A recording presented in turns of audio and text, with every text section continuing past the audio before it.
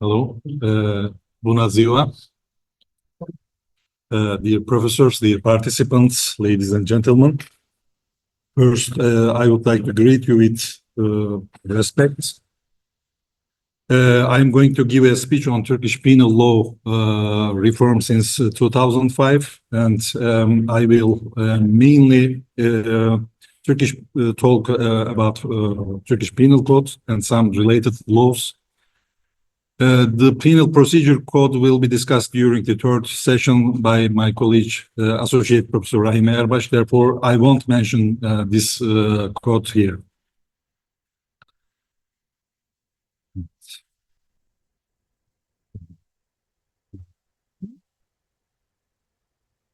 In 2004 and 2005, the main laws of the Turkish penal justice system, such as the Penal Code, the Penal Procedure Code, and the Penal Penal Execution Code, were completely renewed.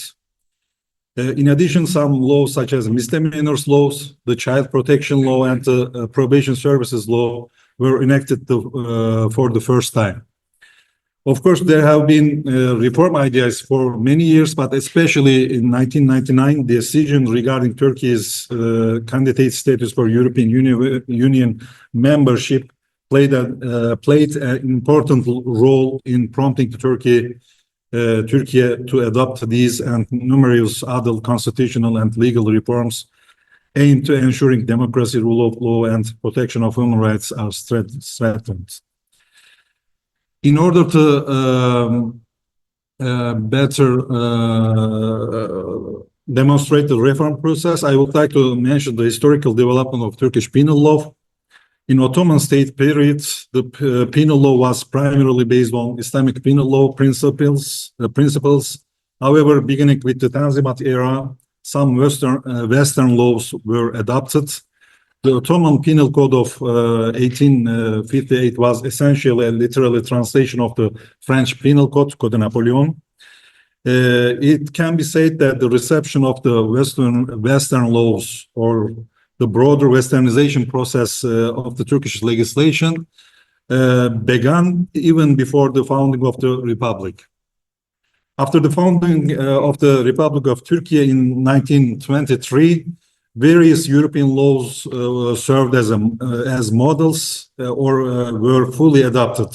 For instance, the Swiss Civil Code was adopted for civil law. Administrative laws were based on French model, and Turkish Penal Code of 1926 was based on Italian Penal Code of 1899, Codice Zanardelli.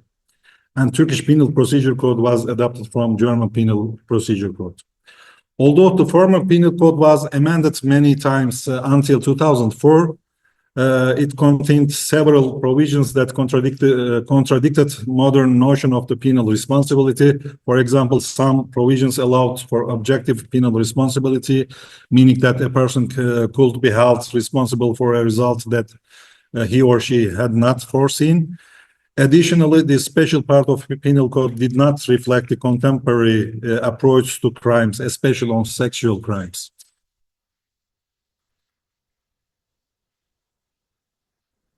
Reform process is a relative long process. I will talk only some basic points.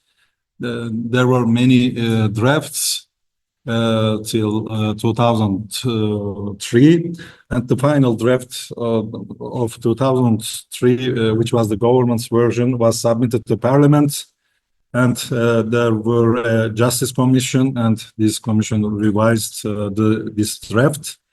In making amendments of the new Penal Code, the Justice Commission did not base its change on legal system of any single foreign country. However, specific regulations from various foreign legal systems were considered when amending each section of the draft. Thus, the final version was not an adoption of another country's penal code, but rather the product of Turkish legal doctrine and practice. It should be emphasized that the creation of the new penal code wouldn't have been possible without the cooperation and consultation of the women organizations, NGOs, media representatives, and the public. In fact, the issues raised by these groups were largely incorporated into new code. This process marked a turning point in Turkey's history, as it was the first time Parliament had conducted public consultation in the drafting of a bill. After a year of work, the Justice Commission submitted its final draft to the General Assembly, and the new penal code was enacted in 2004 and came into force in 1st June 2005. And the reformed penal code has been widely welcomed as a significant step forward to the Turkish penal justice system. General principles and philosophy. The new Turkish penal code emphasized the fundamental nature of the freedoms in its first article, stating that the protection of the rights and freedoms of individuals is the main objective of the code. Its principles aims to protect public order and security and prevent criminality.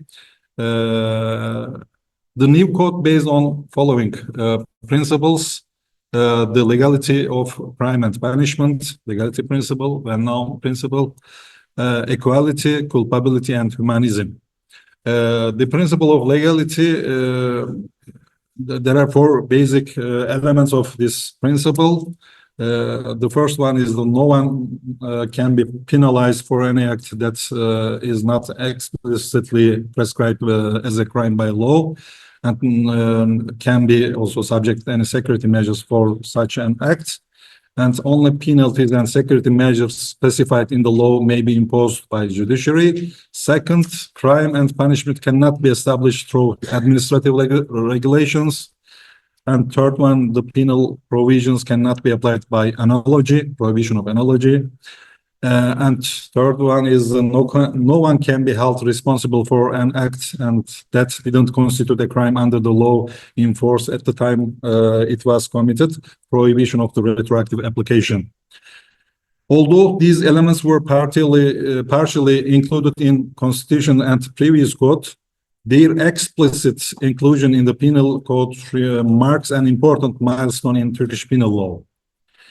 Equality principle, the second basic principle in the new code is the principle of equality outlined in the Article 3. And as a result of this principle, discrimination based on the differences in language, race, color, gender, political views, and so on, is regulated as a hate crime or discrimination crime in Article 122. Principle of culpability. The regulations in new code are based on culpability as one of the basic principles of penal law. In the former penal code, individuals were in some cases sentenced without the sufficient grounds of culpability. Specifically, the provisions of the former code adhered the general principle that ignorance of the law is no excuse under any circumstances. However, in new code, the concept of error of law or mistake of law has been incorporated in the code. According to this article, a person cannot be penalized if an error of law if the error was unavoidable. And the principle, the final fundamental principle is of the new penal code is the principle of humanism. This means that the primary objective of the sentencing for crimes is to rehabilitate offenders and reintegrate them into society. The sanctions outlined in the code align with this principle, and as a result, the death penalty has been abolished. And now I would like to discuss penal responsibility and the elements of crime. Penal responsibility, the principle of personal penal responsibility has been explicitly regulated for the first time in the penal code. the penal responsibility is personal, meaning no one can be held accountable for the actions of another. In line with this principle, penal sanctions cannot be imposed on legal persons, legal entities.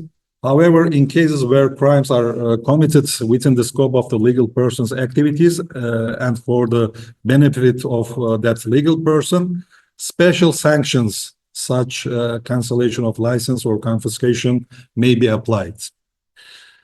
Intent, dolus, and negligence as a subjective or mental elements of crime. For penal responsibility to establish, a person must have acted with intent, dolus, or negligence. Consequently, intent and negligence have been explicitly addressed in the new penal code, and the code clearly defines the elements of intent and negligence. Furthermore, the concept of dolus eventualis, probable intent, has been introduced and defined in Turkish Penal Code for very first time. Negligence, on the other hand, is divided into two types: conscious negligence and unconscious inadvertent negligence. These types also are regulated explicitly. The new penal code and related provisions of penal procedure code have introduced a distinction between grounds of justifications and grounds of excuse. You can see on the screen grounds of justification, execution of a statutory provision, execution of superior's lawful order, self-defense, exercise of a right, consent of the relevant person, and also grounds for excuse, execution of an unlawful but binding superior's orders, states of necessity exceeding the limits of the self-defense, duress or force or threats.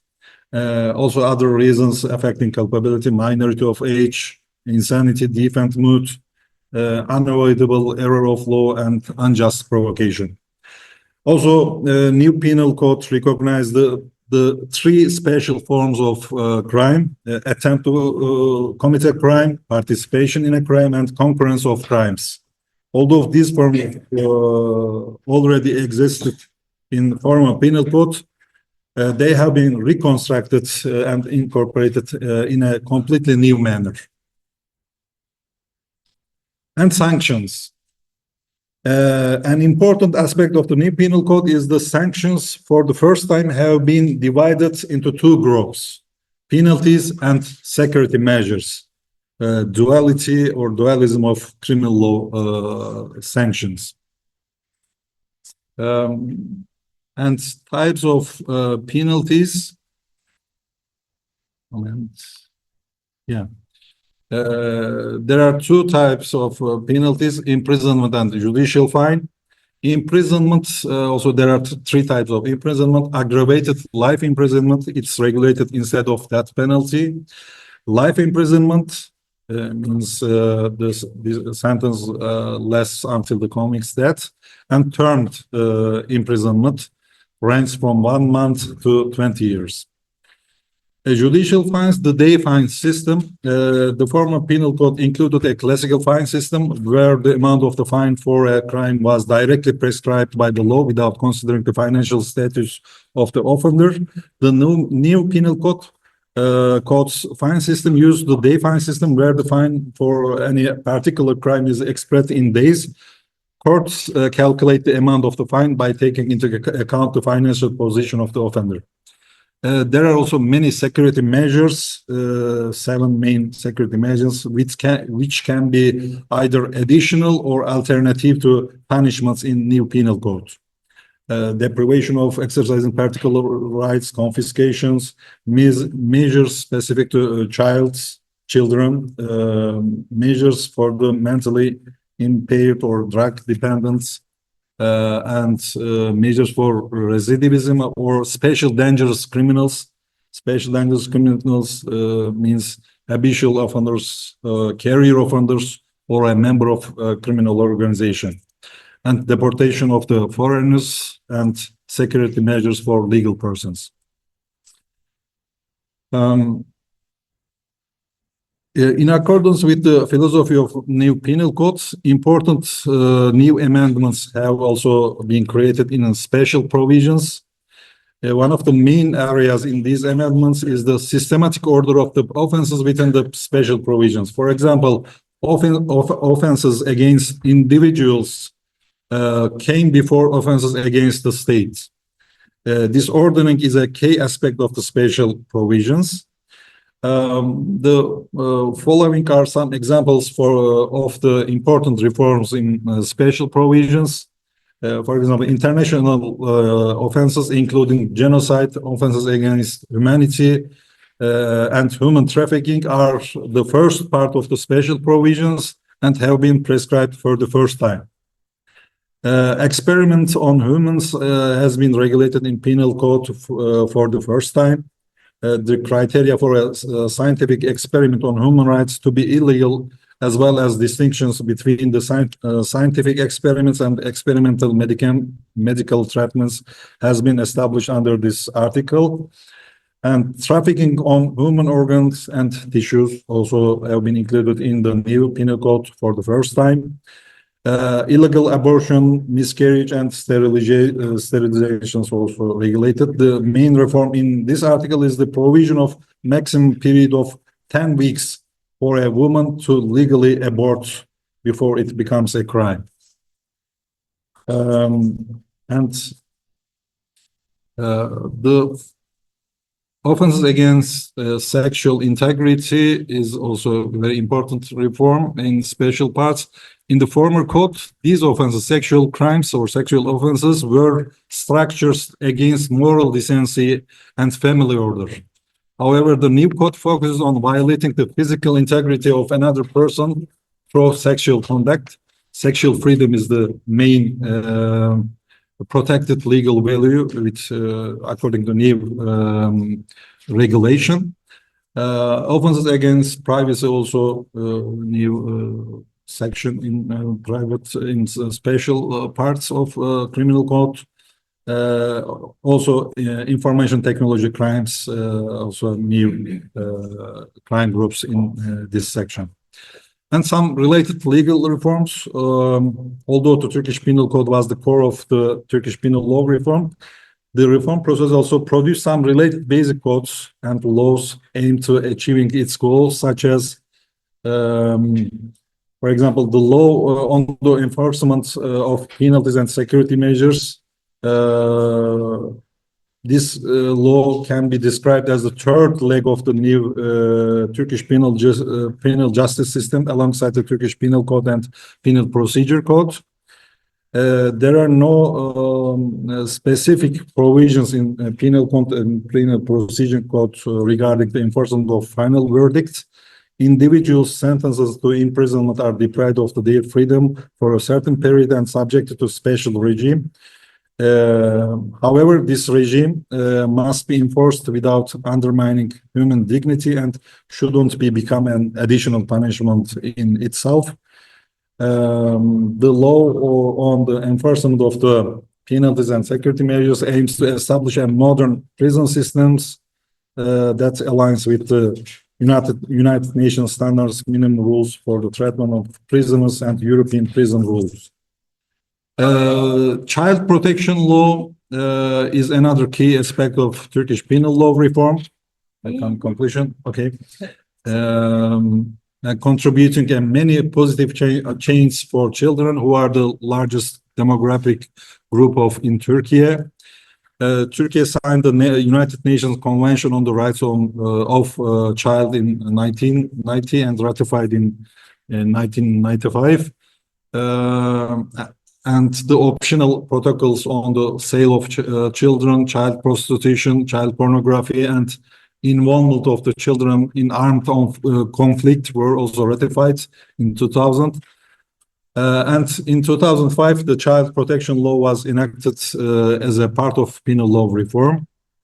The law provides special arrangements for the sensitive treatment and protection of the child victims, and increased the number of child courts and specific provisions of protection for children by civil society organizations.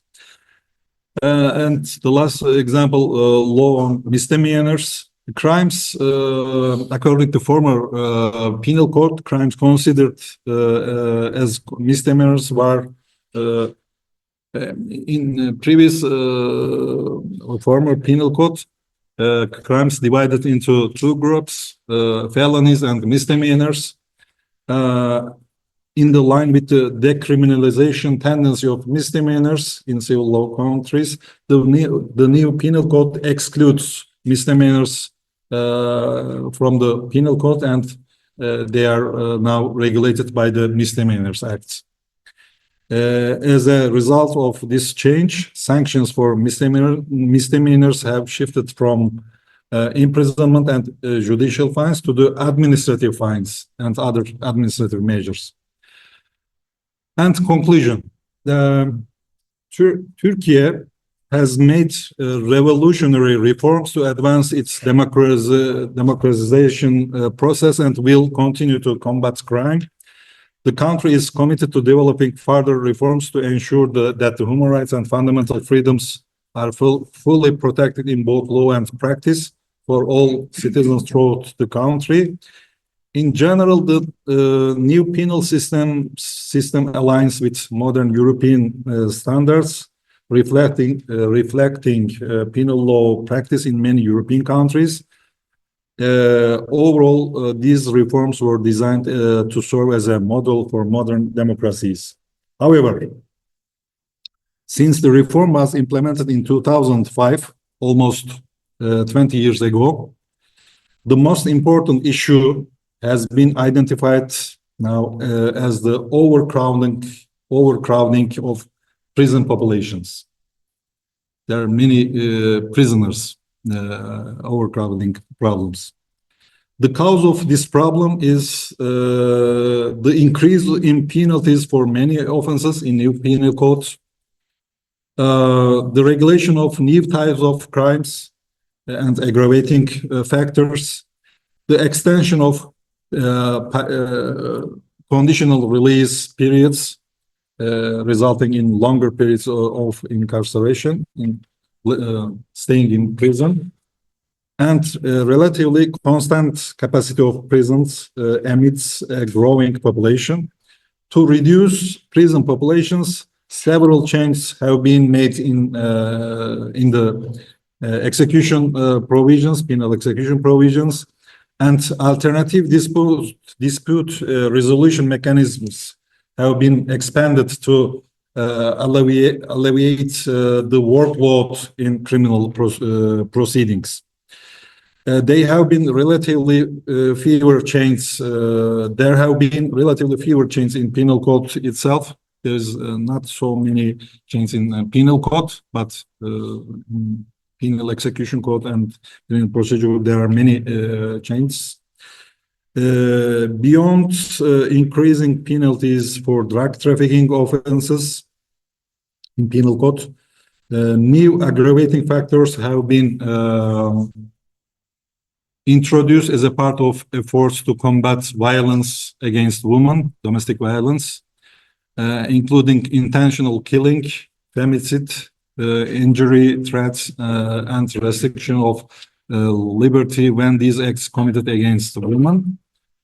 Stalking has also specifically criminalized as a separate offense. And the last word, I appreciate that there remains a strong commitment to overcoming emerging issues without sacrificing the reforms. This is a very good thing in this process. And thank you for listening. Mulțumesc. Thank you very much, Professor Dursun. And now I would like to give the floor to Professor Erika Váradi-Csamane. She is coming here this January, and she will deliver her speech addressing the changing addictions in a changing world. So, dear ladies and gentlemen, dear colleagues, first of all, I would like to thank for this beautiful possibility to take part at this nice and high qualified conference. And this is a real honor for me in every time. And I am very happy that I can meet with colleagues from Hungary, but especially from Romania universities and the experts from the practice. In my presentation, I would like to say some words about not a very theoretical question of criminal law. So excuse me for me, but I am, I think so. I am firstly a criminologist and mediator and others, and only second criminal lawyer. So it is very interesting questions for me, but I think so that these questions connect very harsh and very direct to the criminal legal direction and activities too. So in my presentation, I would like to say some words about the changing addiction in the changing world. And first question is what we think if we speak about addiction. And there are three different criteria of this definition.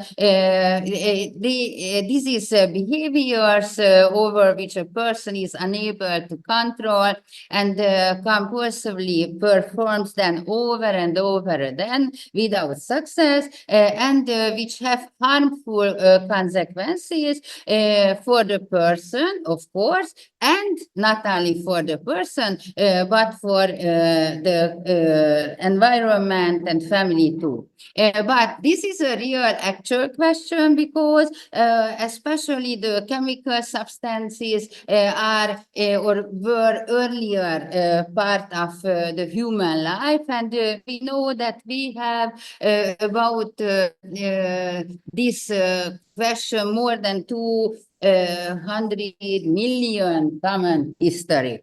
And not only this, if we focus on nicotine, for example, we know that Priest Pane Roman already in 15F spoke about the addictional effects. And for example, in the 16th century, Paracelsus created a new definition, alcohol vini. This is a correct definition of alcohol nowadays too. But of course there are other special addictions, but we need to have to live a better lifestyle. So why is so important is change something because this is interesting questions. And I think so that is really really interesting because a lot of things change. So I can say everything in connection with this topic, the concrete form of addiction, the concert groups characteristics, especially the children and young adults, and the external consequences and questions too. We have different types or groups of addictions, the physical or so-called substance-related addiction, behavior, and the third new is, excuse me, I try to go back. This is impulsive control disorders, but this is interesting that these are addiction or not. This is a new type from 2024. But why is nowadays generation, the young generation is more sensible if in connection with this? The first question is what we know about the mental health of young people, and what is the definition of mental health? And we can say this is a well-being, the mental well-being, and if something lacks, of this, so the health condition doesn't exist good, we can speak about different disorders. And 1 in 4 people are certain to experience some mental problem in the world, so the ratio is very high. We have in the last months and day a lot of risk factors in connection with this. For example, the pandemic or the war in our neighborhood or the climate crisis is very important. Anxiety cause in the especially among the young children and generation, but there are other lot of related risk factors, earlier trauma or stress or anxiety in connection with the schools. So we can say that this question, the mental health situation of the young people is really very important, and we can see later, only a little bit later, because I know I have not too much time, so my presentation is so quickly because Christian sent me maximum 50 minutes, so I make so everything 5 minutes and so okay, but there are different types of anxiety, and some is interesting, especially if we focus on the children. For example, the social anxiety is very important, or other form of these stress disorder, post-traumatic stress disorder, or the panic disorder. But what is the most interesting question if we focus on the children? Why speak we that this is a special question in connection with the new generation or the generation of the information society? It means that I hope it will go more. Yeah, so it means that this new generation has a lot of risk factors, or meet a lot of risk factors in connection with anxiety, and if it is exists, it means that isn't treated worse or worsening school performance, missing out an important social experiences, or for example the emergence of other disorders such as depression or eating disorders or self-harm activities. And this is very, very interesting and sad question, of course. So social anxiety is particularly dangerous because of the specific of the functioning mechanism of young people with symptoms, and it means that we have to focus on this question too if we speak about the addiction. And so why this is so important, and why this is so important, especially in connection with the young children. There are a lot of special characteristics of the social anxiety, which true only if we speak about the young people, because for this generation or for this age group, the peer group interaction is very, very, very important. They have a lot of doubts in connection with their roles and importance in the society, and so everything everything can cause together a very, very bad situation, and a lot of and a very high level of the fear of the future, for example, and maybe we can meet a situation when the children sleep a lot, but they are every time tired, they are very sad and without energy, and we don't know why.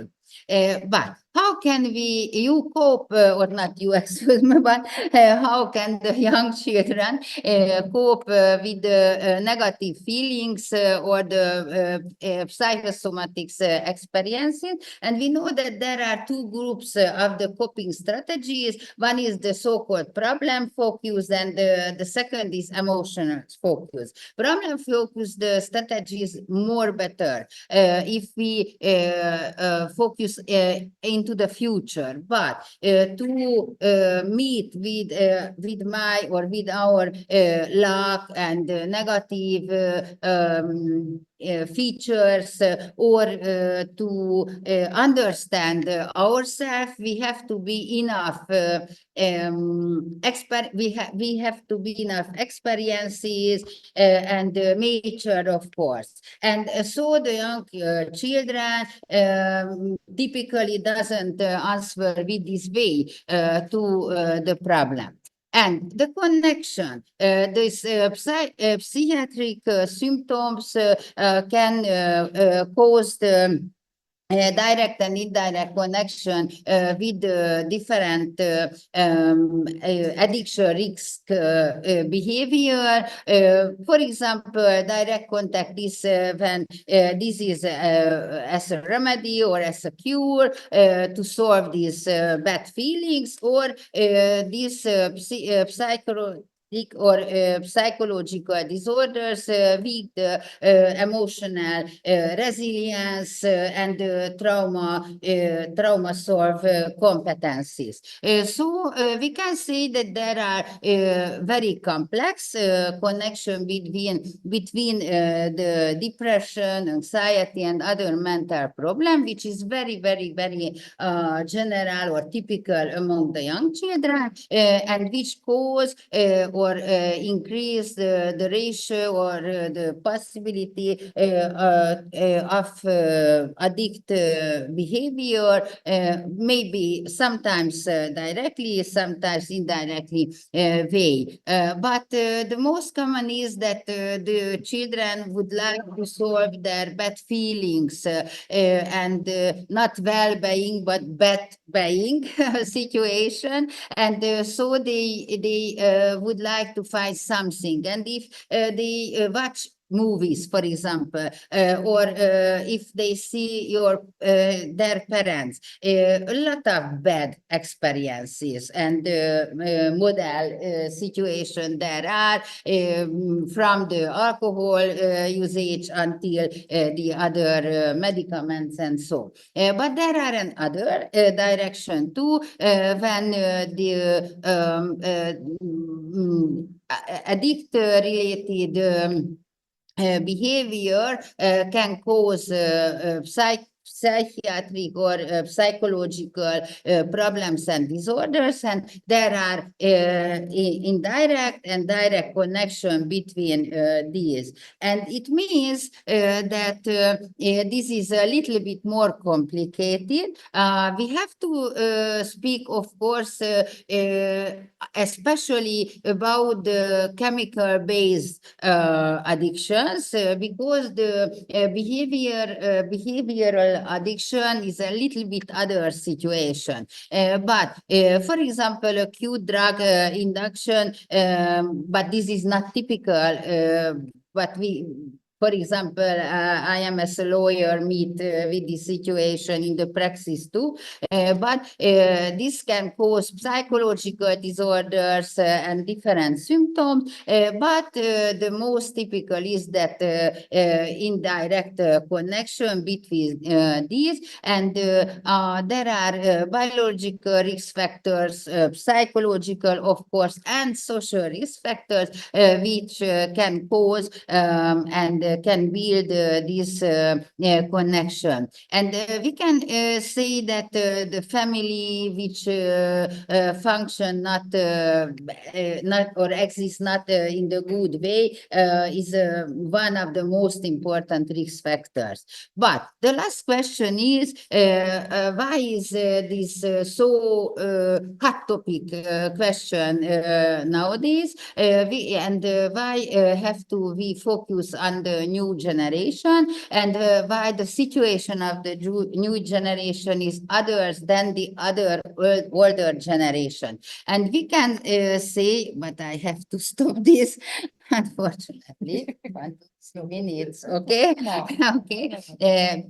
So that the social media is the socialization field or an arena or circumstances of the young children, and they can or it can show to new generation the new trends, the behaviors, which is very good or very how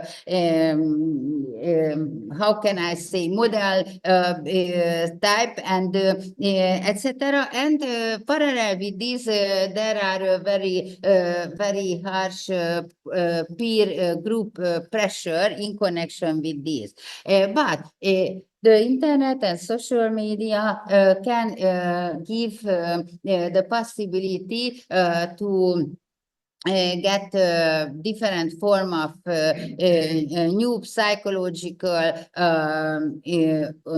new psychoactive substances, for example, or other forms of drug, and so this is one part, from one point of view can exist as a knowledge transfer, of course, and a second or from other point of view, give the possibility, the market to buy different drugs and NPS. But there is another thing that the social media makes fun of everything.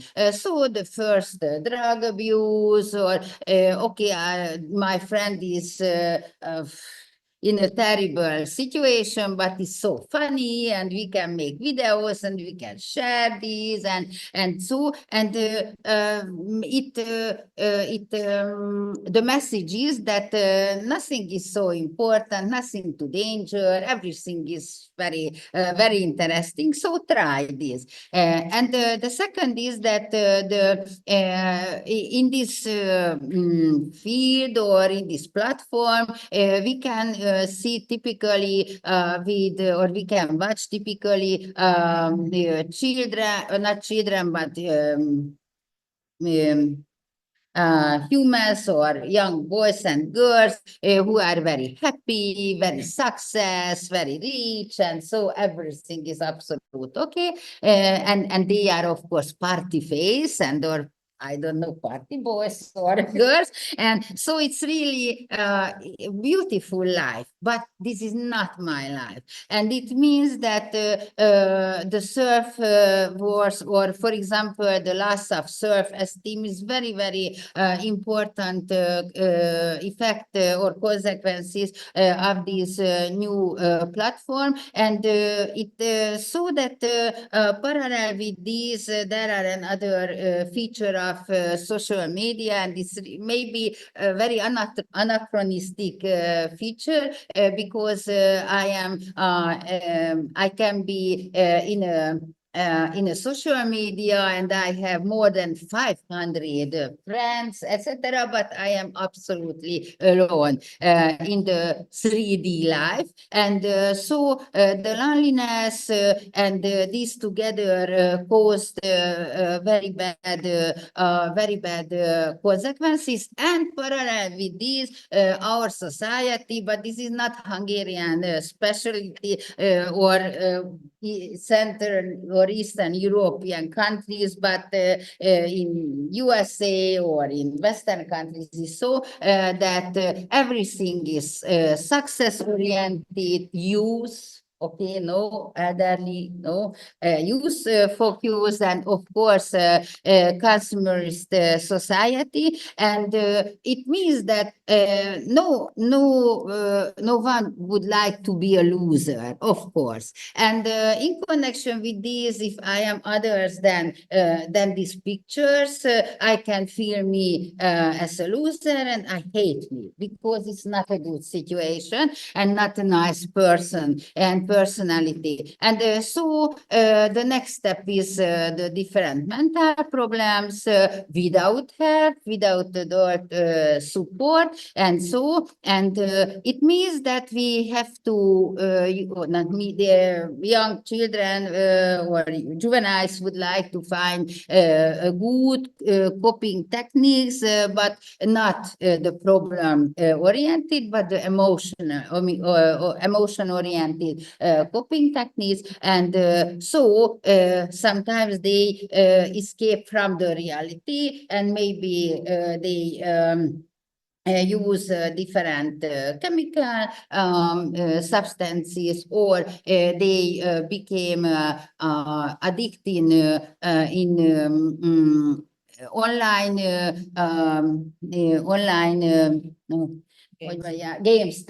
This is so difficult. Okay, so online games, MMORPG, and other forms of these, and because this is another life and success life, and so. And at the end, it means that very bad consequences. And last, my message, or not message, is that the responsibility of adult society, professionals, of course, and all of us is very, very, very huge and very important, that we can observe and analyze and help and support to these young children. So thank you for your attention.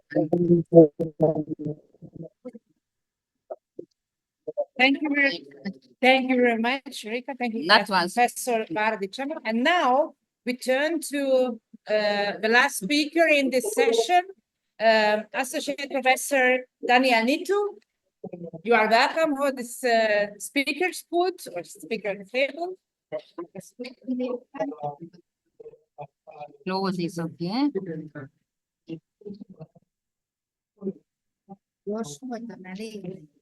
Hány percet akartál beszélni? 15. Annál azért több volt, de nem baj. De nem, sokkal. 19. 15 plusz által. Plusz által.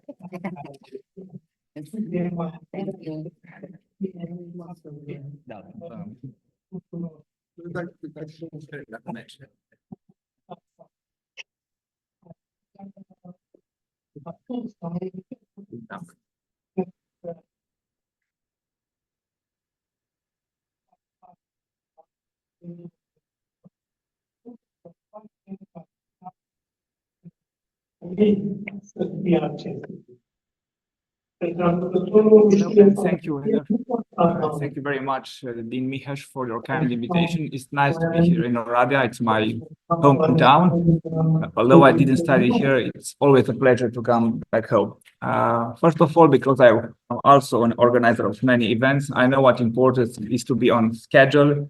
So I will try to be as short as I can be. Everybody, I think, is considering about the food, which we already see. My team is about the EO, the European Investigation Order at Crossroads, and the Romanian experience. Although we don't have exactly 10 years of EO, I think that it has only 8 years of practice. It's an instrument which was already embraced by the practice in the entire European Union, and it actually works. In the follow-up, I will try to summarize a little bit about this instrument and to show where problems might arise. First of all, Article 82, Para 2 from the Treaty on the Function of the European Union shows us that by means of directive, we can intervene and establish minimum rules in the field of mutual admissibility of evidence between the member states. This is exactly what the EO provides for. The traditional normative framework in the field of evidence was, let's say, a little bit of incoherent or inconsistent.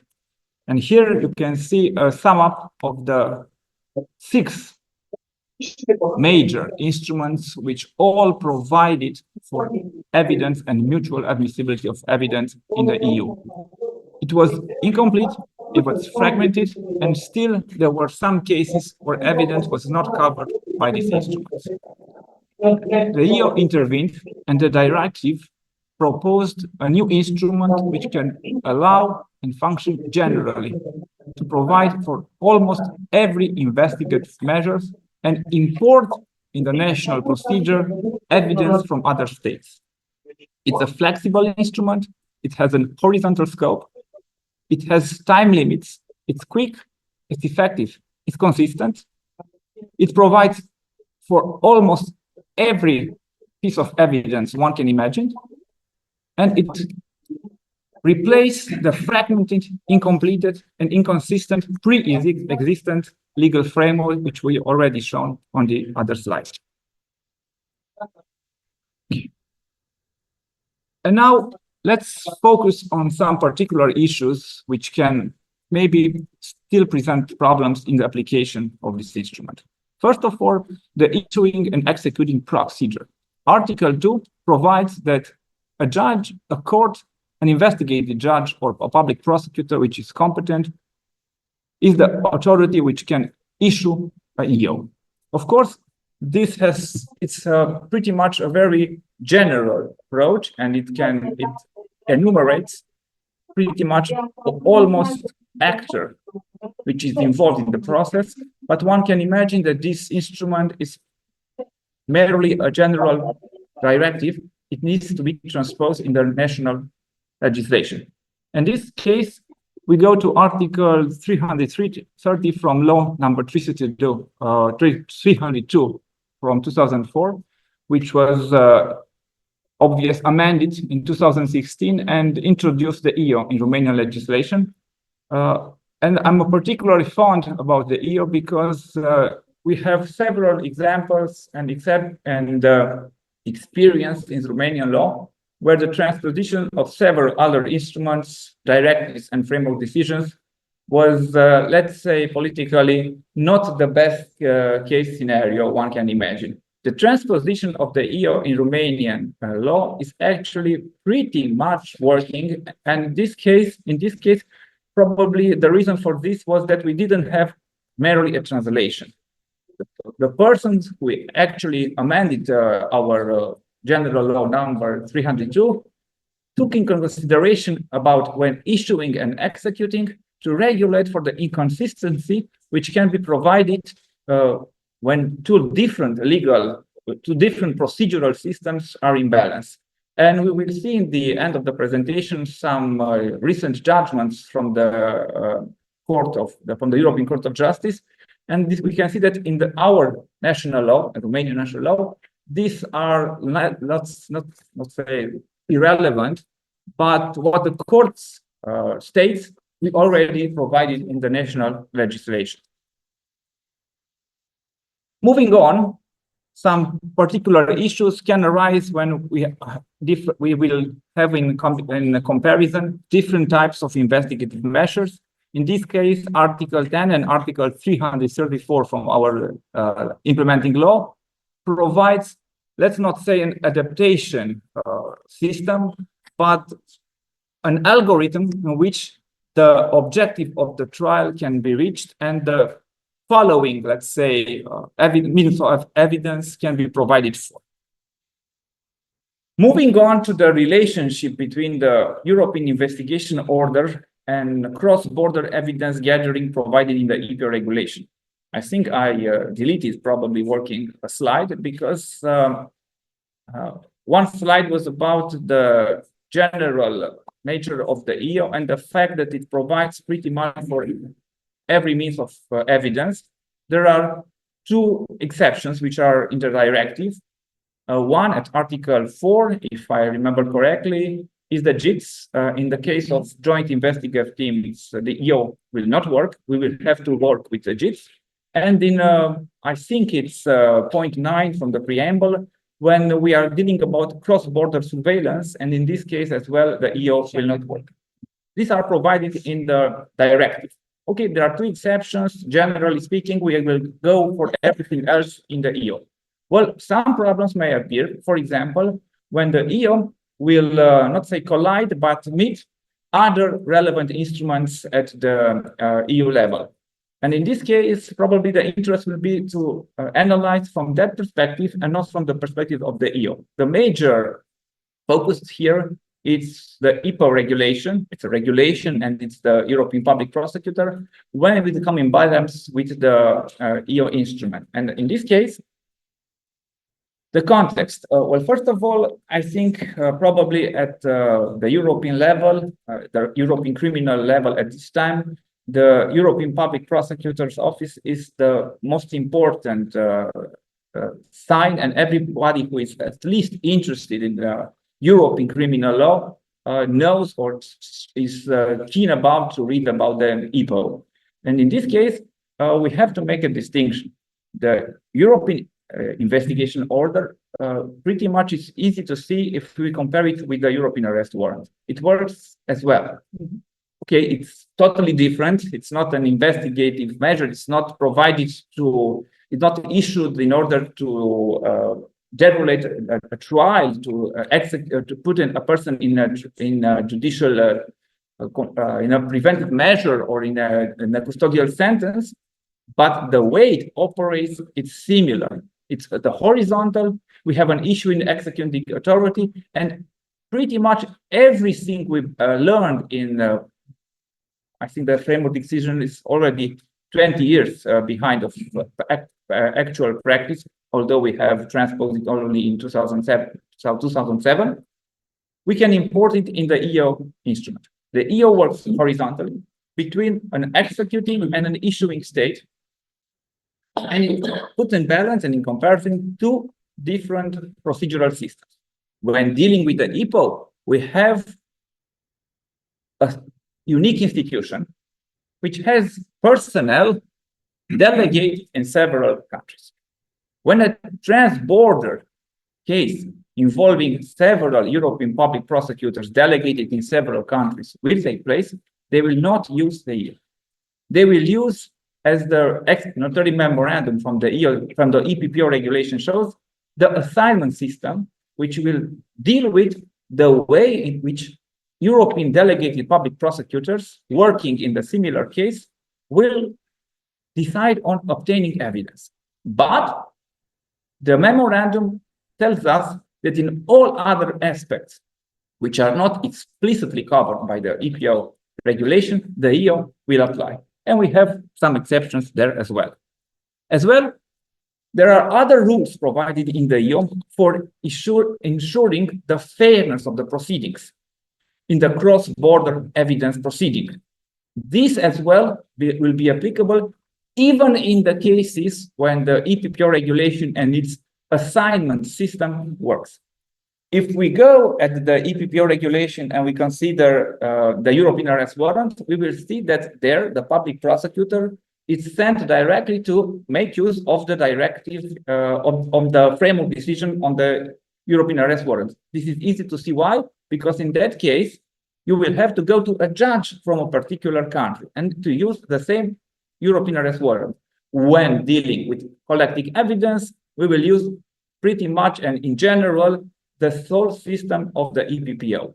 The EO will come to work only when needed in order to supplement the existing regulation provided by the assignment system in the European Public Prosecutor's Office regulation.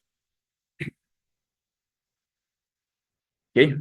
In the end, because I want to be very short as promised, I will make a reference to 5 decisions which were pronounced by the European Court of Justice in the field of the European investigation order. The context.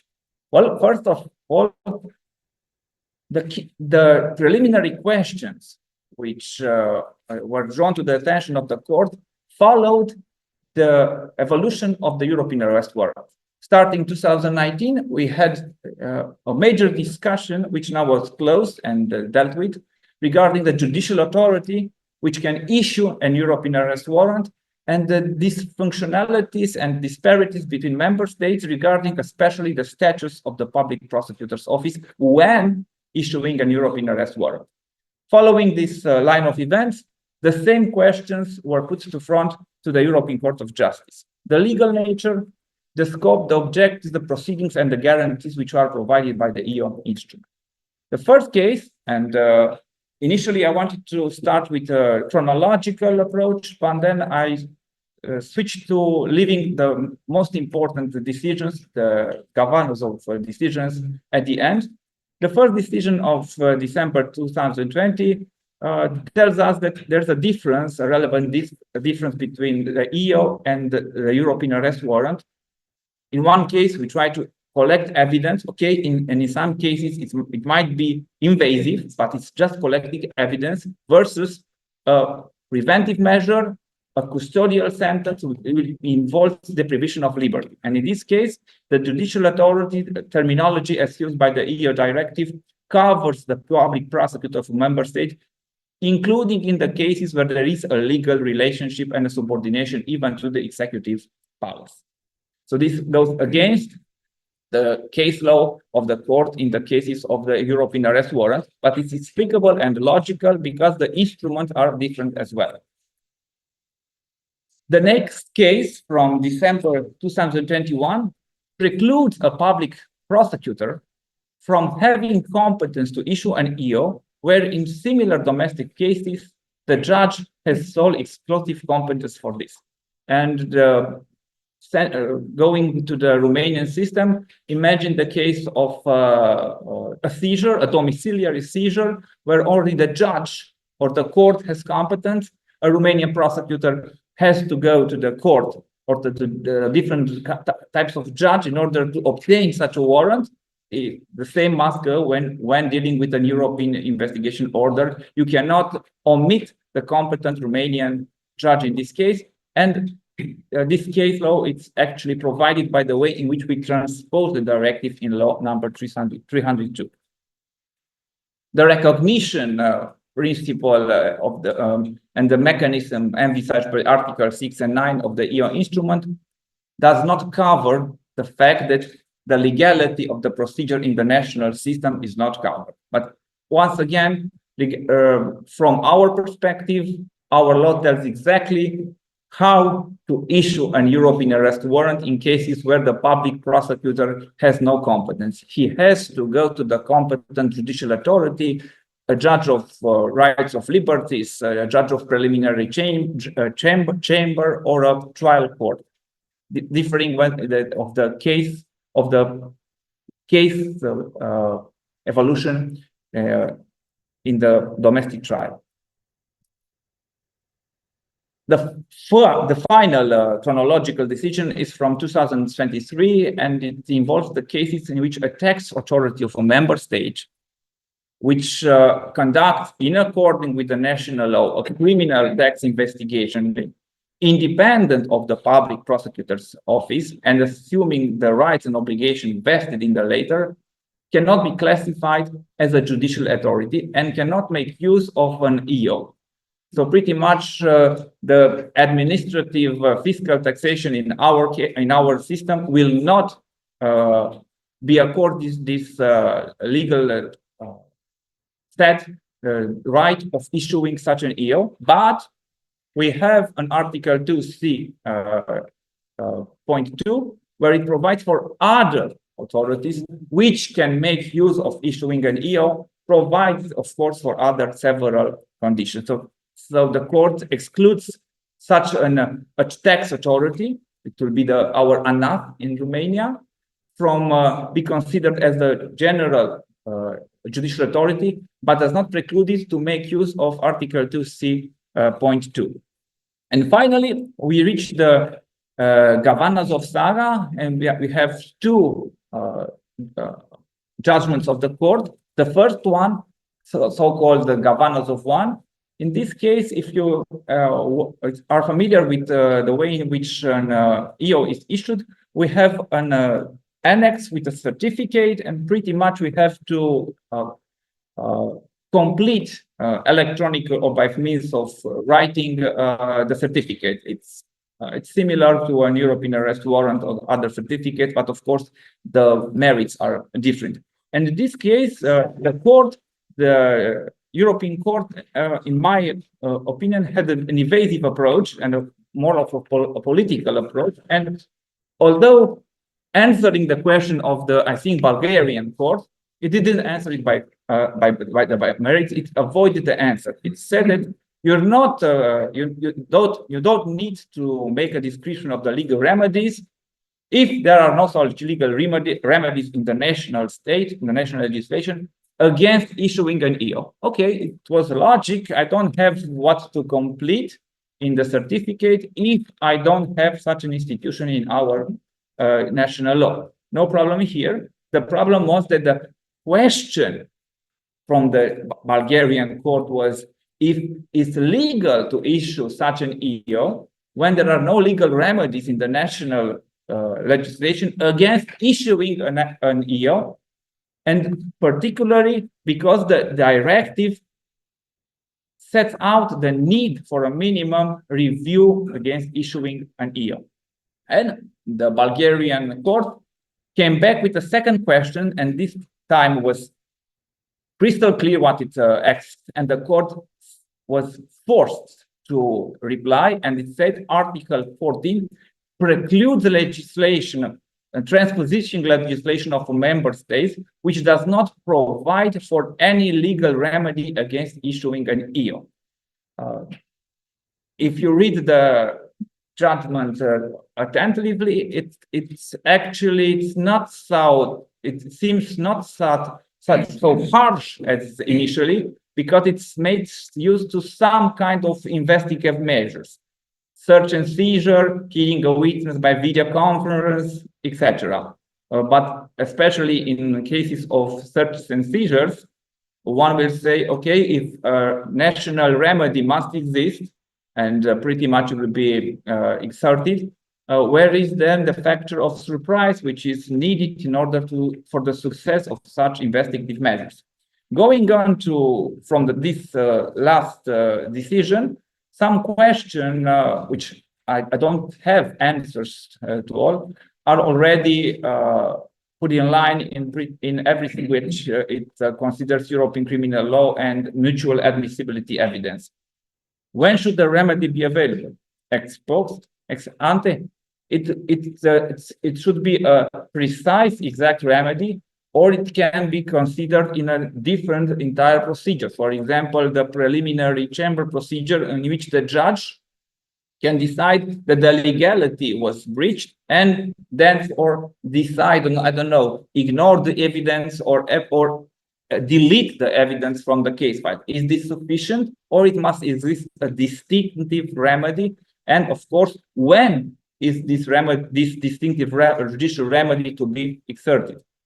What other investigative measures are concerned? Because the decision in Gavazanov was concentrated on video conference of witnesses and searches of seizure, but paragraph 47 from the decision tells us that the criteria, it's every investigative measure which is likely to adversely affect the person concerned. So I think this can be widely interpreted to go almost to every investigative measure.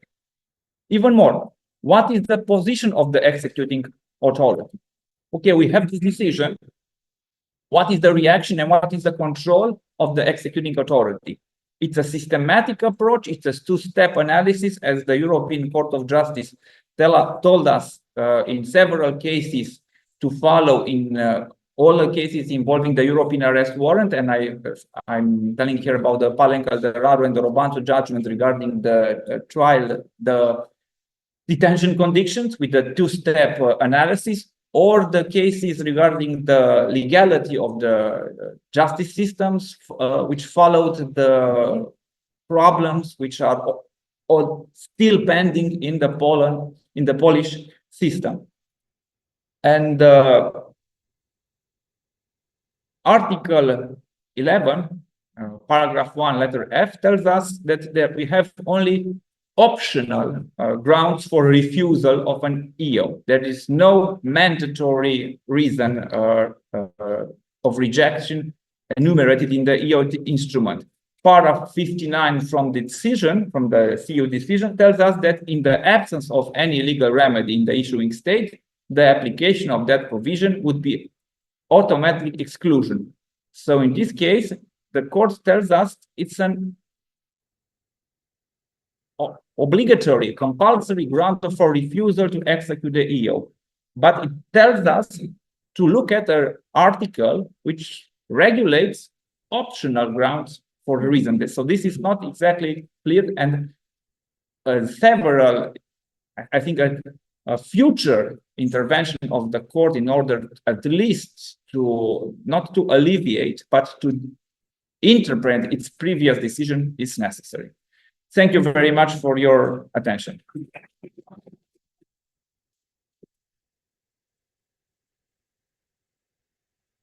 Ladies and gentlemen, thank you very much for your presentation.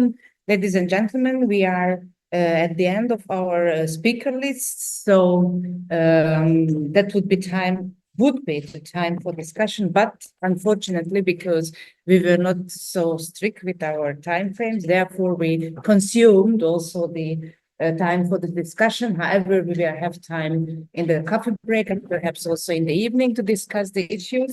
So therefore, if you have questions, please don't forget it until the free discussion time when we will have it. Celor prezenți le spun bine ați venit, inclusiv domnilor profesori de la celelalte universități din România prezenți astăzi. Deschidem cea de-a doua secțiune a conferinței noastre bienale. Un cuvânt al domnului profesor universitar dr. Luba Constantin pe probleme legate de partea generală a dreptului penal român la 10 ani, la bilanțul de 10 ani de la intrarea în vigoare a noilor coduri. Și ca să nu mai lungim vorba, pentru că suntem în întârziere, îi dau cuvântul domnului profesor. Stimată doamnă profesor și moderator, distinse domnule decan al Facultății de Drept din Oradea, aș vrea mai întâi să vă mulțumesc pentru ocazia pe care mi-ați acordat-o din nou de a fi în mijlocul dumneavoastră și de a vă adresa câteva gânduri în legătură cu ceea ce s-a întâmplat în dreptul nostru penal pozitiv, în partea sa de fundamente, dacă vreți, pentru că o să vedeți, m-am oprit asupra câtorva exemple, deși au fost modificări neînsemnate din punct de vedere al întinderii, impactul acestora a fost foarte mare. Pentru că de multe ori un cuvânt sau o sintagmă a determinat ample dezbateri, soluții neunitare. Gândiți-vă ce s-a întâmplat. Vă dau doar două exemple în materia stabilirii legii penale mai favorabile până la soluționarea definitivă a cauzei sau în ceea ce privește prescripția răspunderii penale, care niciodată n-a fost atât de dezbătută ca în ultimii câțiva ani. Deși era o modificare de un rând. Bun. Eu mi-am propus să fac o trecere în revistă a celor mai importante modificări care au survenit asupra părții generale a codului penal în acești 10 ani de aplicare. Modificări noi le-am numit explicite pentru că acestea erau prin voința legiuitorului și din această perspectivă legea noastră penală a fost modificată prin numai puțin de 34 de acte normative, 30 de legi și 4 ordonanțe de urgențe și de asemenea implicit prin 15 decizii ale curții noastre constituționale menite să orienteze, pentru că unele dintre acestea au fost interpretative, să orienteze instanțele de judecată și celelalte organe judiciare penale în interpretarea și aplicarea în mod unitar a legii penale. Prima dintre acestea, asupra căreia aș dori să mă opresc și să vă adresez câteva cuvinte, este dată de decizia Curții Constituționale numărul 265 din 2014, prin care, în materia stabilirii legii penale mai favorabile, s-a adoptat teza restrictivă teza globală de stabilire a legii penale mai favorabile, fiind interzisă crearea unei lex tertia în orice situație acuzatului, Curtea Constituțională, abătându-se astfel de la concepția tradițională a marilor noștri penaliști, dar inclusiv a instanței supreme, care numai puțin cu o lună înainte, în ceea ce privește prescripția răspunderii penale, stabilise în mod obligatoriu, printr-o hotărâre prealabilă, că legea penală se aplică pe instituții autonome. Au fost ample dezbateri la vremea respectivă. Cert este că decizia Curții Constituționale are meritul de a fi unificat modul de interpretare și aplicare a legii din această perspectivă. Și atât doar vreau să reamintesc că sub acest aspect există o controversă care nu a fost până acum tranșată în vreun fel printr-o decizie de unificare a practicii judiciare, decât cel mult implicit, în materia stabilirii datei săvârșirii infracțiunii, pentru că vorbim despre principiul activității legii penale, dar și în ceea ce privește prescripția, la care mă voi referi mai târziu, se pune problema când intervine și când se consideră o faptă penală concretă ca fiind săvârșită. Și din această perspectivă s-au confruntat două teorii.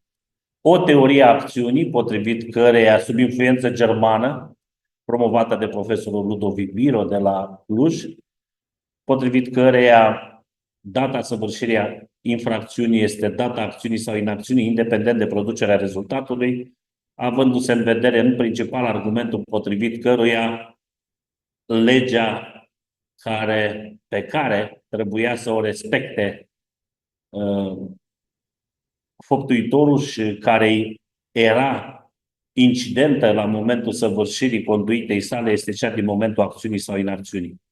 Atunci avea, în mod obiectiv, posibilitatea să o cunoască și să o respecte. Consecutiv acestei poziții teoretice, a venit fostul Tribunal Suprem cu o decizie de îndrumare 1 din 1987 și care a dat această orientare instanțelor de judecată, cu excepția situațiilor infracțiunilor de rezultat, în care a admis și fostul Tribunal Suprem că în această situație încadrarea juridică se va face în raport cu rezultatul produs. Era și firesc să fie așa, pentru că, gândiți-vă, dacă luăm doar două exemple, cum ai putea, de pildă, să consideră un omor consumat dacă decesul intervine la un anumit moment, la o anumită durată de timp față de data comiterii acțiunii ucigătoare, cât victima e încă în viață, sau invers, cum am putea vorbi de o înșelăciune consumată, săvârșită, dacă producerea pagubei este ulterioară și apare la un anumit interval de timp față de inducerea în eroare. Concepția tradițională promovată de profesorul Vintilă Donguros și îmbrățișată în general de penaliștii noștri clasici și unii mai noi este cea a rezultatului. Potrivit acestei concepții, ceea ce interesează este perspectiva juridică asupra activității ilicite și ca atare sub specie iuris, prin faptă înțelegem acțiunea sau inacțiunea împreună cu rezultatul acesteia, indiferent că acesta se înfățișează ca o stare de pericol sau ca un rezultat.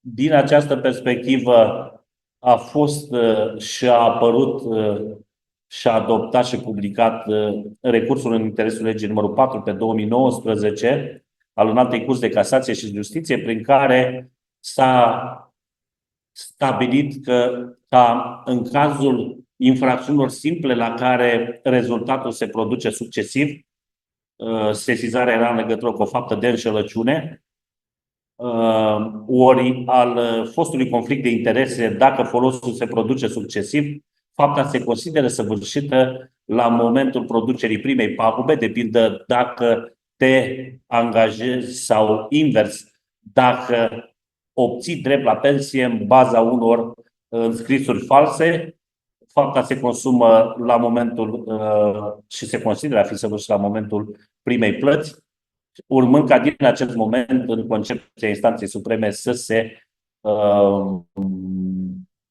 calculeze și termenul de prescripție a răspunderii penale, iar dincolo de la data primului folos, și aici au fost unele discuții și încă mai sunt, deși nimeni nu poate contesta caracterul obligatoriu al acestei decizii, dacă infracțiunile supuse analizei în respectivul recurs în interesul legii erau simple sau progresive. Și aici depinde cum ne situăm, pentru că prin infracțiune progresivă noi înțelegem, unii autori înțeleg acea situație în care se amplifică latura obiectivă, adică implicit și elementul material, iar alții doar rezultatul, dar în ambele situații fără vreo intervenție din partea autorului și instanța supremă s-a dus spre prima orientare teoretică. A doua chestiune asupra care vreau să mă opresc este pentru că iarăși a produs un mare impact și ne-a readus în situația de dinaintea intrării în vigoare a legii 286 pe 2009, este cea care a fost generată de adoptarea deciziei 368 pe 2017, prin care s-a stabilit de către Curtea noastră constituțională că expresia împotriva acelui subiect pasiv din conținutul infracțiunii continuate prevăzute în articolul 35 alineatul 1 este neconstituțională. Ea ulterior a fost pusă în aplicare de către Parlament, această decizie, și ca atare din acest moment unitatea de subiect pasiv nu mai reprezintă o condiție de existență a infracțiunii continuate și pe cale de consecință în cazul pluralității de subiecti pasiv urmează să facem acea distinție pe care o făceam tradițional, domnule profesor, între infracțiunile, situația în cazul infracțiunilor contra persoanei și contra patrimoniului, ori al acelor infracțiuni la care persoana umană este subiect pasiv secundar, pentru că principial la infracțiune contra persoanei, acolo unde legiuitorul nu a făcut din pluralitatea de subiect pasiv o unitate legală de infracțiune, se consideră, și aceasta este opinia majoritară, că pluralitatea de subiect pasiv determină o pluralitate de infracțiune egală cu numărul acestora, socotindu-se că autorul își delimitează intenția în raport cu particularitățile fiecărei victime. Invers, în materia infracțiunilor contra patrimoniului, principial, pluralitatea de subiect pasiv este irelevantă în sensul că nu afectează unitatea de infracțiune, dar constituie o împrejurare de care cu certitudine instanțele, din perspectiva criteriilor generale de individualizare de la articolul 74 Cod Penal, vor ține seamă. Singura care rămâne în continuare controversată este situația tâlhăriei, implicit și a pirateriei, dar pirateria nu avem, din fericire, constatată în practica judiciară, a tâlhăriei atunci când nu există o coincidență între numărul de persoane agresate și cele despăgubite, existând cele despăgubite, iertați-mă, cele prejudiciate, existând interpretarea care prinde tocmai mult teren, că indiferent de numărul persoanelor agresate, criteriul care stă la baza unității sau pluralității de infracțiuni în materia tâlhăriei ar fi pluralitatea patrimoniilor afectate. Și ultima chestiune asupra căreia doresc să mă refer este cea referitoare la prescripția răspunderii penale. Dumneavoastră știți că în această materie a fost adoptată inițial decizia Curții Constituționale 297 pe 2018, prin care s-a stabilit că expresia prin întreruperea oricărui act de procedură din conținutul dispoziției articolului 155 alineatul 1 nu întrunește exigențele de claritate și previzibilitate și ca atare este neconstituțională. Din această perspectivă, soluția legii anterioare care condiționa întreruperea de întocmirea unui act de procedură care trebuie comunicat acuzatului fiind mai bună.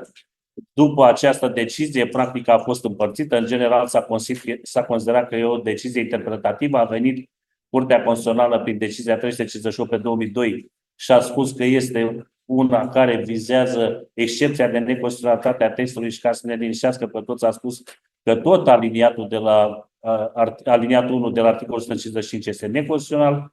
A venit legiuitorul și a remediat această situație prin ordonanța de urgență 71 pe 2022 și a intervenit într-un final și în alta curte și prin hotărârea prealabilă 67 pe 2002 reconfirmată prin hotărârea 37, mă iertați, din 2024, a reconfirmat această interpretare, respectiv că în raport de soluție a legii penale române, instituția prescripției răspunderii penale și implicit a întreruperii ține de dreptul penal material substanțial și ca atare este supusă interpretării care derivă din articolul 15 din Constituția României, independent de poziția adoptată de Curtea de Justiție a Uniunii Europene în materia fraudelor împotriva intereselor financiare ale Uniunii Europene și ușor, ca să fac o translație spre următorul speaker, a spus-o public, pot să devoalez, domnia sa a fost și raportorul ultimei hotărâri precitate, aceasta 37 din 2024 și acolo domnia sa și a spus punctul de vedere în mod întemeiat și a explicat pe larg toate implicațiile din această perspectivă asupra interpretării și aplicării corecte a acestei instituții. Este vorba de domnul profesor Mihail Cudroiu. Atare modificări au schimbat și modul de calcul a termenului de prescripție. Aici au mai fost modificări prin lărgirea sferei infracțiunilor imprescriptibile, a momentului de la care începe și trebuie să înceapă calcularea termenului general de prescripție a răspunderii penale, pentru că legiuitorul a simțit nevoia, pe lângă infracțiunile cu durata de consumare, să stabilească acest moment și în ceea ce privește unele infracțiuni contra vieții sexuale, ori privind traficul de persoane, ori exploatarea persoanelor vulnerabile în dreptate împotriva minorului, condiționând acest moment de debut de împlinirea de vârstei de 18 ani sau dacă intervine data decesului. De asemenea, în materie evaziunii fiscale, prin legea 126 pe 2024 s-a introdus iarăși o prevedere relativă la prescripție, arătând că aceasta nu se mai implicit, nu se mai calculează de la data săvârșirii infracțiunii, ci de la data sesizării organului fiscal sau organului de urmărire penală, dar nu mai târziu de la data săvârșirii faptei, ceea ce a dilatat termenul general de prescripție a răspunderii penale în condițiile în care oricum avem o modificare din această perspectivă care permite organelor judiciare să exercite acțiunea de tragere la răspundere penală într-un termen rezonabil. În astfel de cauze e vorba de termenul special de prescripție a răspunderii penale, care din perspectiva noii legi trebuie ca să fie îndeplinit, trebuie să se împlinească încă o dată termenul general, în timp ce pe legea veche acesta era la jumătate, indiferent câte întreruperi ar curge. Cu astea fiind zise, eu închei intervenția mea. Vă mulțumesc încă o dată și pentru invitație și pentru cuvânt și vă doresc succes în continuare.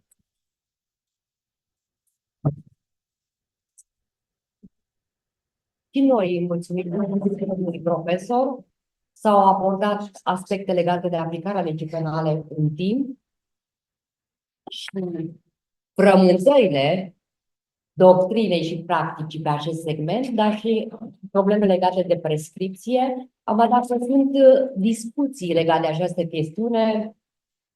Sigur, dacă o să facem referire la chestiunile la care domnul profesor asupra cărora s-a oprit și a reflectat, în ceea ce privește aspectul legat de momentul consumării infracțiunii, trebuie în continuare să ne pliem pe dispozițiile deciziei fostului Tribunal Suprem 1 din 87, care sunt completate de dispozițiile Rilului 5 din 2019, la care dumneavoastră a făcut trimitere. În ceea ce privește norma de la 155 din Codul Penal, eu așa o văd, aliniatul 1, s-a revenit practic la reglementarea anterioară a Codului de procedură penală din 1969. Da, dacă sunt discuții legate de susținerile pe tema pe care a prezentat-o domnul profesor? Dacă nu, suntem oricum în întârziere. Am să-i dau cuvântul colegului meu, domnul conferențiar universitar, dr. Mihai Udroiu, pe problemele legate de, să ne abordeze aspecte legate la renunțarea la urmărire penală, o altă instituție care s-a contorsionat în cei 10 ani.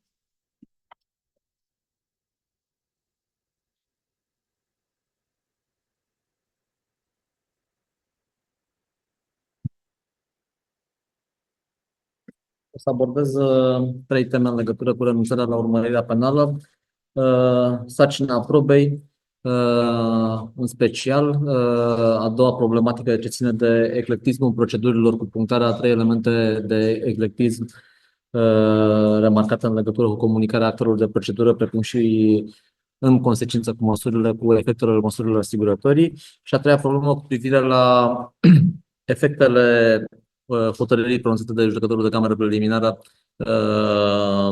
în alte proceduri atunci când confirmă soluție de renunțare la urmărirea penală. Prima problematică ce ține de sarcina probei ridică o chestiune punctuală în concordanță cu teoria generală, în sensul că pe parcursul urmăririi penale, atât că urmărirea penală este desfășurată in rem, cât și în ipotezele în care urmărirea penală este desfășurată in persona, sarcina probei aparține procurorului. De ce? Pentru că dispunerea unei soluții de renunțare la urmărire penală asumă existența unei infracțiuni cu toate trăsăturile esențiale ale infracțiunii și, în aplicarea principiului oportunității, procurorul apreciază că nu este un interes public determinat pe criteriile prevăzute de către 318 aliniat 2 în continuarea investigației. Însă, după dispunerea unei soluții de renunțare la urmărirea penală și instituirea unor obligații în sarcina suspectului sau inculpatului, sarcina probei în ipoteza revocării renunțării la urmărirea penală este inversată. Articolul 318 aliniat 9 spune că în cazul în care nu sunt îndeplinite cu rea credință obligațiile stabilite în ordonanța procurorului, procurorul revocă ordonanța, ceea ce înseamnă că revocarea în caz de neîndeplinire este obligatorie, nu facultativă, iar sarcina de a dovedi îndeplinirea obligațiilor sau prezentarea motivelor de neîndeplinire acestora aparține suspectului sau inculpatului. Practic, impunându-se un termen de 6 luni sau în cazul încheierii unui acord de mediere de 9 luni pentru respectarea obligațiilor instituite de către procuror, ajungerea la acest termen creează o prezumție relativă și neîndeplinirea acestora în acest termen creează o prezumție relativă de rea credință în sarcina suspectului sau inculpatului. Această prezumție relativă se consolidează în măsura în care suspectul sau inculpatul care inculpă sarcina probei potrivit 318 alinia 9 teza finală nu dovedește că fie nu a putut să le îndeplinească, fie că a avut motive obiective pentru care nu și-a îndeplinit aceste obligații. Practic, procurorul care a dispus soluția de renunțare la urmărire penală trebuie doar să constate împlinirea termenului și neîndeplinirea obligației concrete a obligațiilor impuse prin ordonanță, caz în care suspectul sau inculpatul este prezumat relativ a fi de rea credință. Fiind prezumat de rea credință, dacă nu reușește să dovedească că a acționat de bună credință, exact ca și în ipotezele în care nu e îndeplinită cu rea credință, nu e plătită cu rea credință amenda penală impusă ca pedeapsă, intervine în mod obligatoriu revocarea renunțării la urmărirea penală. Este una dintre ipotezele singulare de inversare a sarcinei probei, în sensul că legea procesuală nu obligă procurorul să dovedească faptul că suspectul sau inculpatul nu și-a îndeplinit cu rea credință obligațiilor, ci mută în sarcina suspectului sau inculpatului obligația de a dovedi sa credință în neîndeplinirea obligațiilor. Pentru a trece la punctul al doilea ce ține de eclectismul procedurilor, constatăm încă din cadrul acestei proceduri că îndeplinirea obligațiilor trebuie să se facă într-un termen de 6 sau 9 luni, care curge de la comunicarea ordonanței de renunțare la urmărirea penală. În mod recurent, în cuprinsul articolului 318 Cod Procedură Penală, diferite termene sau diferite proceduri se declanșează de la momentul comunicării ordonanței, deși în realitate comunicarea intervine numai după trecerea de filtrul de legalitate și de temeinicie obligatoriu pe scară ierarhică, adică de către procurorul ierarhic superior, și înainte ca ordonanța de renunțare la urmărirea penală să fie confirmată în controlul judiciar a posteriori obligatoriu. De ce e o problemă? Pentru că se constată, pe de o parte, faptul că, spre exemplu, în materia măsurilor asigurătorii, unde dispozițiile articolului 318 aliniat 8, care fac trimitere la dispozițiile 315 aliniat 2 litera B, stabilesc faptul că atunci când se dispune o soluție de renunțare la urmărirea penală, ridicarea sau menținerea măsurilor, procurorul trebuie să pronunțe cu privire la ridicarea sau menținerea măsurilor asigurătorii și aceste măsuri încetează de drept dacă persoana vătămată nu introduce acțiune în fața instanței civile în termen de 30 de zile de la comunicarea soluției. Comunicarea soluției în procedura de renunțare la urmărirea penală, potrivit codului de procedură penală, intervine numai după momentul la care procurorul ierarhic superior a confirmat legalitatea și temeinicia acesteia și a trimis cauza la judecătorul de cameră preliminară. Ori, în privința măsurilor asigurătorii, nu cred că se poate institui o obligație procedurală în sarcina persoanei prejudiciate de a se duce în fața instanței civile cu riscul pierderii măsurilor asigurătorii înainte ca ordonanța de renunțare la urmărirea penală să fie fost confirmată pe cale judiciară de către judecătorul de cameră preliminară. Practic, dacă procedura de verificare a legalității și temeniciei soluției de renunțare la urmărirea penală este pendită în fața judecătorului de cameră preliminară, nu cred că pentru persoana vătămată curge termenul de 30 de zile și pe care de consecință nu cred că măsura asigurătorie încetează de drept dacă expiră termenul obiectiv de natură civilă, termen condiție prevăzut de către 315 aliniat 2 litera B, în care aceasta trebuie să adreseze instanței civile sub riscul încetării de drept a măsurii. Abia după ce soluția de renunțare la urmărirea penală este confirmată de judecătorul de cameră preliminară, de-abia din acel moment, cred, din momentul pronunțării, curge termenul de 30 de zile în care persoana vătămată are opțiunea sau nu de a se adresa instanței civile pentru a evita riscul încetării de drept a măsurii asigurătorii instituite în vederea reparării pagubei. Și în legătură cu această privință, în privința comunicării și comunicărilor în cadrul procedurii de confirmare a renunțării la urmărirea penală, codul este surprinzător prin opțiunile alese în privința persoanelor cu privire la care trebuie să fie comunicată ordonanța de renunțare la urmărirea penală, de asemenea cu privire la persoanele care sunt citate în cadrul procedurii de renunțare la urmărirea penală. Spre exemplu, dispozițiile art. 318 aliniat 12 Codul de procedură penală spune că ordonanța se comunică în copie persoanei care a făcut sesizarea, adică celui care a făcut plângerea, care de regulă este persoana vătămată sau un reprezentant al acestuia, însă în nicio altă procedură o soluție de netrimitere în judecată nu este comunicată denunțătorului, persoana care a făcut sesizarea. Practic, avem o jurisprudență consolidată în materia plângerii împotriva soluției de clasare, unde plângerile formulate de denunțător împotriva unei soluții de clasare sunt respinse ca inadmisibile pentru că nu are calitatea procesuală de a ataca o soluție de clasare, în vreme ce în procedura renunțării la urmărirea penală, legea te obligă ca nu numai să-i comunici o ordonanță de renunțare la urmărirea penală denunțătorului, ci să-l și citezi în cadrul procedurii în fața judecătorului de cameră preliminară, judecător care, dacă îl citezi, ar asuma legiuitor, ar trebui să-i și dea cuvântul. Însă, față de calitatea denunțătorului în cadrul procesului penal, care este simplu martor, nu cred că denunțătorul are ius pledant din partea judecătorului de cameră preliminară pentru a confirma sau nu soluția de renunțare la urmărirea penală. Dacă nu are o calitate de subiect procesual principal sau de parte în cadrul procesului, nu cred că nicio altă persoană, inclusiv cele cu privire la care s-a făcut sesizarea, pot pleda în fața judecătorului de cameră preliminară sau pot pune concluzii într-o dezbatere contradictorie care să conducă la o soluție de respingere sau de confirmare a renunțării la urmărirea penală. Prin urmare, cred că această procedură atipică reglementată de către legiuitor trebuie să fie nuanțată pretorian, în sensul ca, pe de o parte, organele de urmărire penală să comunice soluția de renunțare la urmărirea penală doar părților și subiecților procesuali principali, pe de altă parte, judecătorul de cameră preliminară să declanșeze o procedură contradictorie de verificare a legalității și temeniciei renunțării la urmărirea penală doar în privința subiecților procesuali principali sau a părților care prezintă un interes personal, concret și particular în cadrul acestei proceduri.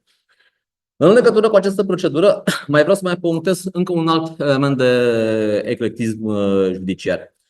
Dacă dispozițiile al 316-15 prevăd faptul că judecătorul verifică legalitatea și temenicia soluției de renunțare la urmărirea penală, stabilind soluțiile pe care le poate pronunța judecătorul de cameră preliminară. Aliniatul 16 al articolului 318 se termină cu o teză a doua, care stabilește că, în cazul în care judecătorul a respins cererea de confirmare a soluției de renunțare la urmărirea penală, o nouă renunțare nu mai poate fi dispusă, indiferent de motivul invocat. Cred că această dispoziție nu poate fi interpretată decât în privința unei părți a competenței funcționale a judecătorului de cameră preliminară, cea referitoare la verificarea temeiniciei soluției de renunțare la urmărirea penală, nu și în privința componentei de legalitate. Astfel, dacă judecătorul de cameră preliminară respinge o cerere de confirmare a soluției de renunțare la urmărirea penală pentru motive de pură legalitate, necompetența organelor de urmărire penală, existența unui caz de incompatibilitate, existența unei nerespectare a dreptului la apărare, elemente care atrag nulitatea absolută sau nulitatea relativă confirmată pe cale de vătămare a judecătorului organului de urmărire penală, cred că relându-se procedura de urmărire penală în fața organului judiciar competent, în fața unui procuror care îndeplinește standardele de imparțialitate, acesta, în cadrul unei proceduri în fața organului competent, poate să dispună orice soluție, inclusiv o soluție de renunțare la urmărirea penală. Cred că dispozițiile articolului 318 alineat 16 nu pot fi interpretate în sensul că nu se mai poate dispune o soluție de renunțare la urmărirea penală doar atunci când, pe cale judiciară, este confirmată printr-o hotărâre pronunțată de jurisdicția camerală, obligatorie erga omnes, în sensul că este netemeinică evaluarea făcută în stabilirea interesului public de către procuror, în sensul că nu există un interes public cu privire la desfășurarea în continuarea urmăririi penale, motiv pentru care în aplicarea principiului oportunității se impune renunțarea la urmărirea penală ca soluție de netrimitere în judecată.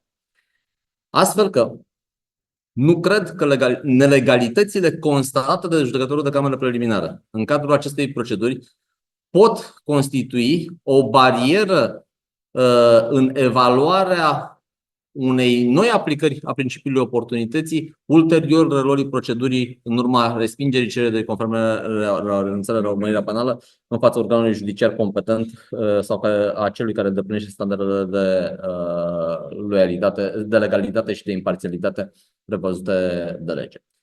Și tot în legătură cu efectele pe care le produce hotărârea judecătorului de cameră preliminară, aș mai vrea să produc privire la forța obligatorie a hotărârii judecătorului de cameră preliminară în procedura de confirmare a soluției de renunțare la urmărirea penală, mai vreau să mai învedeți încă două efecte. Primul efect de natură substanțială.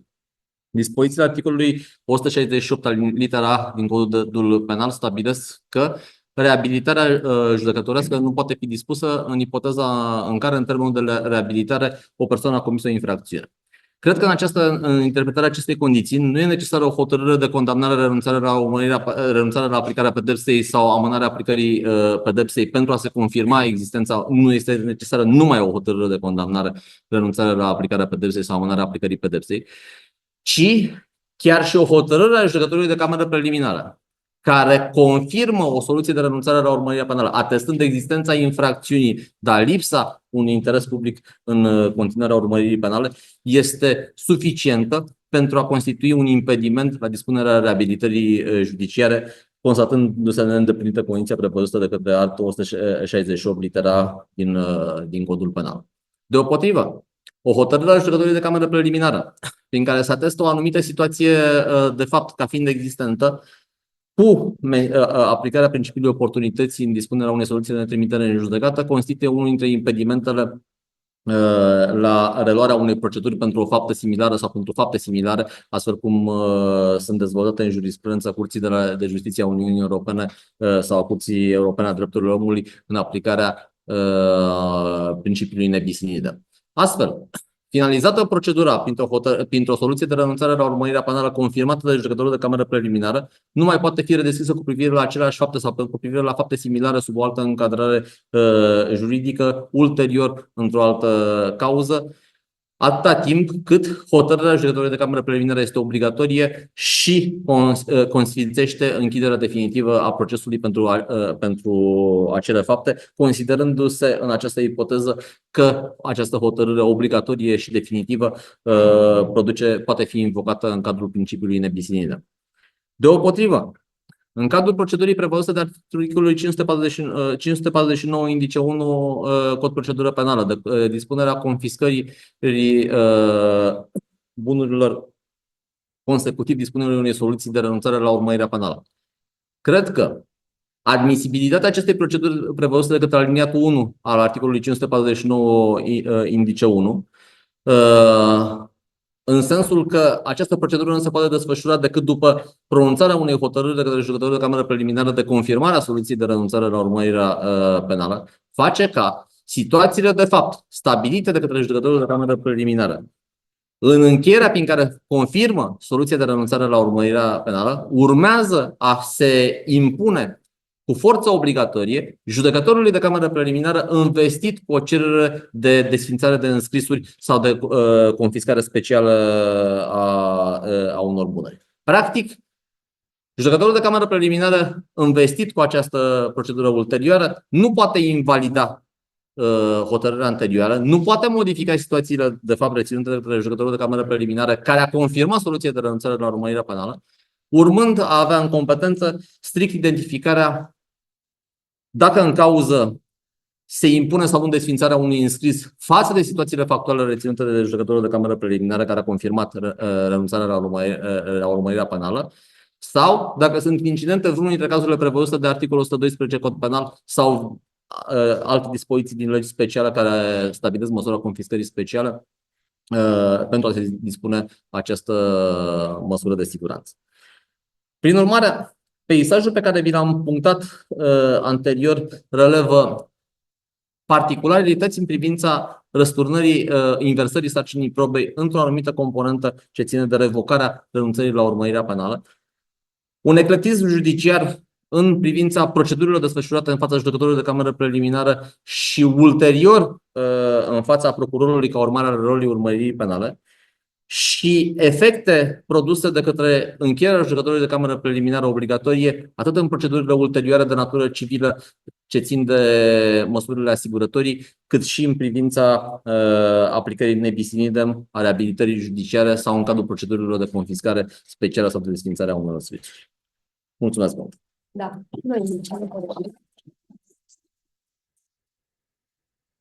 Dacă sunt întrebări, mă bucur enorm pentru că domnul coleg, domnul profesor Udru, a abordat problematica legată de renunțarea la urmărire penală, aspecte care ați văzut în decursul timpului au suscitat multe discuții în practica judiciară din mai multe perspective. Practic toate fațetele au fost acoperite și interferența cu alte dispoziții legale, inclusiv cu dispoziții din Codul Penal, partea generală, care au legătură indisolubilă cu aspectele legate de renunțarea la urmărirea penală. Dacă sunt discuții sau întrebări legate de aceste chestiuni,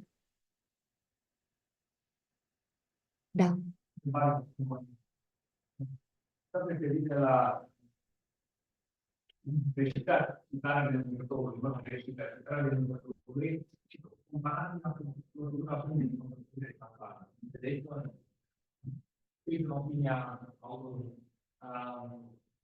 e greșită, ar fi greșit, în actuala perioadă, în puterea la care de numărător, Da, eu cred că denunțătorul nu poate formula plângere împotriva soluției de clasare. Cred că e inadmisibilă. De ce? Pentru că denunțătorul nu se încadrează în noțiunea de persoană interesată. Interesul denunțătorului este de a aduce la cunoștință fapte de natură penală, strict în vederea sesizării organelor judiciare și se limitează la acel moment. El nu mai urmărește procedura, poate fi implicat în procedură în măsura în care organul judiciar apreciază că declarația sa este relevantă și utilă procedurii, însă în momentul în care procedura se finalizează cu o soluție, denunțătorul nu mai are un interes particular pentru a critica soluția cu privire la fapta pe care el a sesizat-o. El se află în postura unui martor care a relatat fapte sau împrejurări atunci când organul judiciar a apreciat că se impune, că declarația sa poate fi relevantă sau utilă în cauză. Martorul nu poate contesta soluțiile judiciare. E admisibilă plângerea, prin urmare nu văd de ce l-ar chema în procedura de renunțare la urmărirea penală.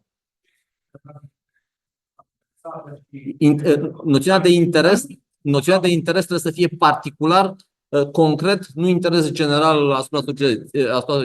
Am respins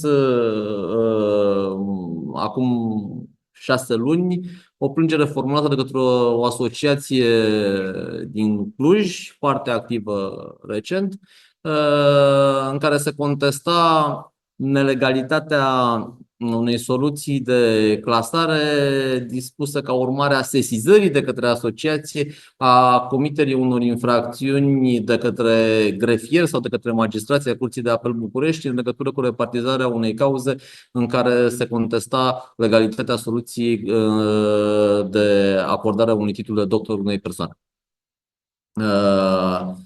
Și după dispunerea unei soluții de clasare de către Parchetul General s-a formulat plângere de această asociație în calitate de denunțător și s-a constatat că chiar dacă este o asociație, chiar dacă este o organizație non-profit, chiar dacă are scopuri nobile în viața ei de persoană, are un interes general pentru buna desfășurare a actului de justiție, dar nu un interes particular de a critica faptele sesizate în legătură cu o soluție de clasare. Și asta, în general, este practica constantă a instanțelor de a constata inadmisibilitatea căilor de atac formulate de către denunțător. Denunțătorul nu poate propune probe în cadrul procesului penal, nu poate contesta imparțialitatea magistratului în cadrul procesului penal, nu poate contesta nici soluția dată de un magistrat în cadrul procesului penal. Cum interesat spre exemplu, atunci când în cazul unei infracțiuni consecutive de abuz în serviciu, ultimul funcționar arată că un funcționar din aval a fost persoana care a generat, să spunem pe juridic. Ultimul funcționar, dacă este din capăt, înseamnă că e suspect sau inculpat. Da. Păi atunci deja e altă calitate. Dacă e martor, formulează un denunț într-o altă cauză. Formulează un denunț în altă cauză. În cauza aia e denunțător, martor. Da? N-are niciun interes procesual concret în cauza respectivă să conteste soluția dată în cauză. În cauza respectivă. Poate avea în cauza lui, dar în cauza lui nu e soluție de clasare. Dar ce vă spun? Aici e problem. Eu am chiar o cauză concretă. Martorul nu cred că poate să atace.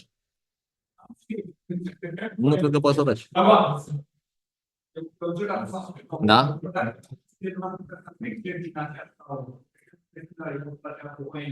Da. Da.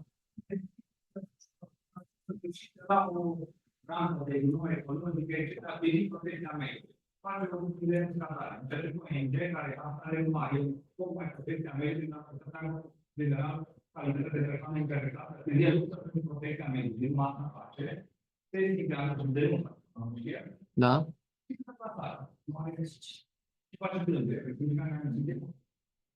Păi, într-o ipoteză de limitare de asemenea natură, în care am un obiect strict, în care sesizez strict în obiectul respectiv și în care nu mai există un alt interes particular decât în cadrul și fiind ONG un obiect strict de activitate, adică n-am un obiect de activitate printre alte obiecte de activitate. Am un singur obiect de activitate. În această ipoteză se poate discuta dacă interesul este particular raportat la fapta sesizată față de specificitatea activității ONG-ului respectiv. Aici poate exista o discuție, dar un denunțător martor într-o cauză, persoană, ca să zic așa, pe persoană fizică, nu poate contesta pe persoană fizică soluția de clasare dispusă într-o cauză și nici măcar cea de renunțare, pentru că renunțarea, cu atât mai mult aia de renunțare, că aia renunțarea chiar atestă existența infracțiunii, dar nu, că nu mai este interes public în urmărirea faptei în legătură cu elementele sesizate.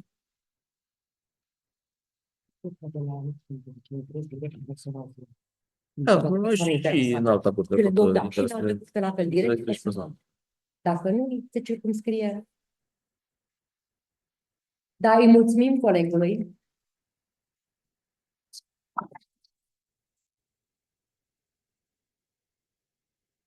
Și îl invităm pe domnul Criste, asistent universitar la Facultatea de Drept cadrul Universității Baden-Württemberg, care ne va prezenta câteva aspecte legate de reluarea hotărârilor de cameră preliminară.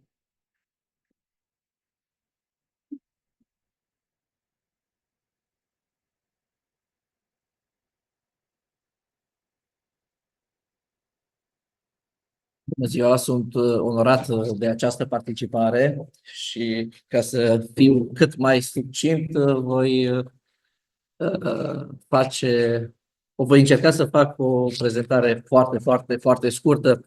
Așa cum se știe, prin legea numărul 201 din 2023, legiuitorul a introdus în cuprinsul actualului cod de procedură penală un remediu procesual care are ca obiect verificarea legalității unei soluții care, în opinia multora, până în prezent părea definitivă și se susținea că se bucură de autoritate de lucru judecat, și aici mă refer la încheierea definitivă a judecătorului de cameră preliminară, prin care se dispune începerea judecății. Ceea ce s-a stabilit deja pe cale pretoriană anterior intrării în vigoare a legii numărul 201 din 2023, legiuitorul, ca o consecință a deciziei Curții Constituționale numărul 302 din 2017, a prevăzut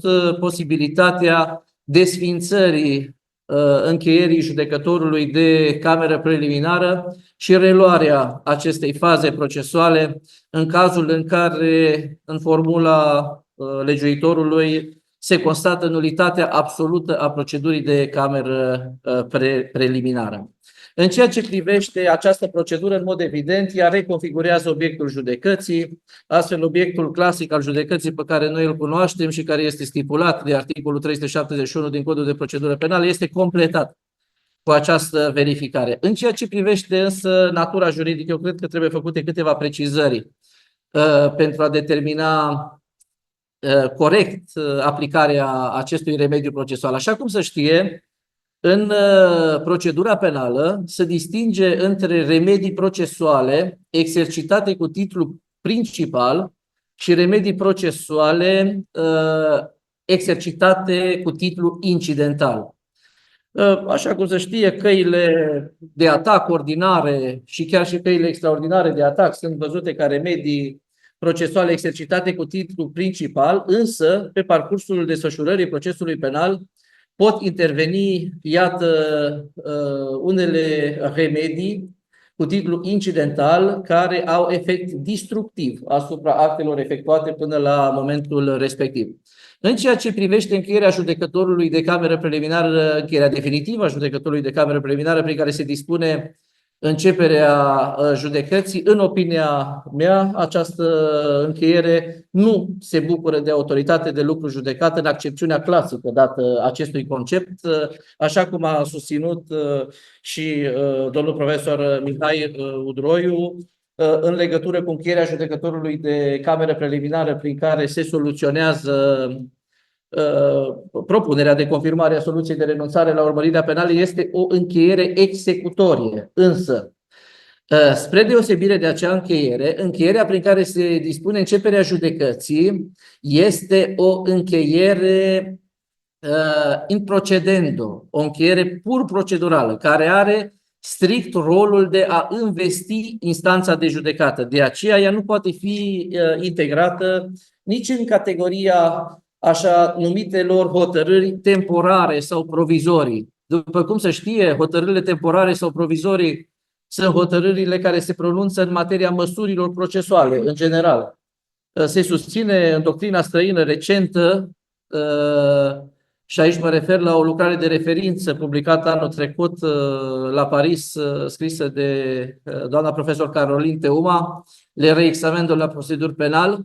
Se susține că aceste hotărâri temporare sau provizorii se bucură de autoritate de lucru judecat rebus sixtandibus, în sensul în care ele sunt revocabile și de asemenea se bucură de o imutabilitate relativă, în același timp însă fiind executorii. Prin ce se deosebește încheierea de începere a judecății de încheierile, în pronunțată procedura de cameră preliminară, de încheierile temporare și provizorii? Prin aceea că în privința remediului instituit de articolul 386 indice 1, așa cum se susține și în doctrina străină, nu este necesar, și subscriem acestui punct de vedere, nu este necesar să intervină elemente noi, din care să rezulte un anumit motiv de nulitate relativă în legătură cu procedura de cameră preliminară. Și autoarea, tot la doamna profesor Teoma fac referire, demonstrează acest lucru, susținând că necesitatea intervenției unor elemente noi se impune, constatării unor elemente noi, se impune doar atunci când este vorba despre erori de fapt sau de erori care vizează aplicarea dreptului penal substanțial. Din această perspectivă, procedura reglementată de articolul 386 indice 1 se prezintă ca o procedură incidentală, grefată pe procedura principală, care are aptitudinea teoretică, este o iluzie de fapt, de a conduce la retractarea hotărârii pronunțate de judecătorul de cameră preliminară de începere a judecății. De ce spun iluzorie? Pentru că de regulă în primă instanță judecă același judecător. Și este destul de greu să sperăm măcar că un judecător care astăzi a dispus începerea judecății, mâine va constata nulitatea absolută a procedurii și de aceea cred că mai eficient este, putem vorbi despre această procedură ca fiind o procedură de anulare a încheierii definitive. Și ca să nu mai insist foarte mult pe aspectele de ordin teoretic, câteva particularități în ceea ce privește reluarea procedurii de cameră preliminară, dacă aceasta se solicită în fața primei instanțe. În mod evident, reluarea procedurii de cameră preliminară poate fi dispusă atât la cererea părților, eu cred chiar și a procurorului, de ce nu? A persoanei vătămate și poate fi pusă în discuție din oficiu, inclusiv de către instanța de judecată, aplicându-se dispozițiile articolului 351 fără nici o problemă. Însă, mi-a sărit ăsta, în câteva particularități. În articolul 386 indice 1 se face referire la dispozițiile cuprinse în articolul 425 indice 1 din codul de procedură penală. Eu cred că aceste dispoziții sunt aplicabile numai în situația în care se admite cererea și se dispune reluarea procedurii de cameră preliminară.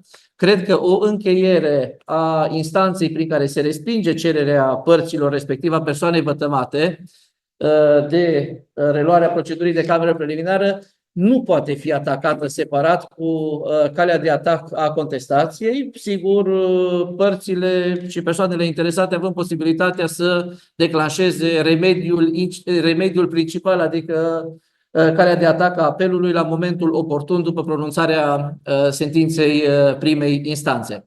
În ceea ce privește contestația, dacă ea este formulată, în mod evident produce efect suspensiv de executare, prin prisma dispozițiilor cuprinse în articolul 425, indice 1, alineatul 4, raportat la articolul 416 din codul de procedură penală. În ceea ce se întâmplă însă, pentru că legiuitorul nu prevede nimic. Care este soarta actelor de judecată efectuate până la momentul respectiv, care este soarta măsurilor procesuale dispuse și menținute după caz, respectiv a probelor administrate. Consecința unei încheieri definitive de reluarea procedurii de cameră preliminară este desființarea tuturor actelor efectuate până la momentul respectiv, în limitele stabilite prin încheierea definitivă de reluarea procedurii de cameră preliminară. Și aici cred și sunt de acord cu opinia exprimată în lucrarea coordonată de domnul profesor Mihai Udroiu, cred că doamna Cuglai sau cine, nu mai știu cine a analizat, era o opinie temeinică, justă, în sensul în care este oarecum greșită opțiunea legiuitorului de a face referire, revin la text, la nulitatea întregii proceduri de cameră preliminară. Pentru că, așa cum știm, este posibil să se constate doar anumite aspecte particulare de nulitate absolută care lovesc actele efectuate în procedura de cameră preliminară. În ceea ce privește compatibilitatea sau incompatibilitatea, oare același judecător, pentru că iarăși nu avem caz expres de incompatibilitate. Evident, în avântul său, legiuitorul omite să adapteze reglementările noi introduse la reglementările care există. Și atunci, în opinia mea, cred că judecătorul care compune completul de judecată, care soluționează cauza în prima instanță, va fi incompatibil să participe la la reluarea, de fapt, că nu este o rejudecare, la reluarea procedurii de cameră preliminară. În ceea ce privește limitele, și de asta am început cu unele precizări de ordin teoretic, și am făcut distinția între remedii principale și remedii incidentale. Cred că prin asemănare trebuie aplicate dispozițiile care reglementează calea de atac a contestației, respectiv calea de atac a apelului, în sensul în care, în funcție de nulitatea constatată, instanța care dispune reluarea procedurii de cameră preliminară trebuie să stabilească limitele în care se va relua procedura de cameră preliminară. În ceea ce privește reluarea procedurii de cameră preliminară, din formularea textului rezultă în mod evident că aceasta poate fi realizată și în calea de atac a apelului. Însă, spre deosebire de ceea ce am susținut până în prezent în legătură cu reluarea procedurii de cameră preliminară, în faza de judecată în prima instanță, în faza de atac a apelului, eu cred că această procedură nu mai prezintă trăsăturile unei proceduri incidentale. Și în acest caz, și așa este practica majoritară din ceea ce cunosc, în acest caz nu se va mai putea pronunța o încheiere prin care să se desființeze până la urmă inclusiv sentința pronunțată de primă instanță ca să se dispună reluarea procedurii de cameră preliminară. Și am pus aici pe slide-uri două hotărâri pronunțate, una de Curtea de Apel Cluj, este vorba despre decizia 739 din luna mai 2024, prin care s-a constatat prin prisma dispozițiilor articolului 29 aliniatul 1 din legea 78 din 2000 nelegala compunerea completului de judecată care a judecat fondul cauzei și judecătorii respectivi, în mod evident, au fost și judecători de cameră preliminară. Și atunci Curtea de Apel a desființat nu doar sentința primei instanțe, fără a trece la readministrarea altor probe și fără a efectua alte acte de judecată, și a dispus desființarea cu trimitere spre rejudecare, impunând în baza articolului 424 aliniatul 4 inclusiv reluarea procedurii de cameră preliminară. Și mai am încă o hotărâre de data asta și mai recentă, din 9 decembrie 2024, pronunțată de Curtea de Apel Târgu Mureș, prin care am fost și avocat în ambele dosare, deci de asta le cunosc foarte bine, prin care s-a dispus, de asemenea s-a constatat s-a constatat incidența cazului de nulitate absolută prevăzut de articolul 281 aliniatul 1 litera A din codul de procedură penală și s-a dispus reluarea procedurii de cameră preliminară. Sunt pe același considerent. Pe aceleași considerente. Ceea ce este greșit, și vă spun asta din practică, cred că este greșit, și aici îmi permit să fiu critic și cu unii dintre colegii avocați, dar și cu colegii procurori. În sensul în care, în continuare, sunt colegi care, într-un dosar în care s-a anulat tot, s-a desfințat tot, s-a constatat nulitatea absolută a tuturor actelor de judecate efectuate, încă să mai face referire la înscrisurile la care s-a stabilit că sunt lovite de nulitate absolută, ceea ce cred că este inadmisibil. Nulitatea absolută produce efectele pe care le cunoaștem cu toții, în sensul articolului 280 din Codul de Procedură Penală. Efecte destructive. Poate era o eroare. Nu cred că... Probabil. Da. Bine. Da. Încă o speță și nu mai continuu, încă o speță pe care cred eu că este iarăși foarte interesantă.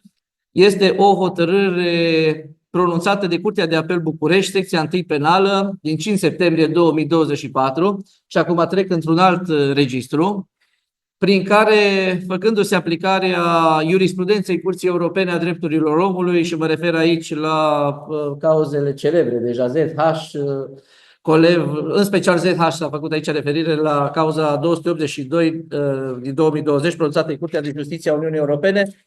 În mod surprinzător,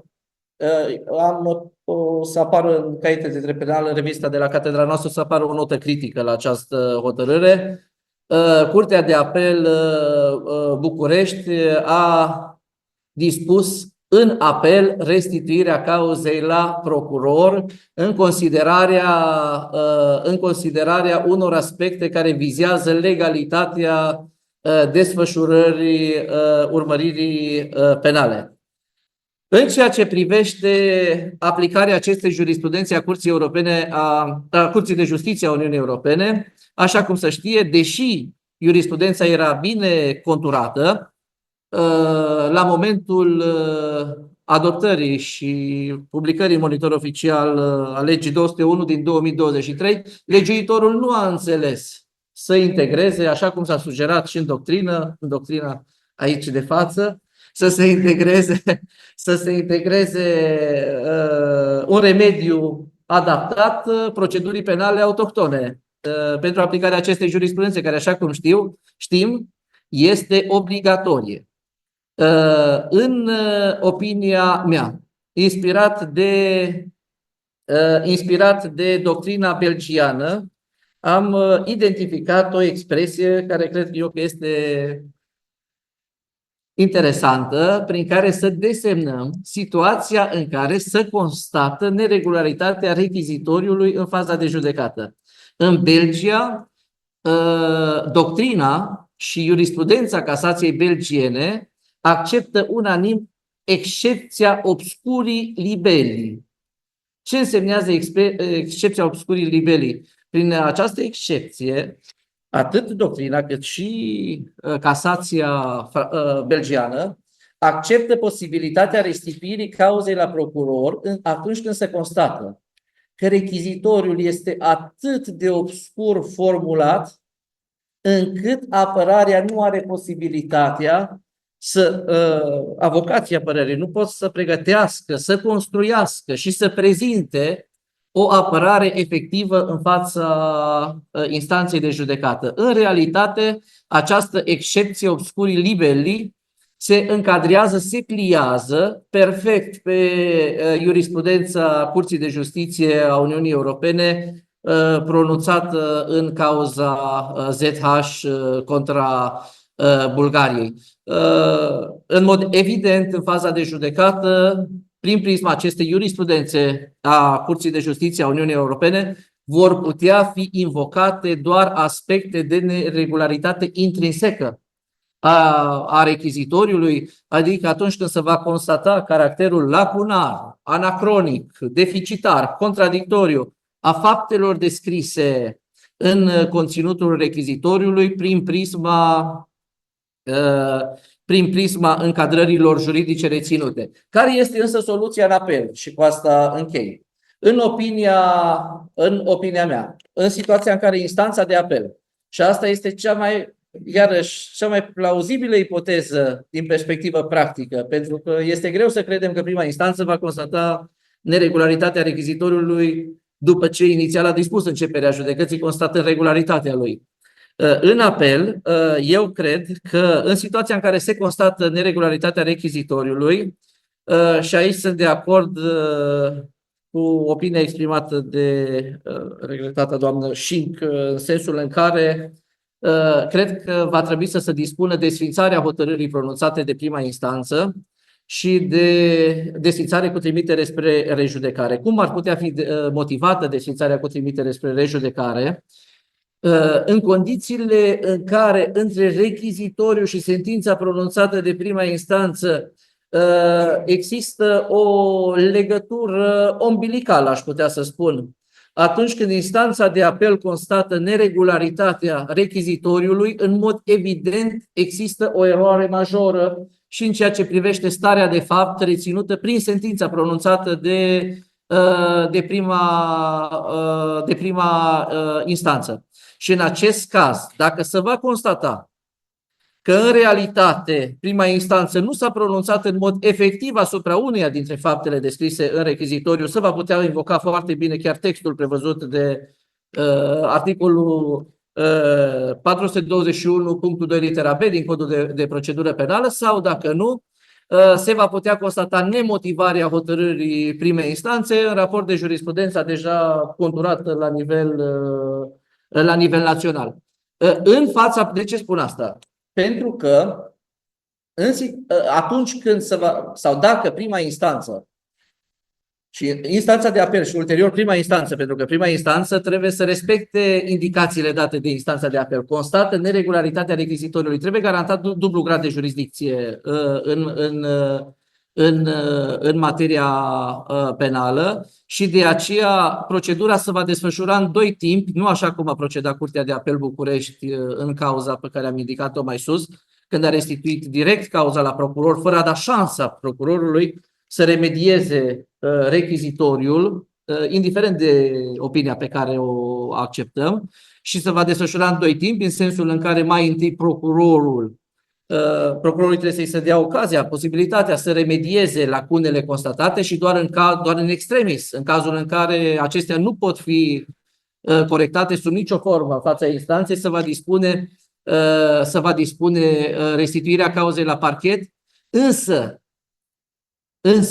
în dreptul bulgar, din ceea ce am citit, nu am pretenția că am înțeles tot, în dreptul bulgar nu se pune problema dezînvestirii primei instanțe atunci când se dispune restituirea cauzei la parchet, ci se pune doar problema suspendării procedurii desfășurate în faza de judecată în primă instanță până la remedierea rechizitoriului, fie de către procuror în fața instanței de judecată, fie ca urmare a restituirii cauzei la procuror, dar fără dezînvestirea instanței, ci într-o procedură intermediară desfășurată în fața acesteia.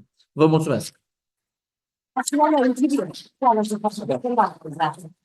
Da, îi mulțumim colegului nostru Lucian Criste pentru prelegerea care a abordat, după cum ați observat, atât aspecte teoretice cât și aspecte practice în jurisprudență. Îi mulțumim că spre final a realizat și un echilibru între funcțiile judiciare, pentru că așa după cum a început reprezentarea, m-am gândit că ne ducem numai spre interesul apărării și nu realizăm un echilibru, dar s-a echilibrat pe partes. Deci, eu vă mulțumesc.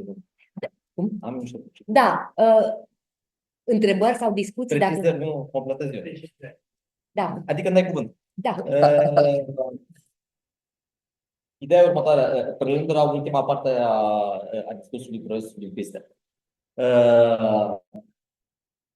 Eu cred că obscurul liberic, mă bucur că îmi precizezi teoria asta, pentru că ăsta e un prim pas al deplasării tale un pic față de perspectiva procedurală clujană actuală.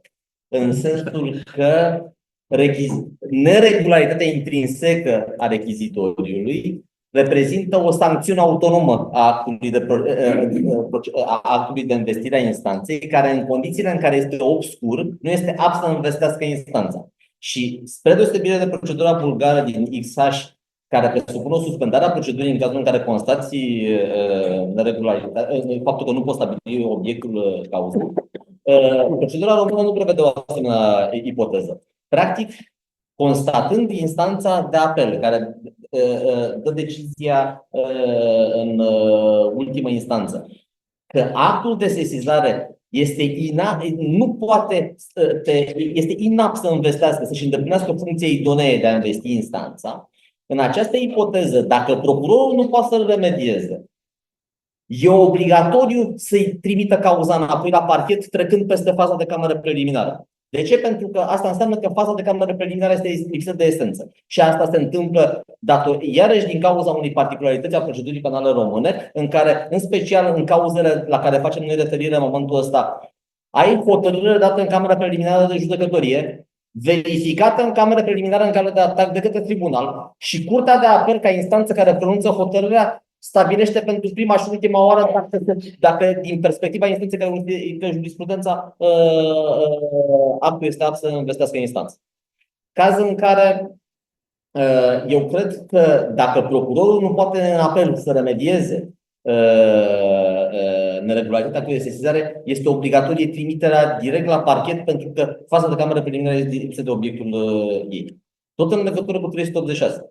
Eu cred că toate cele trei hotărâri la care ai făcut referire sunt greșite. Pentru că 386 indice 1 nu se aplică în faza de apel, în etapa procesuală a apelului. 386 indice 1 ce presupune? E o preluare a lui 281 aliniat 4 litera A și B de invocarea nulităților absolute. Spune că dacă instanța de apel constată nulitate absolută, nulitățile absolute din camera preliminară și faza de judecată pot fi invocate oricând în cursul procesului. Practic, 387 indice 1 nu spune altceva decât faptul că atunci când instanța de apel constată nulitate absolută, pe care o poate să constată în legătură cu faza de cameră preliminară și în faza de judecată, dispune prin încheiere de contestație. Ceea ce înseamnă că creează o procedură specifică doar pentru prima instanță.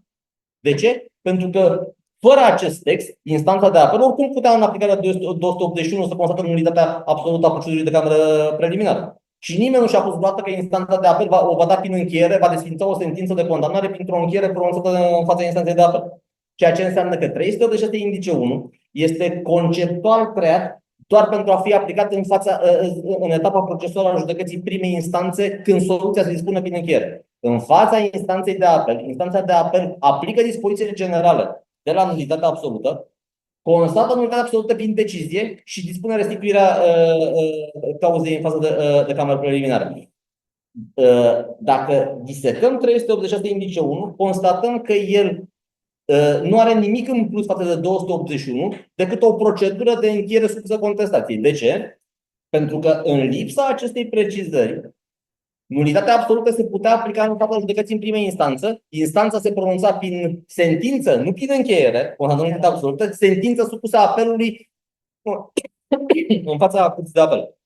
Creând această procedură, 387 indice 1 spune că instanța nu se pronunță prin sentință, ci doar prin încheiere, care e supusă contestației la instanța imediat ierarhic superioară. Și de aceea particularitatea procedurii este că 386 indice 1 n-a fost niciodată creat ca să fie aplicat în fața instanței de apel. De ce? Pentru că instanța de apel are mecanismul procesual autonom de a-și invoca nulitatea absolută în baza 281 și de a se pronunța doar prin decizie pentru a desfința o sentință de condamnare pronunțată de către prima instanță și implicit a trimite cauza în faza camerei preliminare. Și o ultimă precizare în legătură cu... Mi-a plăcut problema de hotărâre de lucru judecată. Eu aici am o teorie mai abstractă și un pic neortodox în privința autorității actelor judiciare. Eu nu cred că există vreo hotărâre dată de vreun judecător care să producă efecte doar cât o bătaie din aripa unui futur. Adică rebus sixtantibus. Nici în materia drepturilor și libertăților, nici în materia camerei preliminare, nici în procedurile ulterioare. Nu cred că hotărârile definitive, că sunt bune, că sunt proaste, e culpa inteligentă aici, produc efecte punctuale. De aceea cred că, spre exemplu, în privința măsurilor preventive, dacă un judecător de drepturi și libertăți ți-a confirmat existența unei suspiciuni cu privire la comiterea unei infracțiuni, cred că în lipsa unor alte modificări de natură probatorie care să repună în discuție suspiciunea, nu cred că poți să revoci măsura arestării preventive luată prin încheierea de astăzi în baza unei cereri de revocare făcute în următoarele 30 de zile sau chiar și ulterior. Deopotrivă, nu cred că o hotărâre de cameră preliminară, care are forță obligatorie, nu m-aș duce în zona autorității de judecat pentru că e o noțiune încă sensibilă. Dar dacă ne ducem la conceptele de drept civil, nu cred că forța obligatorie a unei hotărâri judecătorești poate fi invalidată decât într-un dezechilibru prudențial printr-o altă hotărâre și nu cred că hotărârile judecătorești pot fi acte pe care să le spui, bă, au dat-o și ei acolo, lasă că lăsăm așa 2-3 zile, că după aceea mai facem cerere și să pronunță alții. Nu cred că forța obligatorie unei hotărâri definitive poate fi determinată, poate fi invalidată fără o modificare probatorie, la nivel probatoriu, fără o modificare de cadrul procesual sau fără un alt element care să pună în discuție dintr-o altă perspectivă neantamată anterior această problemă. După cum nu cred că dacă ai constatat faptul că nu există un caz de nulitate absolută în camera preliminară, spre exemplu, se invocă un element de nulitate absolută. Nu cred că acest element nu poate fi invocat ulterior în fază de judecată, dar din perspectiva unor alte argumente, după cum dacă s-a invocat o ipoteză de excludere obligatorie a probei necondiționată de nulitate, cum ar fi, spre exemplu, neloialitatea procedurilor, nu cred că nu poți să o reiei în fază de judecată, dar din perspectiva unor alte argumente. Raportat la aceleași apărări, la aceleași argumente, cred că o încheiere are forță obligatorie și trebuie impusă și respectată de către toată lumea. Da. Mulțumim. Deci tema este de foarte mare actualitate și la ora actuală suscită discuții și controverse. Mulțumim, colegilor. Da, o să-i dăm cu doamnei asistent universitar Negru o temă de procedură penală, excluderea probelor drept comparat în reglementări studiu de caz. Bună ziua, vă mulțumesc pentru invitație, mulțumesc domnului decan. O să încerc să fiu cât pot de succintă, având în vedere că ora este puțin înaintată și suntem în afara programului. Astăzi mi-am propus să vă vorbesc despre excluderea probelor de o manieră succintă și să includ câteva foarte scurte elemente de drept comparat, să fac o foarte scurtă referire la dreptul pozitiv și să prezint un studiu de caz. Așa fiind, voi începe cu reperele de drept comparat. Am ales să vorbesc și despre dreptul comparat în contextul în care regula de excludere nu este specifică nici dreptului românesc și nu este specifică nici dreptului continental, ci ea s-a dezvoltat cumva contraintuitiv în common law. Am arătat că s-a dezvoltat contraintuitiv deoarece în common law regula este aceea a includerii. Avem inclusionary principle, care presupune că toate probele sunt admisibile și nu prezintă modalitatea concretă în care acestea au fost obținute, atât timp cât ele sunt relevante. Lucrurile au fost foarte clar tranșate într-o cauză Regina versus Lytton, unde s-a arătat că și în situația în care proba ar fi fost furată, ea tot ar fi fost admisibilă. În mod evident că de-a lungul timpului s-a conturat pe cale jurisprudențială regula de excludere, iar revirimentul jurisprudențial s-a produs prin cauza Regina versus Sen din anul 1980, când a fost recunoscut dreptul judecătorului de a exclude probele obținute nelegal, dar condiționat de producerea unui prejudiciu în dauna acuzatului, care, în mod evident, depășește valoarea probantă a probei. Cu toate acestea, în Regina versus Seng au putut fi excluse două categorii de probe, declarațiile acuzatului și probele care provin de la acuzat după comiterea infracțiunii. În continuare, în această jurisprudență s-a menținut oarecum atenuat principiul includerii tuturor probelor. În continuare, în dreptul britanic, judecătorul nu era preocupat de modalitatea concretă de obținere a probei, ci de modalitatea în care probele pot fi folosite de către acuzare în procesul penal. Un alt reviriment s-a produs de data aceasta pe cale normativă, în momentul în care a fost adoptat Police and Criminal Act, în anul 1984, la 4 ani de la Regina vs. Seng, și a adus câteva elemente de noutate. În primul și în primul rând, există un text care prevede că judecătorul trebuie să examineze modalitatea concretă de obținere a probei, iar excluderea probei poate să intervină cu privire la orice mijloc de probă, nemai existând acea limitare stabilită jurisprudențial prin cauza Regina vs. Seng. În continuare, am făcut câteva referiri la modalitatea concretă în care jurisprudența britanică a înțeles să aplice textul normativ, respectiv secțiunea 78, dar jurisprudența a aplicat cu foarte multă precauție aceste dispoziții legale și a procedat la excluderea probelor doar atunci când încălcarea a fost flagrantă, deliberată și cinică sau atunci când judecătorul a afirmat sperăm să nu se mai repete, respectiv încălcarea fiind foarte gravă. O altă țară care a dezvoltat pe cale jurisprudențială excluderea probelor a fost Irlanda și, spre deosebire de Marea Britanie, Irlanda a dezvoltat cele mai drastice și stricte reguli de excludere. Prima dată s-a vorbit despre excluderea probelor în People vs. O'Brien, unde s-a făcut o dihotomie între probele obținute cu încălcarea drepturilor individuale, cu privire la care judecătorul avea libera apreciere de dispoziție cu privire la excluderea probelor, și probele obținute cu încălcarea dispozițiilor constituționale. În dreptul irlandez se vorbește despre probele neconstituționale. La noi, în dreptul românesc, există oarecare limitare pentru că ne raportăm de regulă la dispoziții legale care sunt neconstituționale, dar în Irlanda se vorbește despre aceste probe neconstituționale.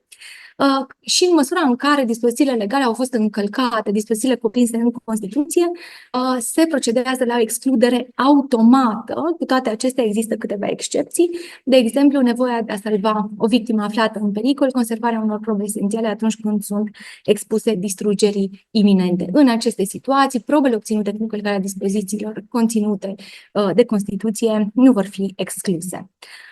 De la People vs. O'Brien, unde se vorbea despre încălcarea dispozițiilor constituționale, respectiv despre o violare deliberată și conștientă a Constituției, s-a ajuns la cauza Kenny în anul 1990, când au fost stabilite cele mai drastice reguli de excludere, deoarece s-a trecut de la violare deliberată și conștientă în cauza O'Brien, s-a ajuns la violare neintenționată sau accidentală, însă în cauza Kenny se referea la acțiunea celor care, de exemplu, au pus în executare mandatul de percheziție, iar în doctrina irlandeză s-a arătat că este atât de strictă această regulă, pentru că se referă la acțiunea de a intra pe proprietatea cuiva, încât doar în măsura în care garda isiocana, poliția irlandeză, ar cădea accidental sau ar suferi de somnambulism,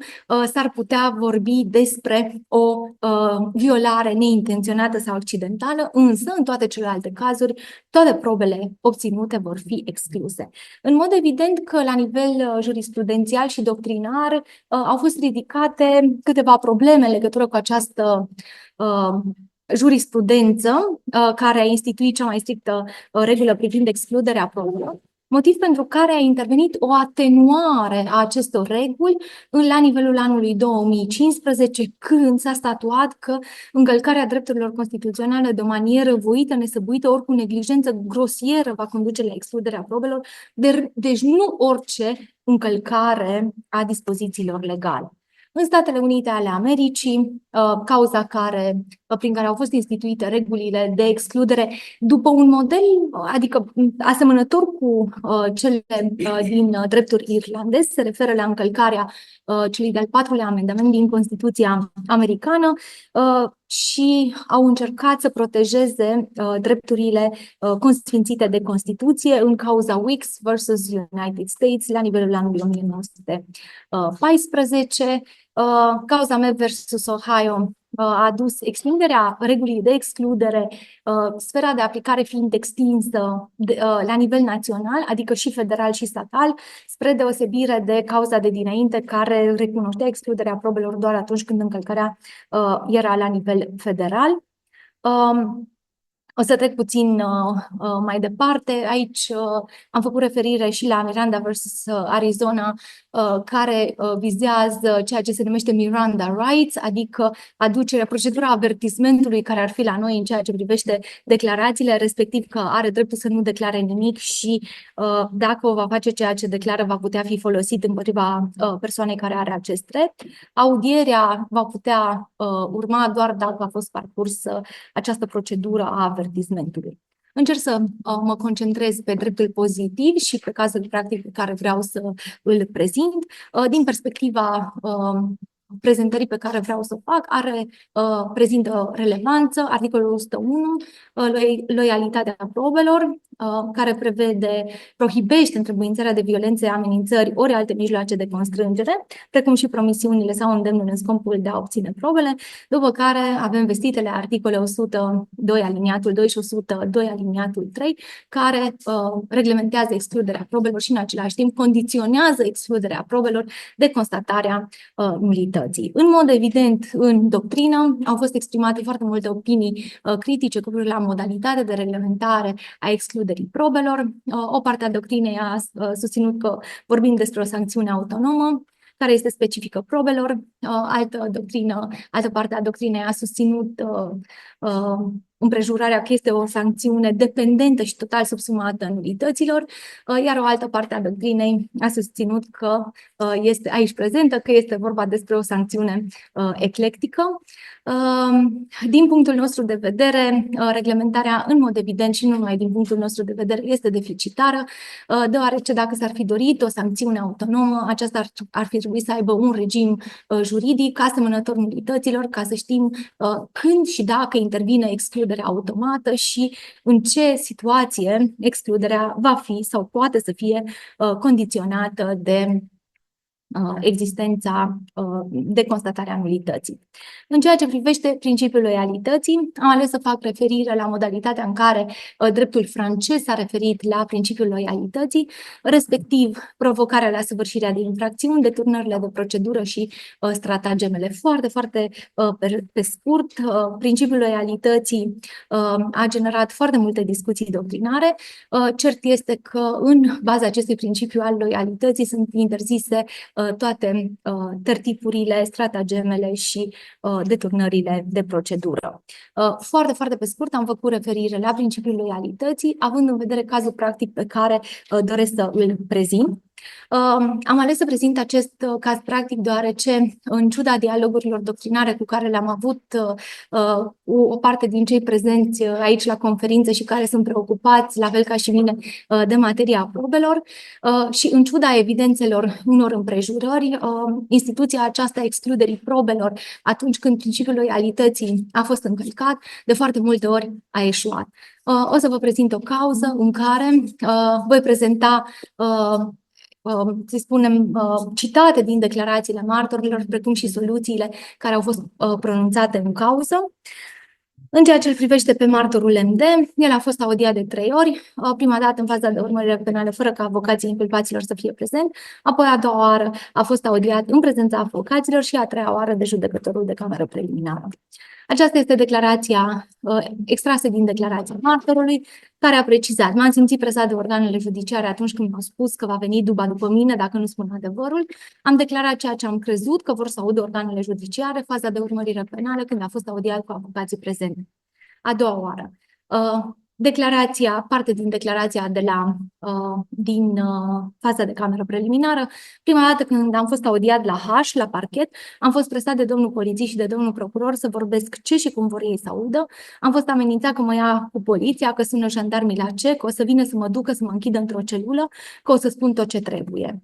În continuare, domnul comisar tot ieșea până afară, tot spunea că sună la ce, că băieții sunt pe poziție și nu mai trebuie să-i sune și pornesc după mine. Starea de temere a început în momentul în care m-a amenințat că vin jandarmii și mă iau. Am fost presat să depun jurământ religios, mi s-a spus că e obligatoriu să jur, nu mi s-a spus că pot să dau o declarație solemnă fără să pun mâna pe Biblie. În ceea ce privește situația martorului PC, la fel, aici avem o situație aparte. El a fost confruntat cu unul dintre avocați în cuprinsul procesului verbal de confruntare în temeiul articolului 92 aliniatul 6. Avocatul prezent a făcut mențiuni în sensul că era într-o stare vizibilă de tulburare după ce procurorul a folosit un ton amenințător și intimidant și martorului PC este frică să mai facă vreo declarație în absența avocatului său, având în vedere că procurorul l-a amenințat anterior că îi zurcă lecătușele la urechi și că dă cu mine pe jos. În cuprinsul declarației din fața judecătorului de cameră preliminară, martorul a precizat: aveam emoții pentru că am stat multe ore. Doar m-au amenințat domnul procuror și domnul polițist A să spună adevărul, că dă cu mine pe jos, că îmi zurcă lecătușele la urechi. N-am fost învățat de nimeni ce să spun. Mi-a fost frică, dar așa a spus domnul procuror. A dat cu pumnul în masă și a spus că îmi zurcă lecătușele la urechi. Atunci, pe moment, m-am simțit intimidat, pentru că eram foarte fricos, dar după aceea nu m-am mai simțit intimidat. Nu mi-am schimbat declarația din această cauză, un pic mi-am schimbat declarația. Soluția judecătorului de cameră preliminară de la prima instanță, în raport de martorul MD și raportat la decizia Curții Constituționale 802 pe 2017, a dispus excluderea probelor și eliminarea mijloacelor de probă de la dosarul cauzei. În ceea ce îl privește pe martorul PC, instanța a apreciat că nu există elemente din care să rezulte că declarația dată de martor a fost sub presiune, amenințări sau alte mijloace de constrângere. În consecință, nu se poate exclude mijlocul de probă în baza acestui temei. Mai departe, împotriva s-a făcut contestație și de către procuror și de către avocații inculpaților. Tribunalul, în ceea ce le privește pe MD, tribunalul nu a identificat care sunt violențele, amenințările, ori alte mijloace de constrângere folosite, ori promisiunile sau îndemnurile în scopul de a obține declarația sa. Martorul MD este cel care a fost amenințat că va veni după el să-l ducă într-o celulă, având în vedere că era martor. Iar în continuare, o atenționare a martorului în cursul audierii că dacă îi induce în eroare organele judiciare în traducere liberă că vine după el și va suporta rigorile legii, nu poate fi considerată o constrângere. Iar o amenințare cu luatul cu duba ori arestatul nu poate fi considerată serioasă pentru că activitatea organelor de cercetare penală se desfășoară sub supravegherea procurorului, căreia îi se poate reclama orice neregulă. Menționez împrejurarea că martorul a fost audiat în prezența procurorului. Arestarea poate fi dispusă numai de către judecător. Adevărul este că martorul care nu este jurist cunoaște toate aceste împrejurări, îmi scuze pentru ironie, iar persoana amenințată poate face plângere pentru această faptă, ori din partea martorului nu s-a înregistrat nicio reclamație sau plângere. Aceasta a fost situația martorului MD.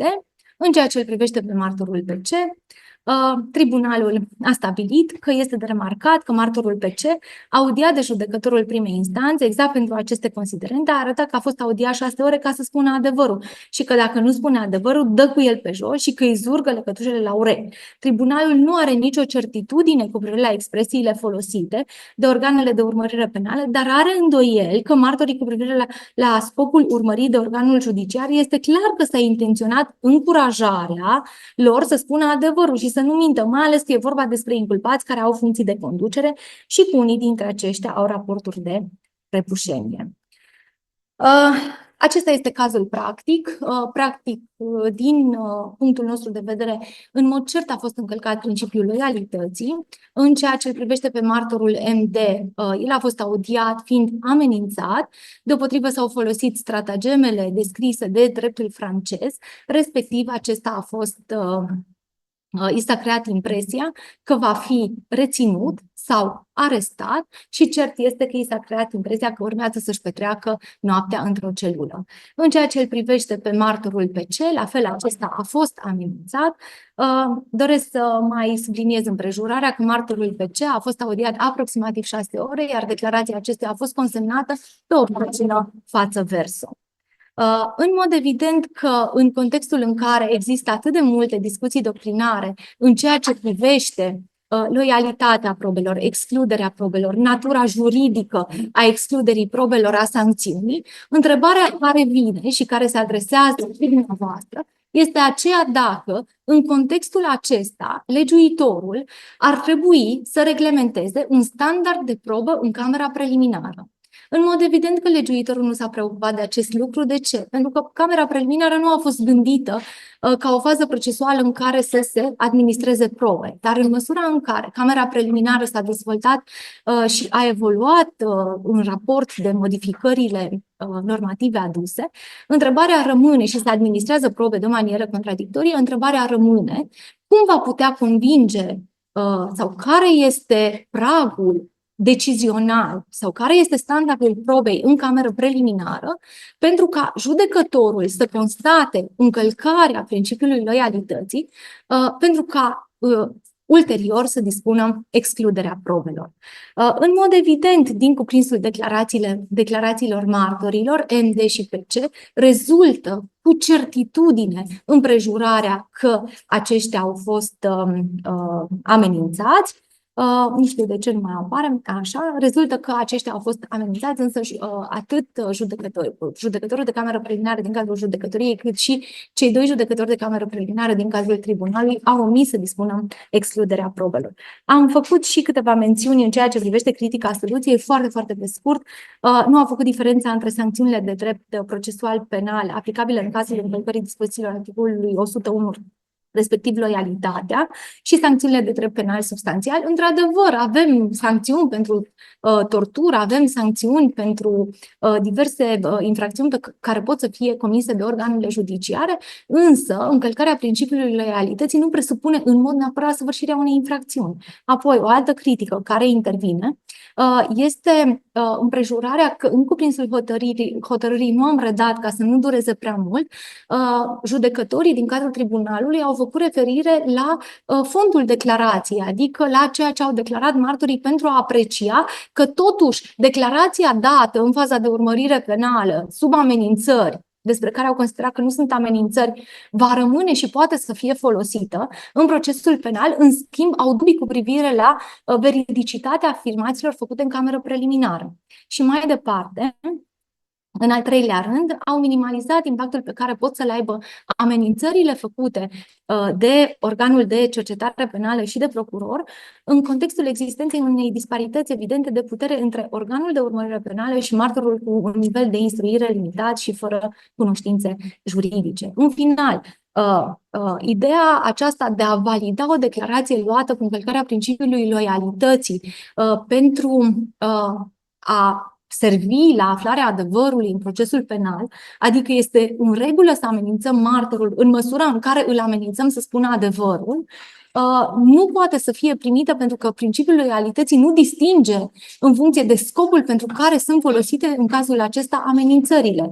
O singură mențiune mai vreau să fac: există suficiente remedii procesuale pentru a determina un martor să spună adevărul. În primul și în primul rând, dacă martorul nu spune adevărul, se poate începe urmărirea penală în ceea ce privește săvârșirea infracțiunii de mărturie mincinoasă, iar dacă declarația pe fondul cauzei nu corespunde adevărului judiciar și nu se coreborează cu celelalte probe, oricând există posibilitatea ca aceasta să fie înlăturată în temeiul articolului 403, aliniatul 1, litera C, având în vedere că aceasta nu poate să justifice și să stea la baza unei hotărâri cu privire la care se presupune că reprezintă adevărul judiciar. Aceasta a fost prezentarea mea. Vă mulțumesc pentru atenție. Dacă aveți întrebări.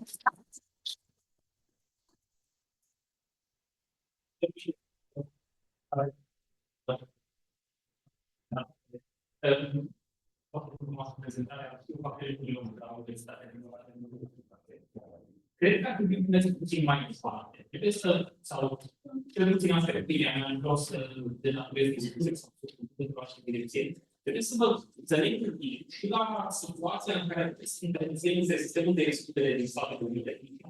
Ne-au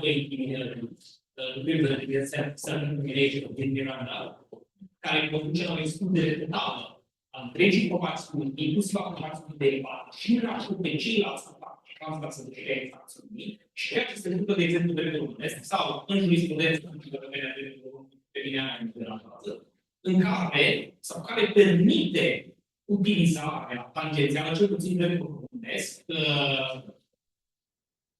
decât la stadiul actual, utilizarea tangențială a unor elemente de probă în raport de alte terțe persoane. Eu cred că asta poate prejudicia inculpatului sau persoanei acuzate, mai ales dacă a fost luată declarația anterior aducerii la cunoștința unei calități procesuale în cauză.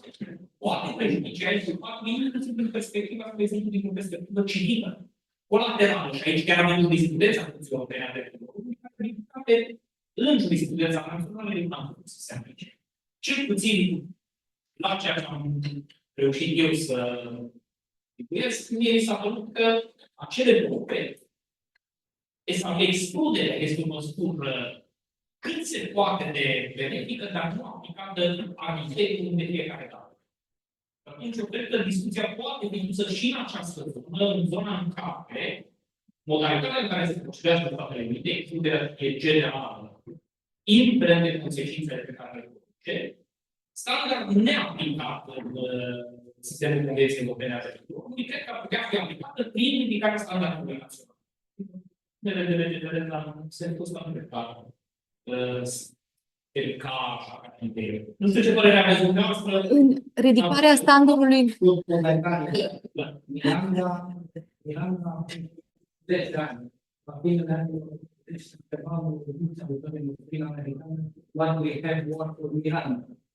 Lucrurile nu stau chiar așa de ultimativ și radical, în sensul de excludere, binele, povedere, invade, se înțelegează în cauza respectivă față de toate persoanele acuzate, pe o parte, și noi am venit niște reguli în codul de procedură penală referitoare la alte interdicții probatorii decât utilizarea probelor expuse, ca și deocamdată normal de serviciile și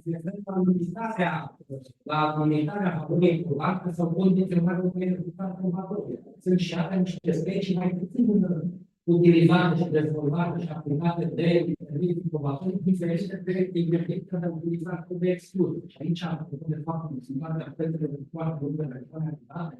Ea nu poate fi folosită de excluderea sancționează față de persoana pe care se duce la rezultată și la rezultată percepțională. Deocamdată că timp ai o regulă, care normează să fie limitată față de alte persoane și aici eu personal cred că sunt exceptate infracțiunile corelative sau infracțiunile comisiei diverse sume de activitate penală, ea sunt o informație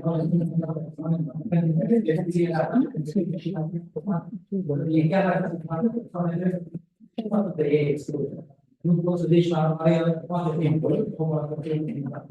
eu de asta sunt referire de țară și suntem cu de regulator la consecințele pentru cumpărață. Reținere unui instanția camană.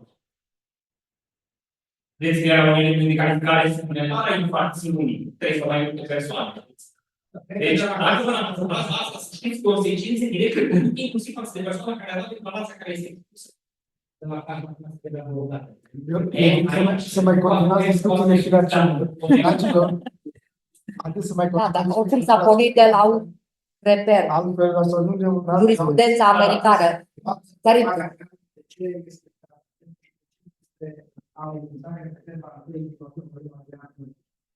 Eu am zis așa, că este o amenințare care a fost pusă în scenă cu ajutorul unei stratageme. În sensul că...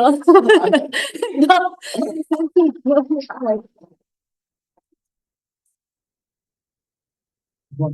Și acum, având în vedere timpul foarte înaintat și într-o consultare cu doamna profesor Pătrăuș, vom translata titlul prezentării și prezentarea pe ziua de mâine, pentru că astăzi deja orele sunt înaintate, ar trebui să începem atelierul de limba străină. We have to start the next international section. Vă mulțumesc tuturor celor care ați susținut în acest panel. Vă mulțumim. Da, și eu vreau să le mulțumesc și doar foarte puțin. Mulțumesc lectorilor, mulțumesc asistenței, mulțumesc că ați fost foarte activ.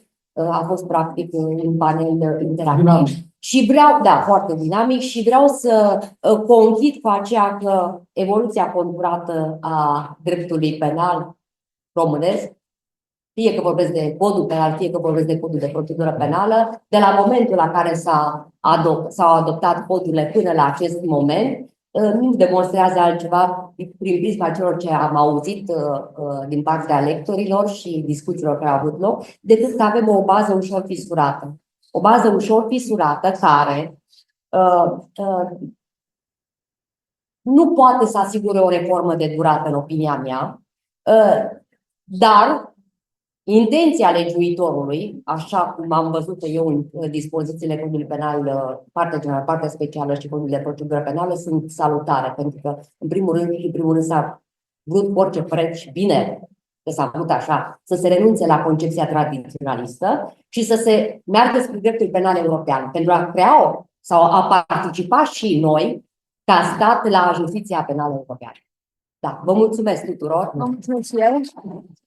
This is the best time for the end of conference late in the afternoon. Your blood is into your stomach, you're tired, and nobody will ask any question at the end. But thank you, Christian, for your kind invitation. It is a great honor for me to be for the first time here. And when I saw the title, I started to think, what can I do new? And because we changed our criminal procedure law in 2011, and I know what we miss. We haven't system of criminal procedure law.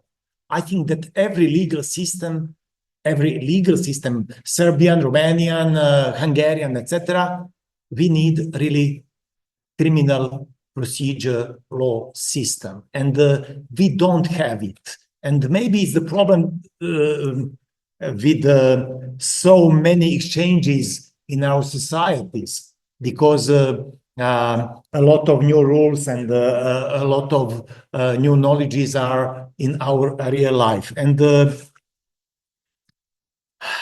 my favorite, one of my favorite literature is Margaret Yourcenar. If you didn't, I strongly recommend to try to read once again her book, Memoirs of Hadrian. Why I choose this book for the beginning? Because she wrote about Danube and about Trajan, and Serbia and Romania are neighbors, and the Trajan table is on Danube. And what is her conclusion when she, old emperor Hadrian, learned a 12 years old boy? He told him that he don't have much faith in the law because people break the laws that are too strict with the right. If the laws are too complicated, human ingenuity easily found ways to slip through the holes of the web, stretched and weak. And they change more slowly than the life itself. I think law. Dangerous when they can't keep up with life, become even more dangerous when they want to lead in life. You will hear later, because it is in a strong connection with my topic. Every law is bad if people break it to a great extent. It is the legislator's duty to abolish or change that type of law so that it can't spread the contempt it caused on other more equitable laws. And my topic, new digital evidence in criminal proceedings and the right to privacy, is my dilemma. What is my dilemma? I have dilemma on the one hand, principle of legality, and on the other hand, principle of necessity. And into the criminal law today, in modern era, onto the court, all the time we have that dilemmas: legality, necessity. Especially in the time of new digital era.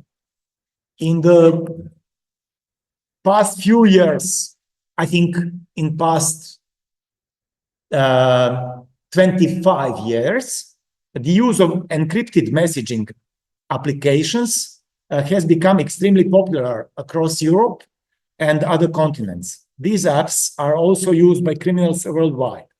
They exchange information related to human trafficking, arms trafficking, drug trafficking, and other serious crimes. Definitely, these are criminal offenses from the criminal code that can involve special investigative techniques according to both conventional and national law. I think it is the same in the Turkey, in Romanian, in law, and Hungarian, Serbian, etc. These applications were created by criminals themselves. However, among these apps, there are also those made by state authorities, but intended for criminals. At the same time, this has raised an old issue in criminal procedural law about the legality and illegality of evidence. And we are still unsure if we have an appropriate judicial resolution regarding these matters. There are several combinations. Evidence obtained between EU member states, and then between EU states, EU countries, and those outside the EU.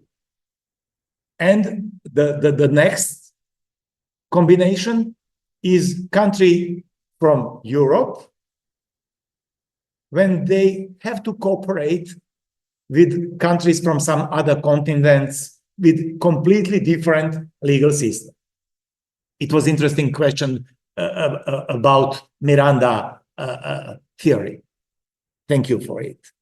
As for evidence related to mass surveillance, particularly evidence obtained by state authorities outside of Europe, we still don't have prepared answers. Therefore, let's proceed step by step.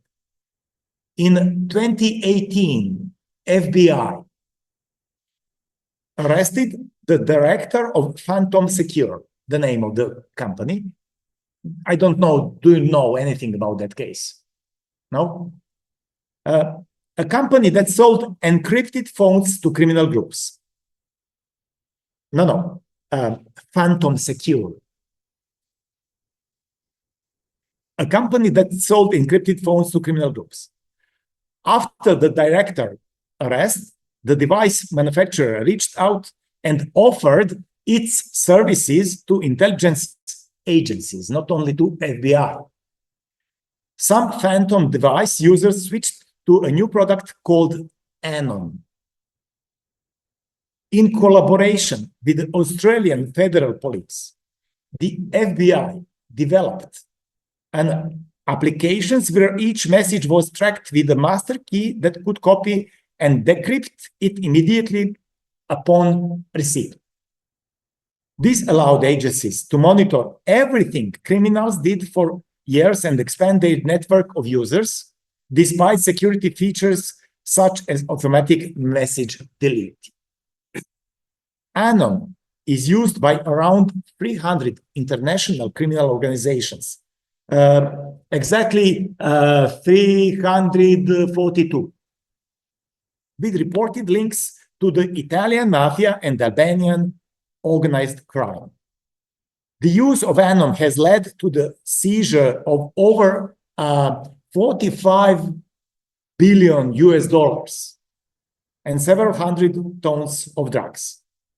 Why FBI and Australia, you may ask me, on Romanian conference and part of a criminal law section?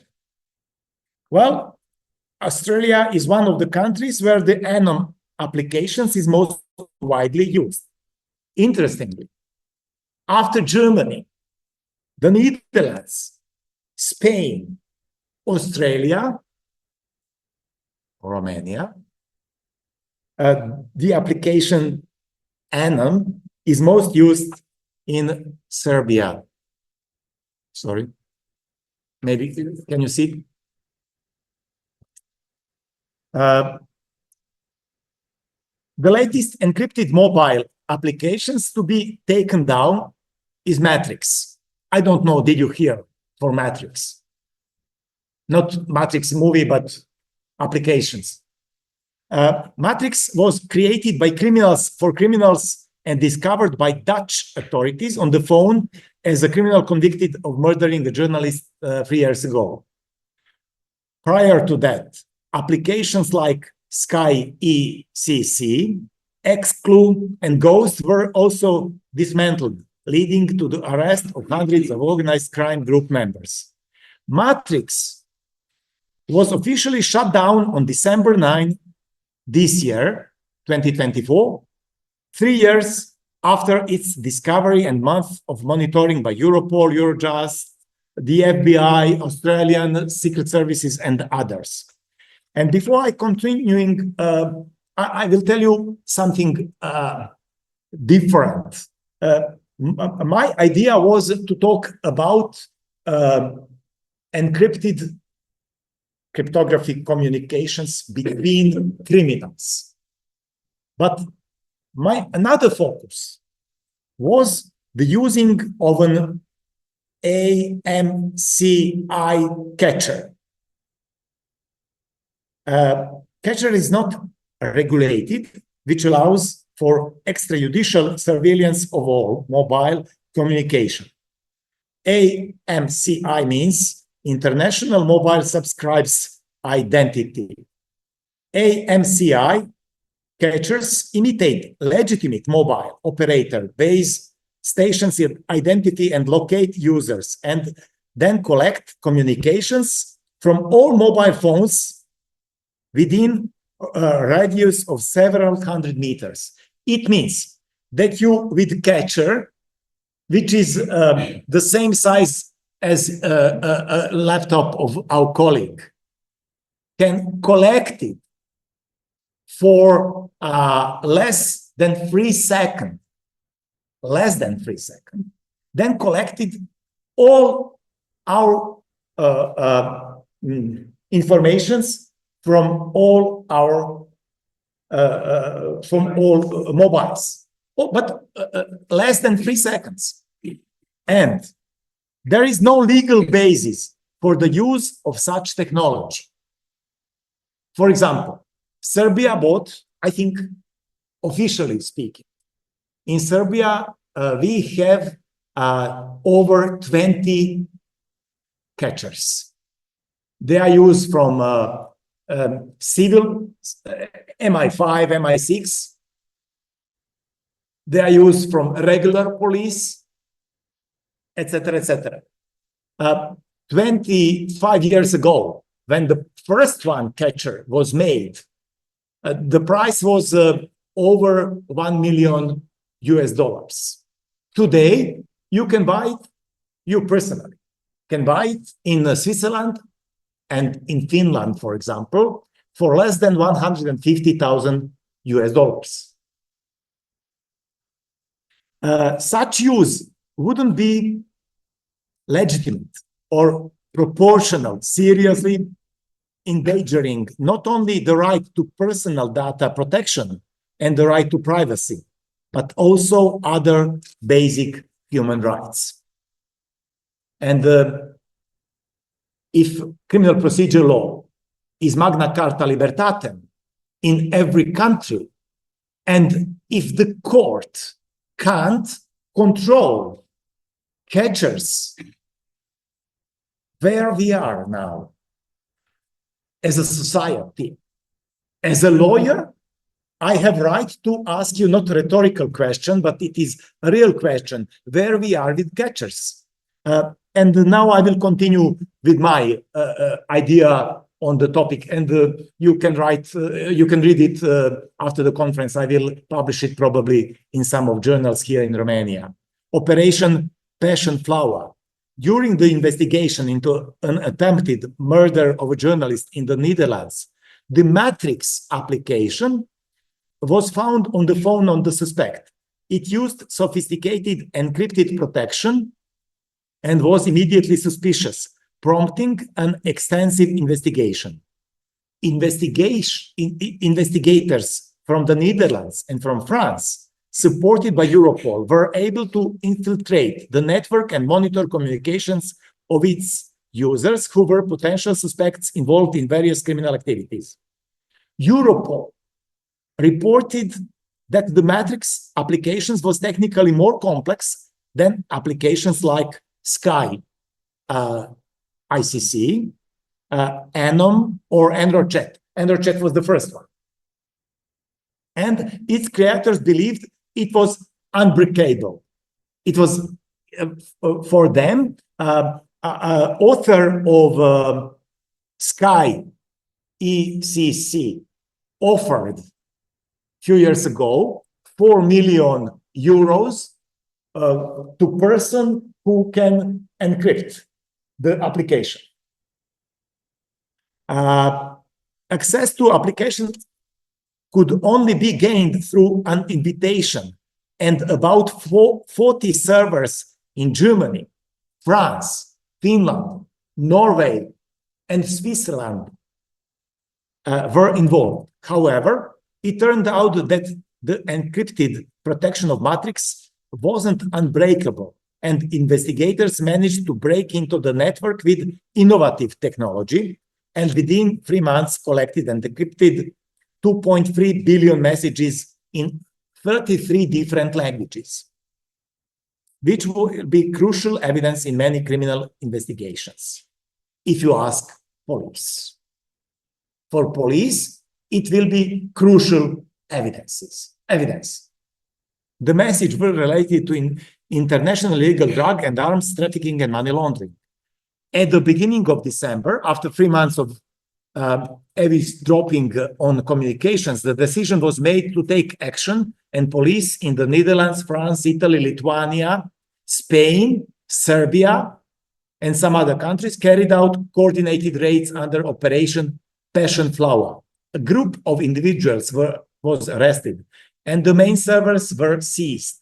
Subsequently, a message was sent to users of the applications informing them of the interception of communications, which was also available on the official operation website. It was message like, surprise, we catch you.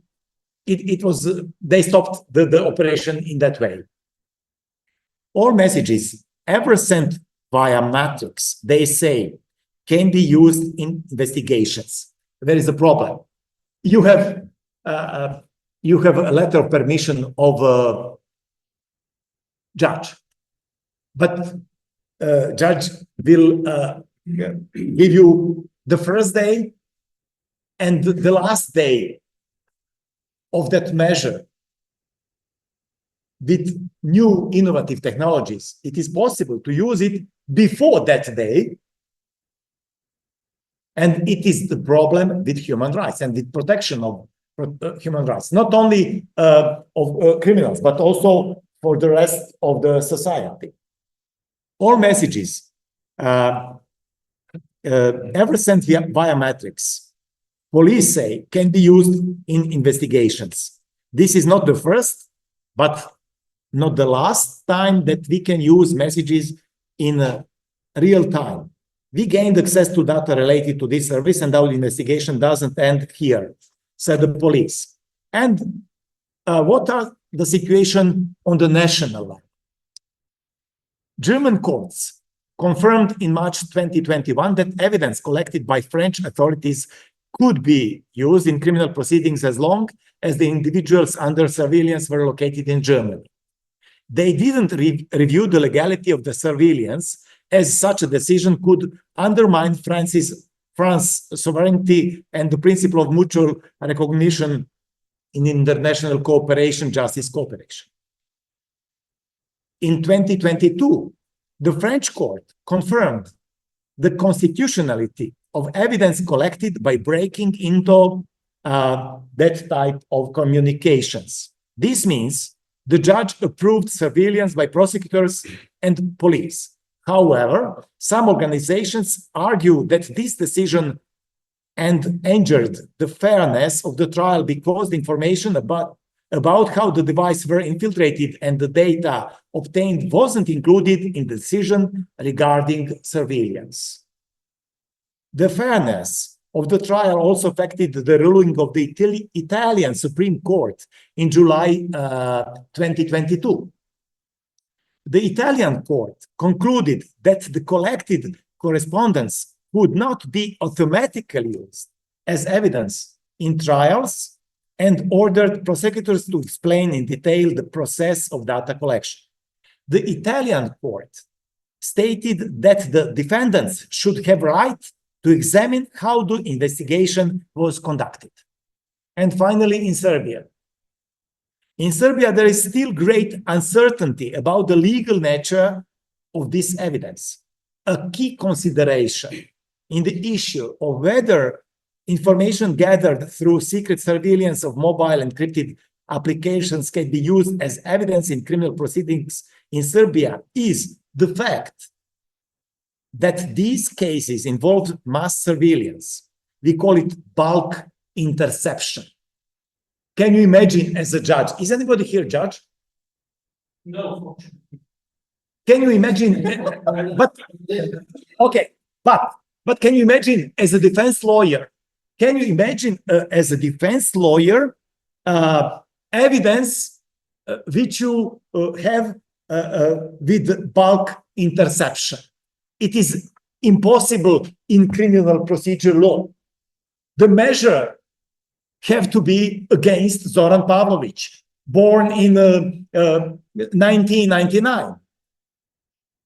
It can be bulk interception of all users of the applications, persons who were not previously suspected of committing a crime or participating in one. This means that the information was gathered in a way that Serbian criminal procedure law doesn't allow. However, this fact, while significant, is not necessarily enough to conclude that the information collected in this way is illegal evidence in Serbian criminal proceedings, even though, according to the European Court of Human Rights, in the Big Brother case, I strongly recommend you open that case again if you read it before. The way national law regulates such data collection is crucial. To be clear, the Serbian Criminal Procedure Code doesn't provide a solution for this situation. Everything is currently in the hands of the court under the principle of legality or principle of necessity. But judge is not a policeman. Judge is a judge. In November 2022, it was confirmed that the correspondence obtained via requests from France under international legal assistance was treated as evidence onto the Serbian court. In August 2023, 1 year, 10 months later, a decision was made to recognize evidence from digital mass communication from abroad, but in another case, it was ruled that the correspondence only serves as a document in proving the case. Distinction between document and evidence. The Criminal Procedure Code, Article 138, Paragraph 3, allows the examination of the authenticity of a document's content, which introduces uncertainty into the trial due to possible rejection of evidence. Matters become complicated by appeals to the Court of Appeals, which requires an examination of the legality of such evidence. You have legality and admissibility. You have unlegality and inadmissible evidence. And you can cross, because evidence can be legal, but inadmissible. And of course, vice versa. Because my topic is, and the right to privacy, not only new digital evidence. Just a few words. I know that I spoke more. Just a few. Okay, okay. A special issue is the presentation of such information to the public without the consent of the court that manages the evidence. To what extent does the publication of information obtained from encrypted communications contained in court files and before the final judgment becomes final, but also after that, constitutes a violation of the right to privacy, regardless of the public's right to be informed? Can an unequivocal conclusion be drawn from the existing case law? It is a legitimate question whether there should be an undoubted legal basis for the issues we have raised here. The question is rhetorical, and the answer must represent a picture of the principle of legality and legal certainty in criminal proceedings. And now you can see how matrix works. And I spend time for discussion. I just say thank you for your attention. Topic, please. What do you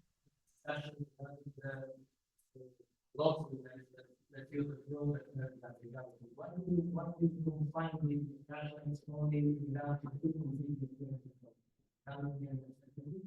and you are not taking into account, for example, other constitutional rights ones that are more You know, why this confinement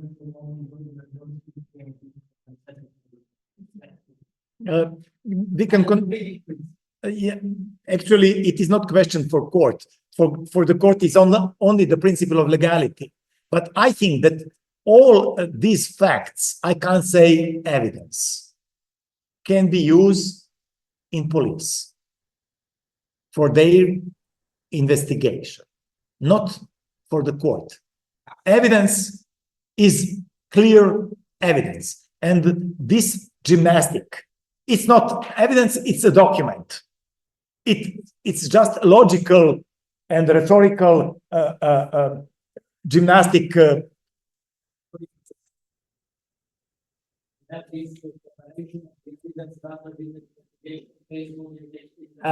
We are still waiting. No, listen, we are still waiting for the court decision. I didn't find in the region, even into the France, they started the first one. I didn't find a final decision about this type of evidence because it is, I think it's new era, including with the catcher. Catcher is something new for me. And what else? I'm finished. What else? Catcher on the drone. It is more than a new question, and we need, in practice, we need answers. We need, as defense lawyers, as prosecutors, maybe, you know, when you look on information from Bureau for who observe money laundering, they can't use their information as an evidence. Maybe this type of facts can be used only as information into the moment before we don't exchange our criminal procedure law.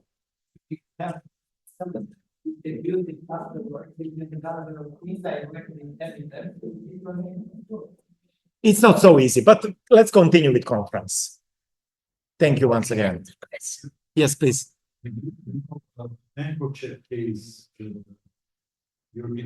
Yes. Yeah, I know that case, but definitely they have onto the European Court of Human Rights. They have a few cases from Romania. They have a few cases from Romania. I can send you that cases, but definitely you can't see for bulk interception you can't see the answer. You can't see the final answer. It is the problem because we haven't system of criminal procedure law. We have nice solutions in criminal code. We have nice solutions in criminal procedure code, but we haven't a system. So let's continue. Thank you. Okay, yes, good afternoon, everyone. First of all, I would like to thank Professor Kristen Mihes for inviting us here to be with excellent Romanian colleagues, Hungarians, serving this international community. We are very glad to be here. Thank you so much. Today, I am going to talk about restorative justice for penal matters in Turkey. But before my presentation, I would like to show some photos from my university, as I do always. This is our main gate. We are the oldest law school, law faculty in Turkey. Maybe some of my colleagues will recognize some of the casual photos. This is our main campus. As you see, this is very close to historical part of the Istanbul. If you visit the main historical places of Istanbul, our university very close to this area. Some photos from our main garden you will see here. In winter time, different times period inside of our university, and this is our PhD hall room where we our doctorate depends. So everybody in our academics have some kind of experience here. I also defended my thesis here. Professor Salman Anderson also defended his thesis here. So that it has such a meaningful place for us. And also our founder Atatürk visit our faculty. You know, this is they are law school students with our founder Atatürk. Also in Romania, in Bucharest, there is a bust sculpture of the Atatürk in the center of the Bucharest. Maybe you know it. So as for my topic today, as I said, I will talk about restorative justice for penal matters as an example of Turkey. So I just want to show you this photo, Changing Lenses. This is author Howard Serr from the United States. Actually, he was a photographer. He studied psychology, sociology, and he was a photographer. Therefore, he used the term lenses. He thinks we need some change in our lenses. So as a new focus for crime and justice, it means restorative justice is not a new map for resolving criminal matters, but it is a just compass or bussola, like Italian they say. Therefore, we just change lenses for criminal matters. He described why restorative justice is important. What is restorative justice? Actually, it is difficult to define what is restorative justice. It seems nowadays very contemporary issue. It's a kind of trendy matter. A lot of countries adopt restorative justice, but historically it exists. It come into existence in community practice in Africa, in Asia, in local area from different times period. So Howard Serr says, rather than obsessing about whether offenders get what they deserve, restorative justice focuses on repairing the harm of crime and engaging individuals and community members in the process. So it gives some clues about what is restorative justice. We focus mostly on repairing harm and then engaging individuals and community in the process. So, for example, he also says when wrong has been done, it needs to be named and acknowledged. Those who have been harmed need to be able to grieve their losses, to be able to tell their stories, to have their question answered. That is, to have the harms and needs caused by the offense addressed. They and we need to have those who have done wrong accept their responsibility. This is very important. Wrongdoer or offender, they have to accept their responsibility and they have to take steps to repair the harm which they caused by commission of crime. So as I said, therefore restorative justice is not a particular blueprint or map, but a compass guided by key principles and values, offering a direction for victims, offenders, and for communities and society. For my country, in our system, actually we had some kind of restorative justice function in our system, but as an institute, as an independent institute, we established our system in 2005 in the criminal reform period, which Professor Selman Dursun explained about it. We first time introduced this new institute in Turkish.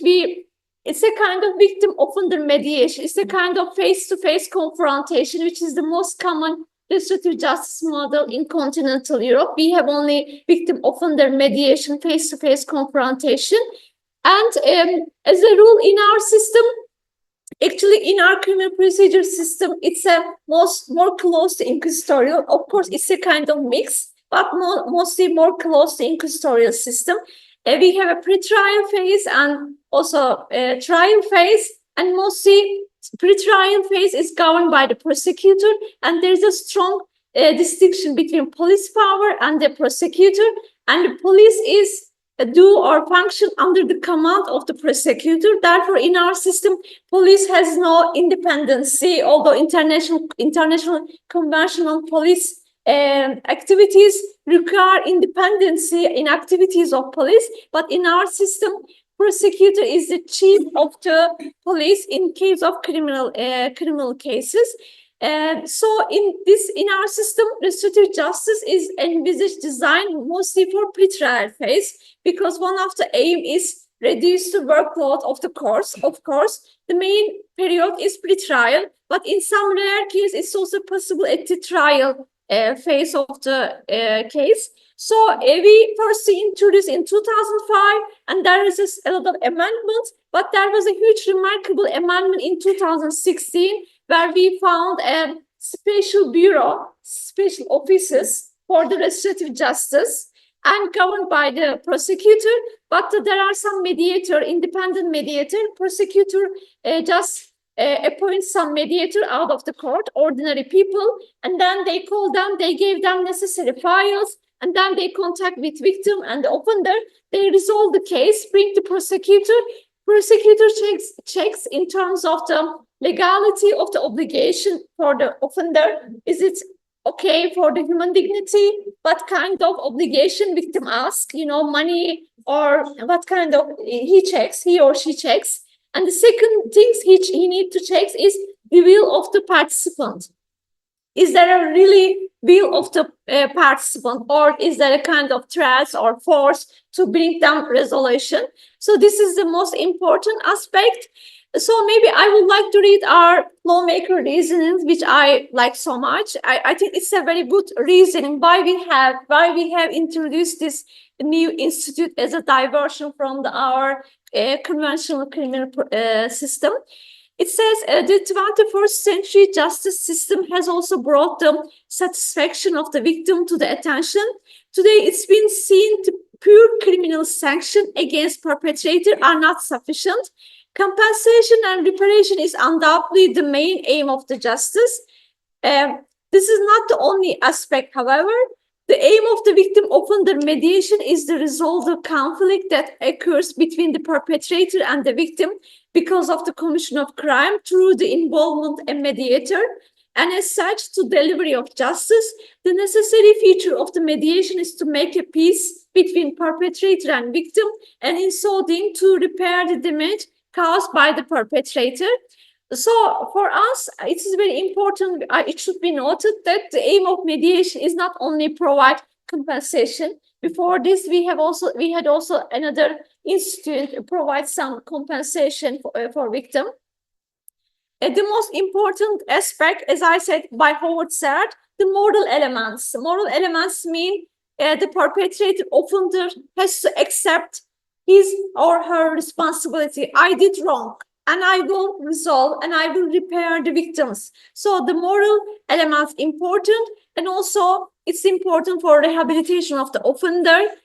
So I would like to also read the other part of reasoning, say the perpetrator is given the opportunity to reintegrate into society by accepting responsibility of her action and by repairing the consequences of action. In so doing, criminal responsibility of the perpetrator can be established and the damage of the victim can be compensated, which justice will be fulfilled for the victim. In a broader sense, this shows the validity of the legal rules to the society. It certainly establish public peace. It's also, I mean, it's also good for the economic cost of the criminal procedure, and also we also prevent any stigmatization of the offender at the early phase of the criminal procedure. We gave him or her a chance to repair and without any criminal record. I just want to mention a little about the influence of the international convention, especially a Council of Europe recommendation. It influenced our regulation a lot from 20s. Also, there are a lot of recommendation also regarding victim needs and also for restorative justice. I don't want to give details, not to be boring. I mean, which crime is, this is the most a debatable issue, which crime is eligible for restorative justice in every country. I researched a lot about this aspect. In our system, it is very clear. We have a catalog system. This crime is eligible, these are not. So very clear system. But in a common law culture, they don't have such a catalog system. Every crime is eligible. When the victim and offender agrees, it's okay. But in our system, for example, sexual offenses is excluded, although I advocate for inclusion for some reason. But there is a huge debate about it. Also, domestic violence is not eligible or violence against eligible. Mainly in our system, the crime is prosecuted ex parte, I mean by complaint base, they are eligible. Petty crime is eligible. Basic form of some crime is eligible. Some of them, for example, threat, theft, but all of them, most of them, basic form is eligible. For example, as I said, which crime can be included, which are not, it's a huge debate. Restorative justice expert in Scotland, I interviewed with them. Experts in the field who work for restorative justice, and they oppose the idea giving a classification of crime. This is eligible, this is not. They are saying if crime is committed, it's like an infection to society, infection to victims, infection to community, and also for the offender. So we need to treat. We need to provide a treatment for this infection and harm. They say for this infection harm. So regardless of the crime type, they say we should focus on harm rather than crime type. They say crime is different things, harm is different things. So they think even if the small crime, for example, petty crime can be huge harm in some occasion, but vice versa. In some case, maybe very serious crimes, maybe less effect. So therefore, they are against this idea. With my colleague from Italy, Valentina Bonini, was visit our university, as you see, and we discussed about its applicability in violence against women. There is a huge opposition in Turkey to discuss this matter. They oppose it. Majority of the people oppose this in academia. Feminists, or I mean, they say it is all. The problem is this. Maybe I should mention about the battered woman syndrome. You know, in this case, woman is under the pressure of the partner, so they change their idea, they withdraw their complaint, or some cases they agree to resolution, but in reality, violence continue at home. So therefore, it's a huge problem. Also, violence is in this case is considered as a multi-layer. It means there are a lot of violence pattern in this relationship. So if we resolve one of them, it's not enough. So we need a bigger picture for this. So what is the outcome in our system if the restorative justice is successful? At the pre-trial, no need for prosecution. It means prosecutor decide no prosecution because they had reached a resolution. But in the trial phase, of course, nulling the prosecution. So the case is dropped in our system. So this brings me end of my presentation. Thank you so much. Mulțumesc. Thank you. Thank you, Rahim. Thank you, Rahim, for your interesting and innovative Thank you so presentation. much. I didn't know Yes. for that bureau, for example. I didn't know Yes. for existing of that bureau. Yes, And is it independent body? within criminal justice system, exactly. Aha. Exactly. Yes, the same question is was asked me by my colleagues in Scotland. Do you have a bureau for restorative justice within criminal justice system? And I said yes. She was a bit surprised. She says this is a very rare occasion. Thank you, Christian Miches, Professor Miches, for invitation, and I'm really glad that I can give a paper on this conference. And can you hear me? Yes. Okay. My topic is about the impact of EU law on the Code of Criminal Procedure in Poland. The Polish Code of Criminal Procedure was adopted on the 6th June 1997. Its provisions entered into force one year later. So Polish Code of Criminal Procedure has been in force for 26 years. It's a long time, a really long time. Over these years, many amendments have been made. The reasons for the changes were varied. Some of them resulted from the experience of practice, or from changing circumstances, or from modern challenges. But some of them are the result of Poland's accession to the European Union. Since then, many significant changes were introduced into Polish Code of Criminal Procedure. The scope and significance of these changes justifies the expressions that it's an Europeization of Polish criminal procedure. It would be impossible to present all and discuss all these modifications, so I chose 3 issues to focus on. First is European arrest warrant. It's an institution which replaced classic extradition between EU member states. This is the first instrument in European cooperation in criminal matters based on the principle of mutual recognition of judgments, which is considered as the cornerstone of judicial cooperation. As I mentioned before, the European arrest warrant replaced extradition between EU member states, and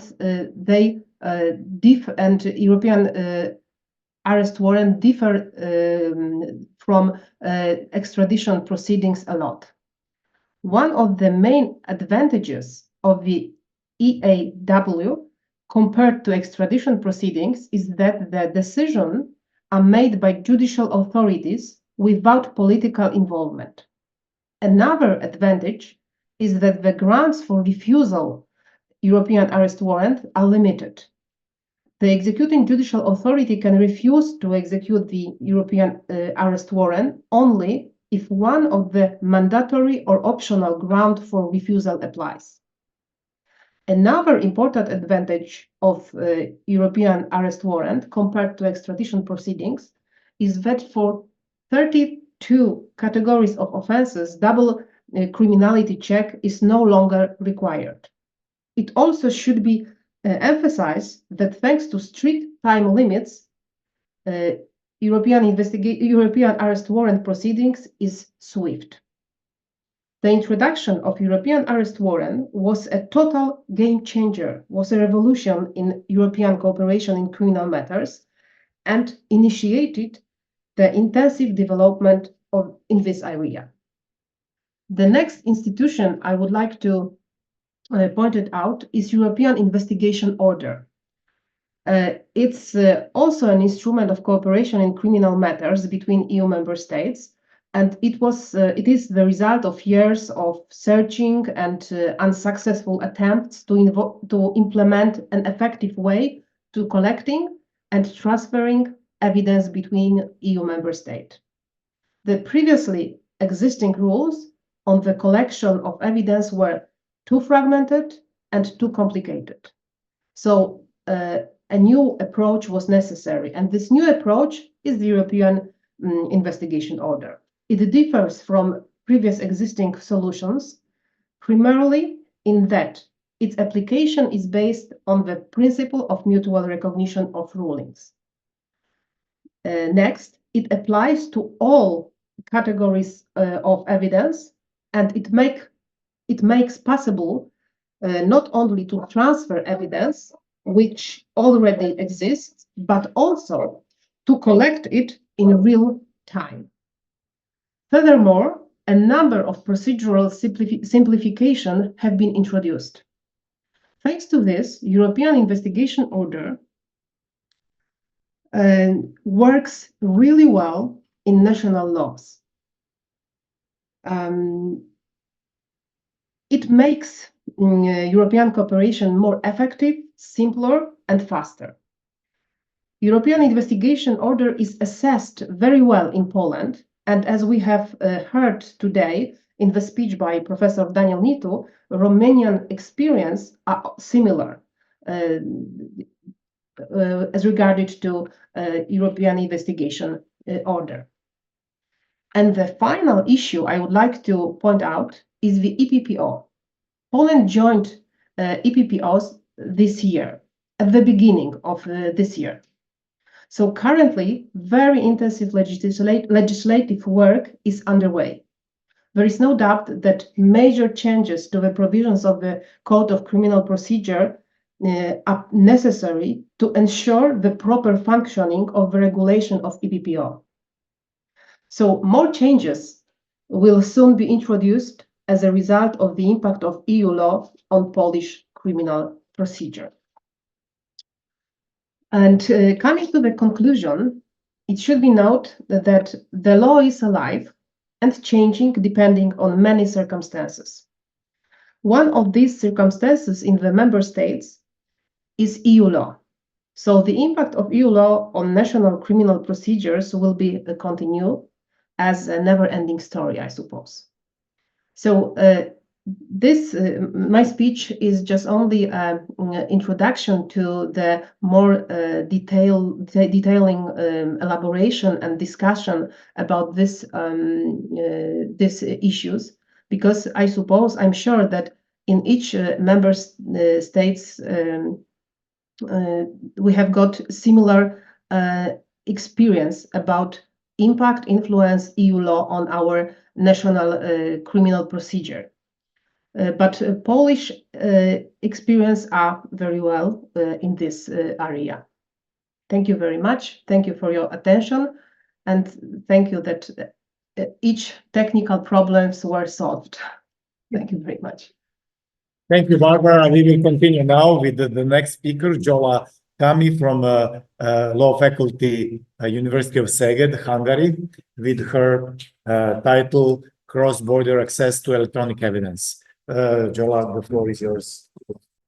Dear colleagues, I would like to thank you, Professor Cristian Mihes, for having us here and participating in this meaningful conference. It's always a pleasure. And my name is Gheorghe Tami, and I'm a PhD candidate at University of Szeged, Faculty of Law and Political Science. Currently, I'm on the process of my research, like 4th year in cross-border access and to electronic evidence and its usage in criminal proceedings. My main concerns are going to be the data integrity concerns that are related to the human rights implications when this electronic evidence is exchanged between in an international level. Today, I would like to bring here briefly on a general analysis, a comparison between two main instruments when it comes to international cooperations as stipulated for the electronic evidence in the big umbrella of Council of Europe. This presentation is going to be a bit, like in conjunction with the previous presentation.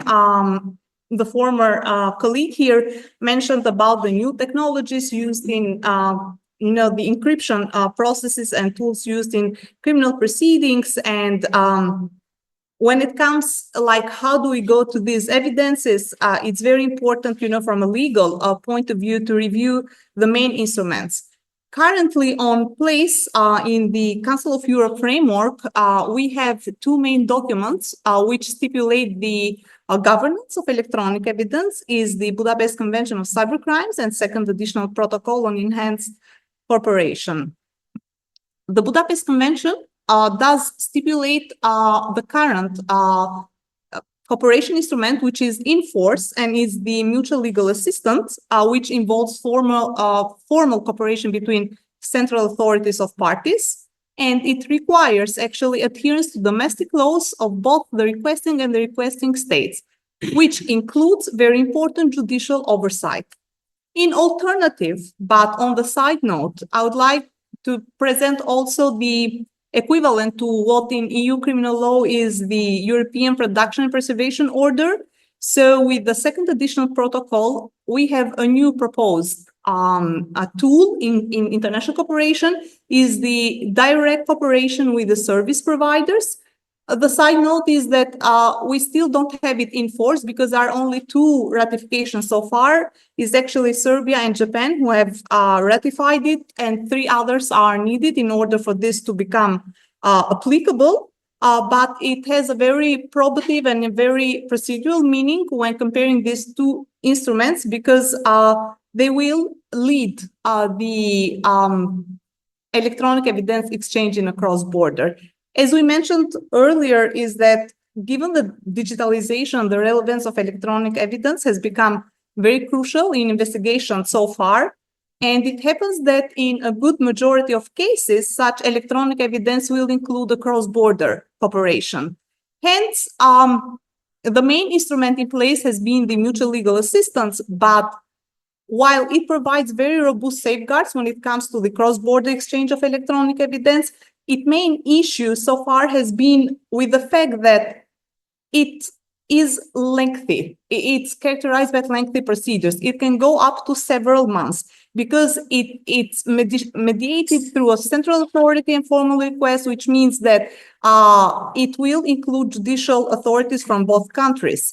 However, actually, it was in Council of Europe organized 2 years ago, a very workshop on the Western Balkan countries when it came to the cross-border exchange of electronic evidence. And the main complaint was that, well, it's a very good tool for us to collaborate, but actually the lengthy procedures of the MLA do not serve well to the volatile nature of the electronic evidence.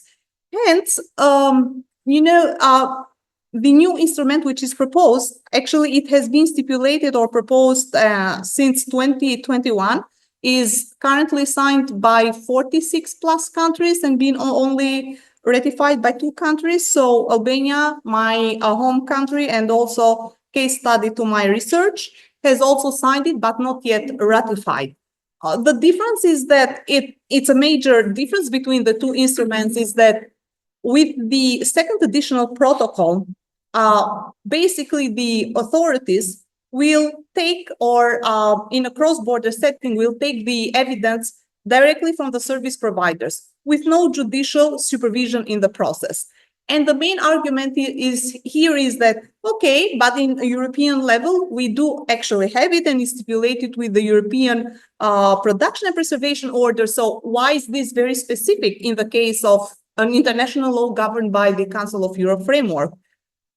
The main issue has been because different countries worldwide, and we are talking about 46 plus countries here, have different data protection safeguards. We mentioned a bit before mass data, bulk data. Actually, in Albania, we had the Sky SEC encryption a few months ago. The case is currently under trial. In order whether we are going to consider the encryption, the mass data collected by French authorities, whether they're going to be considered, electronic evidence or rather than interception. And currently the case is before the Constitutional Court in order to give a response to it. But it really delivers and addresses a very important message is that how we deal right now with the electronic evidence when it comes, from a cross-border context, even though we have stipulated rules that come from the Council of Europe framework, we still have difficulty when it comes to practice because it's a new phenomena in our criminal procedures. It seems that the second additional protocol with the direct with the direct access to service providers does actually address one main problem of the MLA, which is a lengthy procedure, because according to the second additional protocol, the time frame to gather the electronic evidence would be 20 to 45 days maximum. But it's very important to state that while MLA does cover the three types of electronic evidence, which is the subscriber data, the traffic data, and content data, on the other hand, the second additional protocol only covers two of them, which is the subscriber and the traffic data. But the main issue has remained when we do a comparison between the two instruments. One currently enforces the mutual legal assistance, and the proposed direct cooperation with service provider is that while mutual assistance provides robust safeguards due to the judicial oversight and established procedures, on the other side, the direct cooperation with service provider is characterized by inconsistent application across jurisdiction, and it risks privacy violation and potential legal conflicts.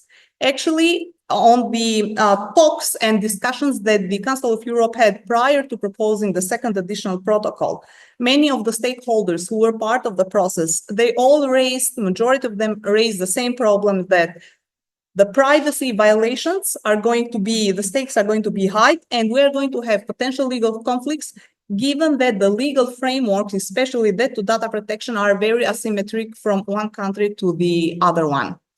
I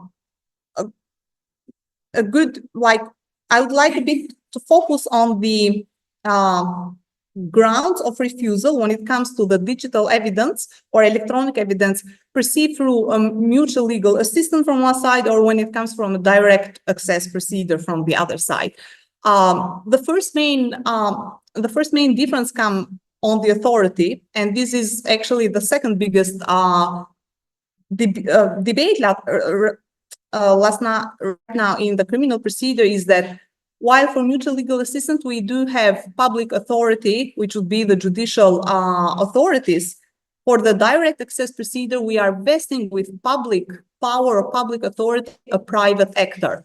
Hence, the debate is, are we really ready to give such power to the private entity? Does a private entity have the capacity to actually exercise public duties? This is one of the questions that is being reasoned and currently under debate. So we are having the first analysis and assessment on the matter.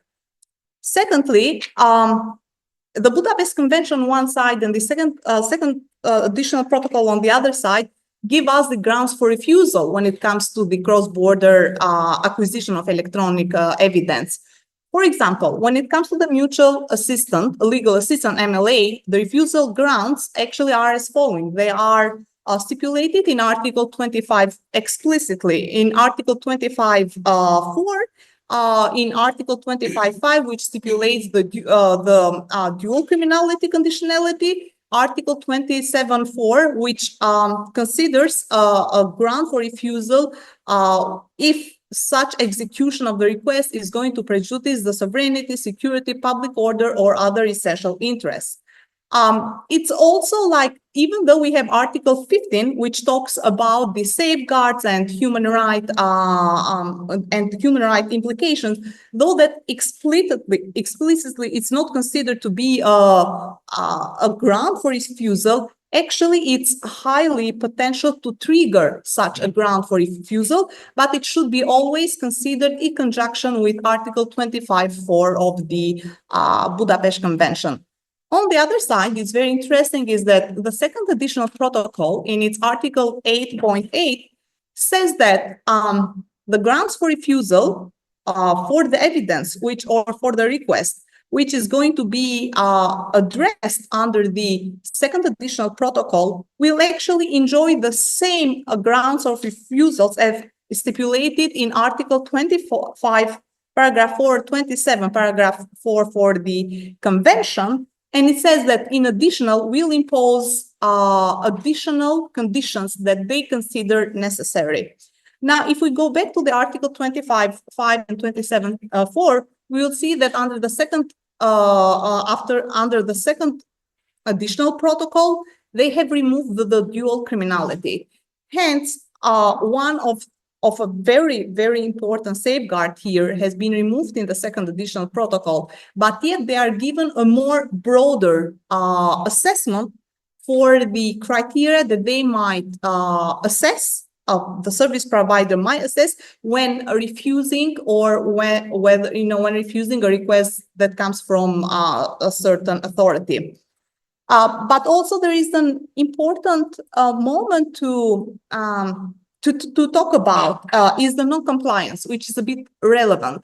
While under the Budapest Convention, in case of non-compliance that is not actually treated or addressed specifically, it provides some types of remedies, which it says that through diplomatic channels, the countries will actually, or the authorities will communicate with each other in order to find a solution to make it possible to seize the evidence, the electronic data.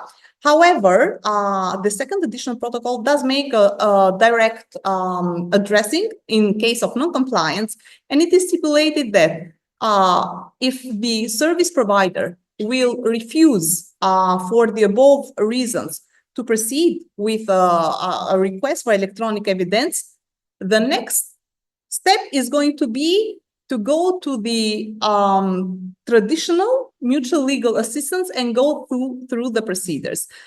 Given that the second additional protocol does not apply in itself, or let's say does not stipulate binding responsibility to the service providers in order for them to comply with the request coming to them. Actually, one of the critiques that is addressed is that if at the end it's just a voluntary collaboration with service providers, and in case of non-compliance, they are going back to the mutual legal assistance, and there is a great concern about the human rights implication in the process, which pertains to the different data protection that are used by different legal systems, is if we are going back to the MLA, is it really necessary, or have we proposed an instrument that really brings some efficient or addresses efficient solution to the problem of the lengthy procedures?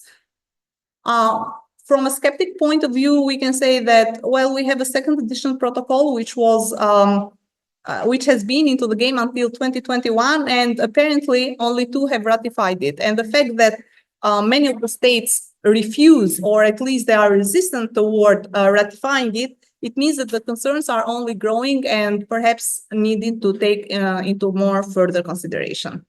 Thank you for your attention. Thank you for the presentation, and I'm so glad to hear some interesting things from Albanian case.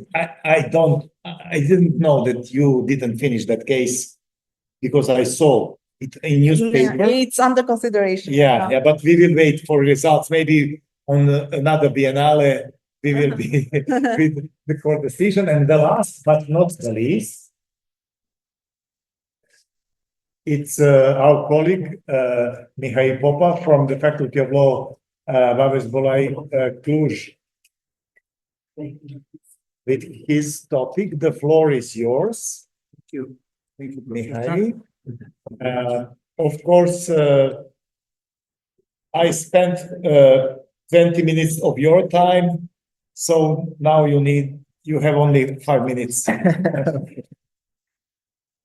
Hope to do it quickly.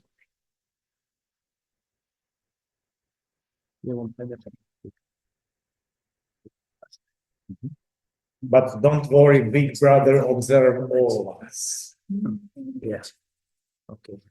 So, thank you very much to Professor Mikes. I'm very grateful for inviting me here and giving me the opportunity to present you one of my let's say, main area of innovation in the law of evidence, which is connected to my PhD research thesis, is about standards of proof. Why? Because the macro topic of this conference is regarding the innovations and the reforms that the new code of criminal procedure enacted in 2010 and entered into force in 2014 brought them in the criminal procedure law. And we switched from the intimate conviction or the reasoned conviction, like any other continental system in Europe, to legal provision which is regarding in the analysis of evidence area is prescribing a standard of proof. If I were to express and to make an analysis how the standard of proof has been adopted in the case law, I could have called a eulogy to the doctrine of the standard of proof, because in my opinion is not adopted whatsoever. So what I'm going to present you is not a perspective of the case law, where nevertheless they are talking about the standard of proof beyond any reasonable doubt is nothing more than a mere empty formula, without taking into consideration the development of this doctrine in the country of origin, respectively in the United States first and then after in the United Kingdom. So in my opinion, there are four main drivers that could enlighten the comprehensibility of those two intertwined concepts of standard and proof and standard of proof beyond any reasonable doubt. And because the adjudicative fact finding is a cognitive process, but not all the processes are providing knowledge to the fact finder. And we can have cognitive processes which are preclusive of knowledge, and whereas the multiple consequences that an adverse fact finding, finding of facts against the defendant is giving, the due caution underpinned by moral grounds imposed to look towards a knowledge-oriented belief instead of action-oriented. So that's why, in my opinion, epistemology should come first. Legal philosophy is the second. I use the Anglo-American term for legal philosophy, which is quite confusing in this country because everybody is talking about jurisprudence and consider that jurisprudence is a synonym for case law. Well, Anglo-American scholarship is not having the same approach. They use the jurisprudence for the science of the philosophy of law. And in my opinion, we should approach all these institutions beyond the mere legal terminology, because terminology is something of whim, and it could be very deceptive and very misleading, conducting us just to use some magic formulas without focusing on the concepts behind. The third main driver is regarding the fact that we are reasoning, when we are talking about an analysis of evidence system using standard of proof, we are reasoning with norms, because standards of proof are just legal norms.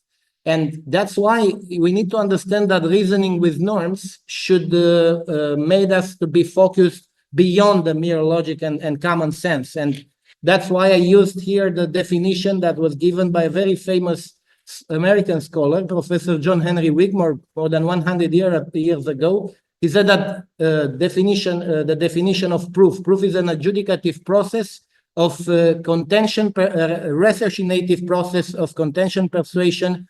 And I added here two elements. This is cognitive by its nature and governed by law. And this is why the fourth bullet is regarding a big difference that one should make, in my opinion, to understand standards of proof. And this is the difference between two words, which unfortunately in Romanian we don't have these words, and we need to invent some kind of substitutes for them, the difference between evidence and proof. And that's why I'm saying here that to evaluate the weight of a piece of evidence and gauge a probative value to it is something quite different, quite apart from reason from it and decide what to believe and what to find. very quickly, any standard of proof, no matter how we call it, if we call it beyond any reasonable doubt, clear and convincing evidence, and other labels that we may put, should be approached by its nature and not by terminology, which could be quite misleading. And there are two, in the modern legal theory of law, there are two main perspectives that could be approached. This is the identity perspective, and is also the implications perspective. So from the identity perspective, any standard of proof I consider that is a moral standard incorporated in law as a legal norm, which is just a safeguard of a supreme legal value, which is negative liberty. Not liberty to something, but liberty from the interference of an authority.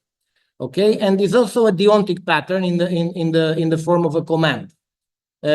From the implication perspective, it's important to understand that the trier of fact will find the material proposition of fact, and henceforth I will call it P, just to brevitatis causa, to simplify the wording of the presentation. Only if the admissible evidence analyzed entail her a categorical belief that P is in fact true, and this is grounded on a reasoned judgment of acceptance compliant with the ought set forth in the norm that is prescribing that standard of truth. And is also another relation that we need to make from the implication perspective between the result to return when the trier of fact is returning the guilty verdict and the deliberation, the positive verdict, only if the deliberation process entail her knowledge-oriented belief. Regarding this wording, beyond any reasonable doubt, well, the topic is very wide, and I cannot do it, maybe not in, I don't know, maybe in few months, not in a few minutes. But in my opinion, it's not an empty formula, it's not a verbiage, it's just a deliberative attitude, which is caution, rooted on sound moral grounds and conceived to promote an epistemic reasoning for the trier of fact to follow. And these moral underpinnings are providing two of the functions of the proof beyond any reasonable doubt, the protection function and the epistemic reasoning to secure legitimate verdict and also to secure the integrity of the criminal process. Unfortunately, because we are living in the era of copy and paste, and this cross-border transfer of concepts and terminology and foreign case law is making us to take excerpts from famous case laws and to try to adapt them in our systems of law. The Constitutional Court tried to define what it means proof beyond any reasonable doubt, and in my opinion, just provided a myopic outlook without focusing on the nature of the institution, but being mesmerized by the terminology implied, while falling short to understand which is the concept behind. Well, when quoting out of context European Court of Human Rights case law. And I'm talking about this in the second bullet is this formula, the proof beyond any reasonable doubt may follow, this is the Strasbourg allegation, may follow from the coexistence of sufficiently strong, clear and concordant inferences or of similar unrebuted presumptions of fact. Nevertheless, that the Constitutional Court of this country is quoting more recent case law. The inception point of this definition is in a very famous judgment of Strasbourg since 1978 in the case Ireland versus the United Kingdom. The problem is that this is not the proof beyond any reasonable doubt of a criminal charge. It's the proof beyond any reasonable doubt of a finding which regards the right to life and the right to human dignity in the form of a prohibition of torture and ill treatments. So that's why, if we are embracing this view of the Constitutional Court, we are entering into a chronicle fallacy regarding the conception of the standard of proof beyond any reasonable doubt. So its usage in a criminal trial, in fact-finding adjudication, will be nothing but fallacious. And one of the possible, and I'm very quickly pass through it, way to understand the reasonable doubt is not my is not my account here, is an account which is very influential in one of the most influential books of criminal evidence, written by two famous professors from the United Kingdom, Professor Paul Roberts and Adrian Zuckerman, is eliminative induction. So basically, eliminative induction is a genre of reasoning of possibilities. Is called abduction, when you are eliminating progressively all the inductively constructed hypotheses based on the evidence available, admissible to be weighed, and you are doing this process until the sole rational conclusion, inevitable and rational conclusion that must be accepted by the fact finder is the guilt. Okay, so this is a potential way to understand the proof beyond any reasonable doubt. And now I'm going to the second part of this presentation, because everybody, at least in this country, is so accustomed to think, look, evidence is regarding the consistency of the verdict. It's regarding the factual merits of a judgment. It doesn't regarding the lawfulness of the verdict, the lawfulness of the judgment, and so on and so forth. I want to challenge this account, because in my opinion, as far as a standard of proof is by definition a legal norm, when you are misconceiving, misapplying, neglecting, and adopting other approaches regarding a legal norm, you cannot untrigger legal consequences by disobeying that legal norm. So that's why I do believe that epistemic fallacies might be related to risks of unlawfulness in the context of trial adjudication. And I'm not making a reference to the infelicities or the errors that might be ascribed to the evaluation of evidence carried out by the trier of fact, as long as evaluation of evidence is a different process than the proof itself. But I am talking about the fact that the misconception or the misapplication of the standard of proof beyond any reasonable doubt could entail either a legal question, a question of law, or a mixed question of fact and law.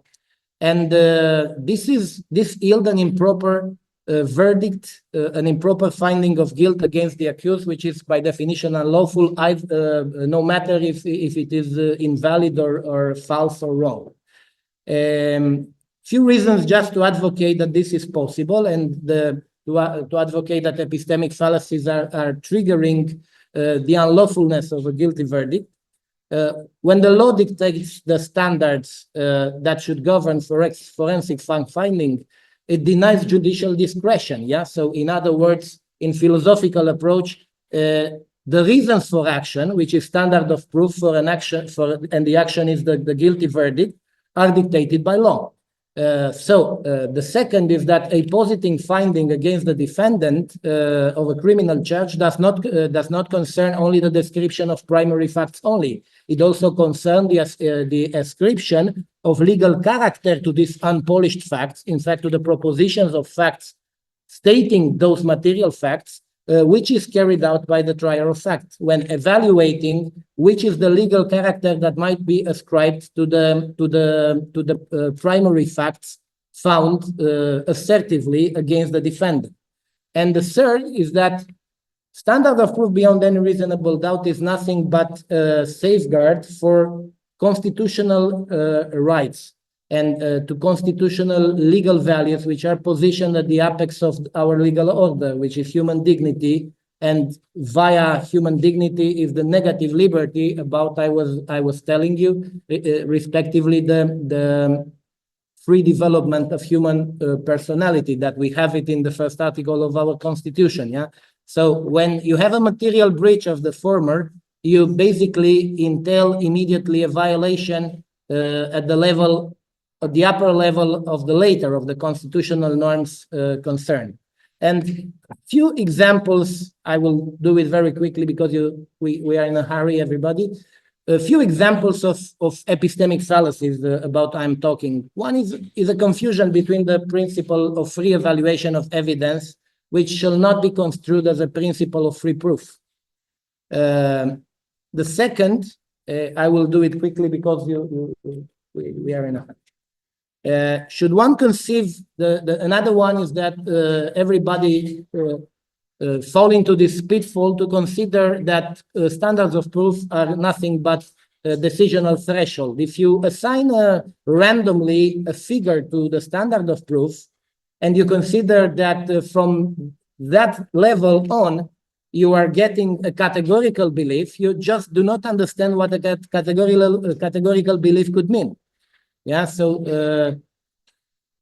should the trier of fact is approaching this kind of way to conceive the standards of proof, just to depict her degree of confidence in the truthfulness of the proposition of fact, she would just adhere to some frivolous, unpredictable, and empirical endeavor, very inconsistent with the most basic features of the rule of law. And I have another two. This is the situation when the trier of fact focuses on the firmness of her belief as an end state of evidential analysis instead of deliberation process that could canvass how that particular state of belief came to be. So here, the verdict is nothing more than an empty act of speech. Is basically a statement of a belief, but not a categorical belief. And the last, this is the most common situation from a country where all the lawyers are trained in the concept that the evidence are weighed through the intimate conviction, which has been changed from the initial intimate conviction of the beginning of the 19th century in France to reasoned conviction. We consider that if we put reasons in the judgment that should ground the verdict, this is enough, and we have a reasoned verdict. And this is compliant with the standard of proof beyond any reasonable doubt. In my opinion, is not, because in this case, we consider that P is true, and this is done through a holistic choice of preference between two factual alternative accounts. But it doesn't mean that you prefer to choose one of the accounts. It doesn't mean that you have knowledge regarding the possibility of that account. So what is important is that the proof beyond any reasonable doubt should entail to the trier of fact a categorical belief, knowledge-oriented, not action-oriented, which is not preclusive of knowledge. And the only belief which is not preclusive of knowledge is a belief which is grounded on a judgment of acceptance regarding the possibility of P, not an action-oriented holistic choice between the two competing versions. Thank you very much for your patience, and if you have questions, I'm more than glad to answer. Thank you, Mikhail. I can't wait your PhD. Thank you. I will. Sure. Yes. Thank you so much. And before the end, can we take a photo together with you? With Dean. With the hand. You have a question? Okay. Please, Professor.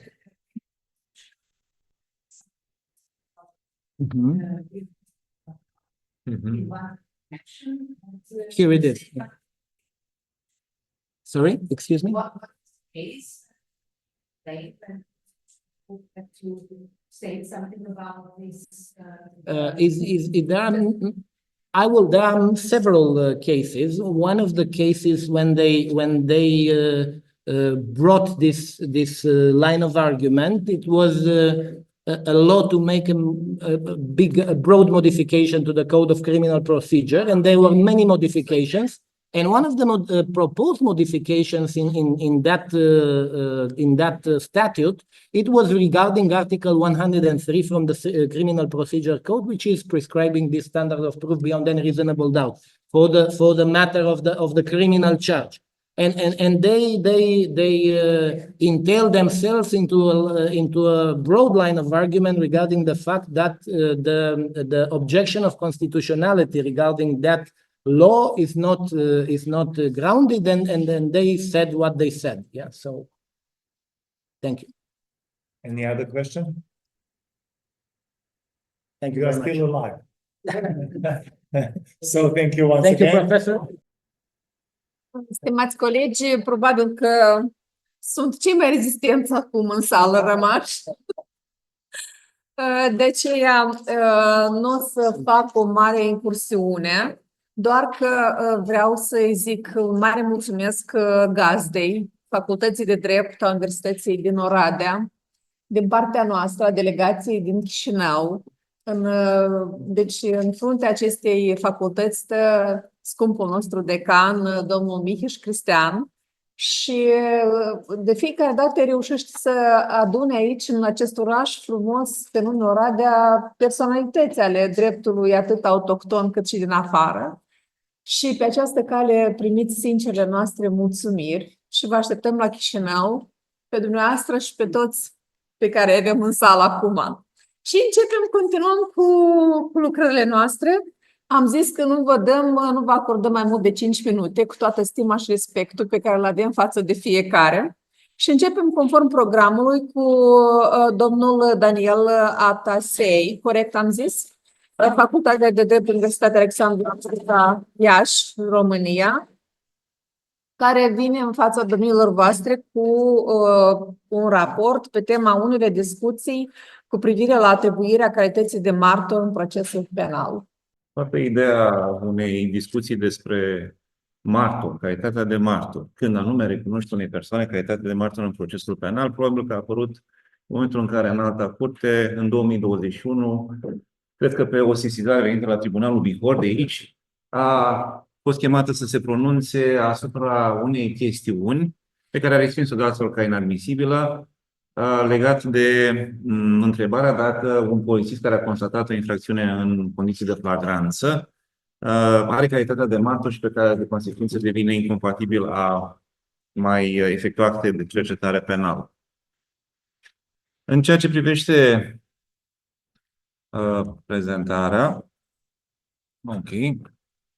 În cuprinsul materialului abordez problema noțiunii de martor în sensul intern al legislației interne și aici cu referire la dispoziția articolul 114 Cod Procedură Penală, dar în egală măsură și noțiunea de martor în sens autonom, pentru că jurisprudența Curții Europene a Drepturilor Omului, fiind chemată să analizeze una din garanțiile pe care le are acuzatul în procesul penal, aceea de a interoga martorii acuzării, a trebuit să dea o definiție și acestei sintagme de martor și a găsit un sens autonom față de legislațiile interne.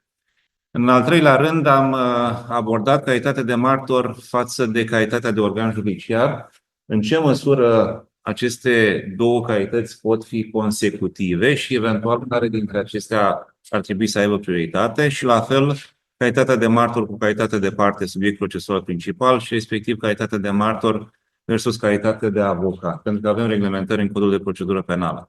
În fine, răspunsul la întrebarea și totuși cine este martor, din ce moment se recunoaște calitatea de martor, prezintă o relevanță și în ceea ce privește măsurile preventive, pentru că, pe de o parte, la controlul judiciar putem avea ca obligație interdicția de a se apropia de martor, de a comunica direct, indirect cu aceștia și atunci trebuie să știu căror persoane le recunosc calitatea de martor și de la ce moment. Respectiv, avem un caz special de arestare a inculpatului atunci când acesta încearcă să influențeze martorii direct sau indirect sau să determine o altă persoană.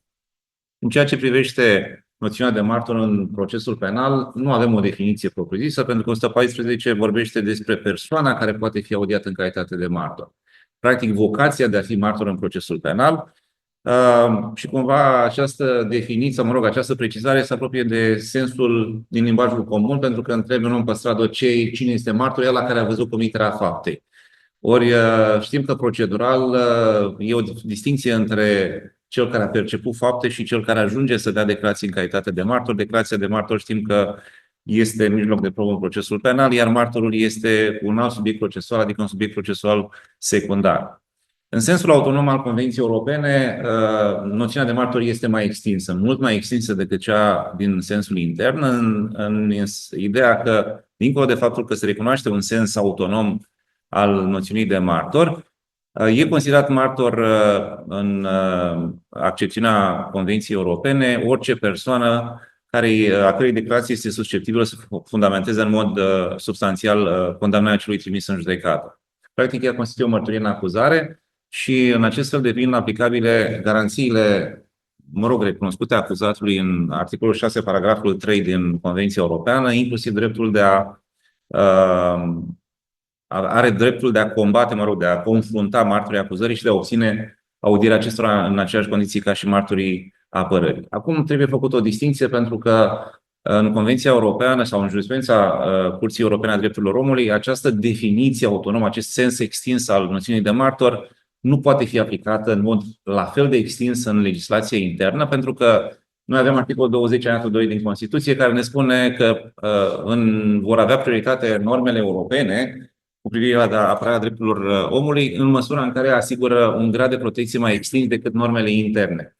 Ori sensul sau ideea jurisprudenței CEDO nu e aceea de a rescrie definițiile naționale ale noțiunii de martor, ci această definiție are caracter extins strict în legătură cu o garanție. Adică garanția de la 6, paragraful 3, litera D, aceea în care inculpatul are dreptul să confrunte martorii acuzării. Și atunci, cu privire la strict la acest drept, trebuie să folosim și în procesul penal din România noțiunea extinsă. Adică doar atunci când se pune problema să am dreptul eu ca inculpat să obțin audierea nu doar a martorilor, așa cum sunt definiți în Codul de Procedură Penală din România, ci a noțiunii de martori extins.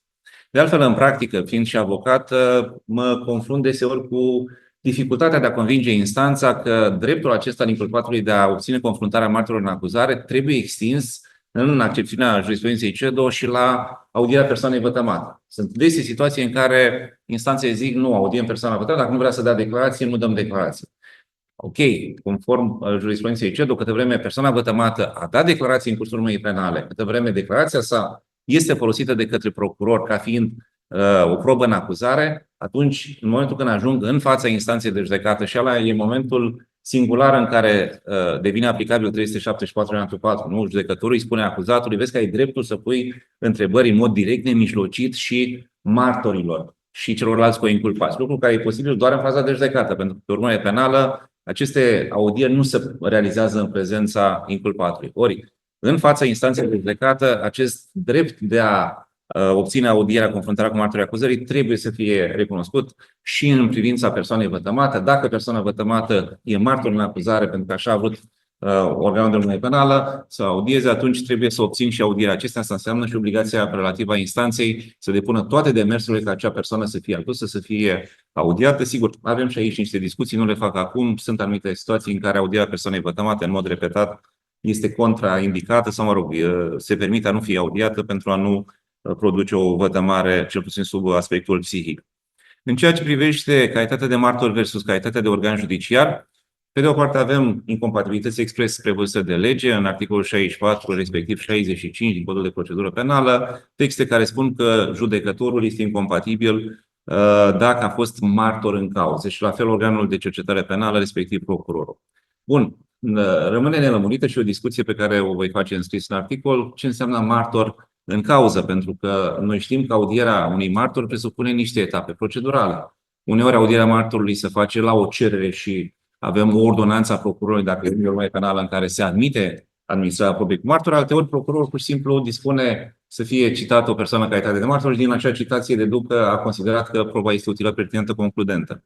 Numai că citarea este un pas, prezența martorului în fața organului judiciar este un alt pas, a dat declarație este un alt pas, pentru că sunt situații în care citezi martorul și nu-l găsești, constați imposibilitatea ulterioară. Sunt situații în care îl citezi, se prezintă și beneficiază de posibilitatea de a refuza să dea declarații. Avem sau nu avem martor în această situație atunci când doar am citat persoana respectivă? Adică din acel moment persoana are sau nu are calitatea de martor, prin simplu fapt că am citat-o. Dar dacă am citat-o, s-a prezentat, dar s-a prevalat de dreptul de a nu face declarații, că eu știu, era într-una din situații produse de lege. A dobândit calitatea de martor sau nu a dobândit? Intră sau nu intră în conflict cu calitatea de organ judiciar ulterioară?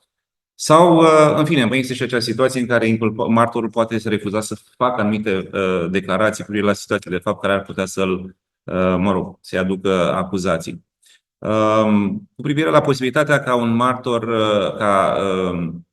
de a fi audiat de martor cel care anterior a avut calitatea de organ judiciar, făceam referire și la acel HP 36/2021, respins ca inadmisibil, dar care, ca orice HP, generează o serie de discuții, să cer puncte de vedere. Bun, acolo ipoteza probabil la care a pornit instanța de trimitere era una eronată, în sensul că faptul că un organ de urmărire penală, sau mă rog, un organ judiciar a constatat fapte în condiții de flagranță, nu făcea aplicabile dispoziție 61-62 din Codul de Procedură Penală, așa cum invoca instanța de fond. Ideea este că nu există e clar că există o incompatibilitate în a deține concomitent calitatea de martor și de organ judiciar. E clar că dacă ai fost martor, nu mai poți fi organ judiciar. Dar dacă ai perceput faptele în mod nemijlocit, fără să fi dobândit efectiv calitatea de martor prin citare, prin atribuirea calității de către organul judiciar.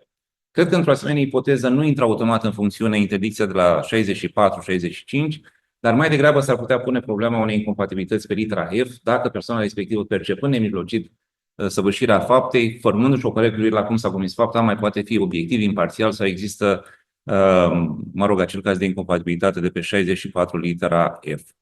În ceea ce privește calitatea de martor versus calitatea de parte subiect procesual, pe de o parte, avem dispoziția din articolul 81, dar aici nu e vorba de o concurență a calităților procesuale. Victima care nu dorește să participe în procesul penal în calitate de persoană vătămată poate renunța această calitate și organul judiciar poate dispune audierea ca martor. Practic, nu vor fi cumulate cele două calități de persoană vătămată și cea de martor. Pe de altă parte, 115 Cod procedură penală nu poate fi citat în calitate de martor părți și subiecții procesuali principali. Aparent de aici am deduce că nu pot fi cumulate aceste calități. Însă, într-o cauză penală există posibilitatea ca o persoană să aibă calitate, sau să am mai multe fapte care sunt deduse judecății, deci o singură cauză mai multe fapte, și într-o asemenea situație o persoană să aibă calitate de persoană vătămată, parte civilă în legătură cu propria sau cu fapta care a dus atingere, dar să aibă calitate de martor în legătură cu alte fapte din acel dosar. Deci e posibil la nivel teoretic ca, datorită pluralității de fapte sau de făptuitori, o persoană să aibă calități multiple. Nu cred că asta ar fi incompatibilitate, nu cred că asta a fost ideea articolului 115. Mai mult avem această discuție generată de un HP recent din octombrie 2024 cu încăierarea, în care s-a stabilit că în cazul acestei infracțiuni de încăierare, în care practic am inculpați și persoane vătămate cu poziții reciproce, două persoane se încăieră, ambii sunt inculpați la încăierare, s-a pus problema dacă e admisibilă acțiunea civilă prin care unul din inculpați are pretenții față de celălalt. Și în alta curte a zis, da, e posibil acest lucru. Deci, prin urmare, practic, pot fi în situația asta în care să am duble calități în aceeași cauză penală. În ceea ce privește calitatea de martor versus calitatea de avocat, mediator, expert, reprezentant, avem pe de o parte dispozițiile din articolul 88 aliniatul 2 litera B, cel care a fost anterior martor și legea vorbește, nu știu de ce, care a fost rațiunea viitorului de martorul citat în cauză, nici măcar de martor audiat, spune că avocatul sau persoana nu poate dobândi calitatea de avocat într-o cauză dacă anterior a fost martor citat în cauză. Faptul că am fost citat ca martor nu înseamnă că nu am prevalat de dreptul de a nu face declarații, nu înseamnă că automat am dat declarații. Sigur, există rațiune pentru care nu poți să fii concomitent martor dacă ai fost anterior avocat, pentru că în calitate de martor, una din sarcinile tale va fi probabil să interoghezi martorii și atunci ai fi cel puțin într-o situație de conflict de interese. Pe de altă parte, 114 aliniatul 3 stabilește și o ordine de prioritate pentru că s-a pus problema, ok, ești avocat în cauză, poate procurorul să te citeze în calitate de martor și dacă da, nu trebuie să există o formă de protecție dacă faci acest lucru doar în ideea de a scăpa de un avocat incomod. Atunci textul de lege a stabilit că întâietatea calității de martor față de cea de avocat, expert, mediator, reprezentant, strict cu privire la faptele pe care le-ai perceput înainte de a dobândi calitatea de avocat reprezentant în cauza respectivă. Prin urmare, poți fi chemat în calitate de avocat fiind, poți fi citat ulterior acestui moment în calitate de martor, dacă părăsești sau nu calitatea de avocat și rămâi doar cu cea de martor sau poți să refuzi calitatea de martor rămânând avocat, depinde de aspectele de fapt asupra care ești chemat să relatezi. Dacă ele sunt anterioare dobândirii calității de avocat, atunci vei deveni martor, pierzi calitatea de avocat în cauză. Dacă e vorba de aspecte ulterioare, atunci îți păstrezi calitatea de avocat, poți refuza a da declarații. Și în ceea ce privește calitatea de martor prin perspectiva interdicțiilor din materia măsurilor preventive, aici o concluzie pe care aș trage este că nu e suficientă referirea la noțiunea de martor citat, audiat în procesul penal de cele mai multe ori, cu distinția între control judiciar, arest la domiciliu, situații în care, ca obligație ale acestor măsuri, ți se interzice să iei legătura cu martorii să te apropii de ei. Aici nu prea există discuții mari de făcut, pentru că, în mod uzual, pentru a-ți putea îndeplini aceste obligații cu bună credință, organul judiciar trebuie să spună: astea sunt persoanele care au calitatea de martor, nu te lasă pe tine să bănuiești sau să afli ulterior dacă persoana care a interacționat este sau nu martor. Deci acolo vorbim în principiu de persoane care au dat declarații în calitate de martor. Însă când vorbim de arestarea preventivă, de cazul de la 223 alineatul 1 litera B, în care arestezi o persoană pentru că, între altele, a încercat să interfereze cu un martor, să-l determine, să determine un martor la o altă conduită decât cea de relatare adevărului, cred că aici nuanța trebuie să fie ceva mai extinsă, pentru că nu poți să te aștepți sau să protejezi martorul doar pe cel care a dat declarații. Dacă inculpatul, știind care sunt persoanele care au cunoștință despre conduita sa ilicită, interferează cu acestea, pune presiune, le promite sume de bani pentru a le determina ca în cazul în care vor fi chemate să nu facă relatări despre persoana sa, cred că în acest caz trebuie extinsă sfera de cumva revenit aproape de 114 cod procedură penală, că până la urmă ceea ce interesează ca și manifestare, mi-e greu să spun că sunt avocat, dar avocat de penal, avocat al inculpaților în principiu, dar cred că ideea, și oricum e o discuție teoretică, pentru că știm cu toții că 223 în practică nu există decât pe aliniatul al doilea. Aliniatul întâi nu găsește nimeni motive de arestare preventive din cele 4 de pe aliniatul întâi. Însă, ideea este de a sancționa conduita inculpatului care interferează cu buna administrare a justiției penale, inclusiv prin posibilitatea de a determina o conduită incorectă din partea martorilor prezenți sau eventual. Și, în fine, sunt concluziile despre care am vorbit. Mulțumesc pentru atenție. Dacă sunt întrebări, cu mare drag, vă rog.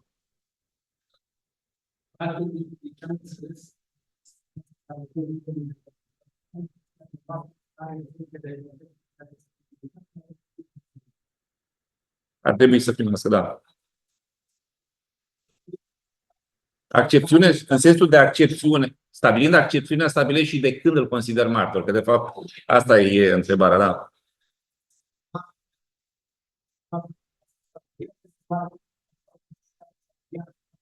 Exact.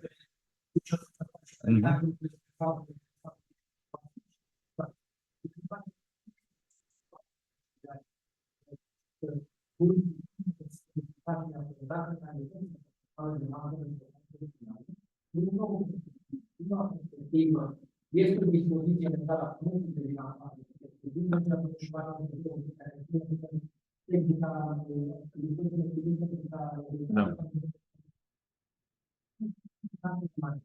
un concept are o anumită semnificație pe întregul legislativ.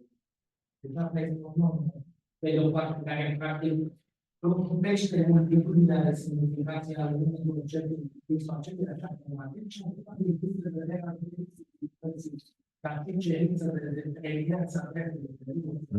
Pentru că situația asta și inculpat acum. Pentru inculpați 90%.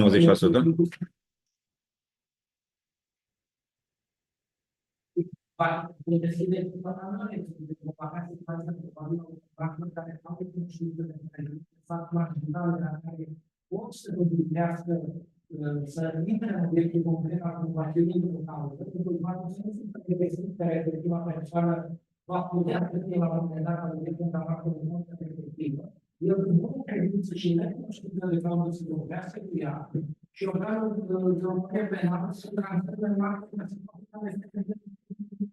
Bun, aici pe ultimul aspect să nu știu dacă există chiar problemă, pentru că încălcarea trebuie să facă cu rea credință, nu? Încălcarea obligațiilor ca să atragă, nu știu, o măsură preventivă mai severă. Deci, reaua credință presupune că tu, inculpat, ai cunoștință de calitatea sau de cunoștințele persoanei respectivă. Deci, e contradictoriu cu buna credință în sensul acesta. Adică trebuie să fii de rea credință și pe motivul de arestare preventivă de la 223 aliniatul 1 litera B, adică cu intenție încerci să-l determini să aibă o conduită în care să nu spună adevărul sau atunci când e legătura. Practic, analiza mea scoate în evidență că există niște lacune de tehnică legislativă. Nu cred că putem apela la o definiție și nu cred că ăsta ar fi scopul. Cred că, de fapt, soluția ar fi în precizări punctuale cu privire la ce anume din martor mă refer. la care anume dintre martori. Deci nu cred că putem opera cu o definiție de martor, ci ar trebui să spună, ok, martorul care a fost citat în cauză sau martorul care, eu știu, a relatat anumite, sau martorul despre care îi cunoaște. Și atunci nu doar noțiunea de martor, ci martorul care. Sigur, aici, spuneam, vorbește la un moment dat, în cazul avocatului, de martorul citat în cauză. Martorul citat în cauză e o noțiune atât de vagă și generică încât și mă întreb de ce a făcut acest lucru strict în legătură cu avocatul, în condiții în care judecătorul nu are incompatibilitatea dacă a fost martor citat în cauză, ci dacă a fost martor în cauză. Dar, mă rog, probabil că încurcate sunt căile Domnului în ceea ce privește legislația și mai știm și cine păstorește acel Consiliu Legislativ care se îngrijește de buna calitate a legilor, domnul cu noaptea ca hoții și cu ordonanța 13. Adică nu pot să mă aștept la o calitate extraordinară a legilor când știu cine este acolo. Bun, nu fac alte precizări că... Da. Mulțumesc. Vă mulțumim și dumneavoastră. Și pe final, astăzi îl invităm în fața domnilor voastre pe domnul Dorel Cherinean, Facultatea de Drept, Universitatea din București, cu tema reflecții privind pluralitatea constituită de făptuitori.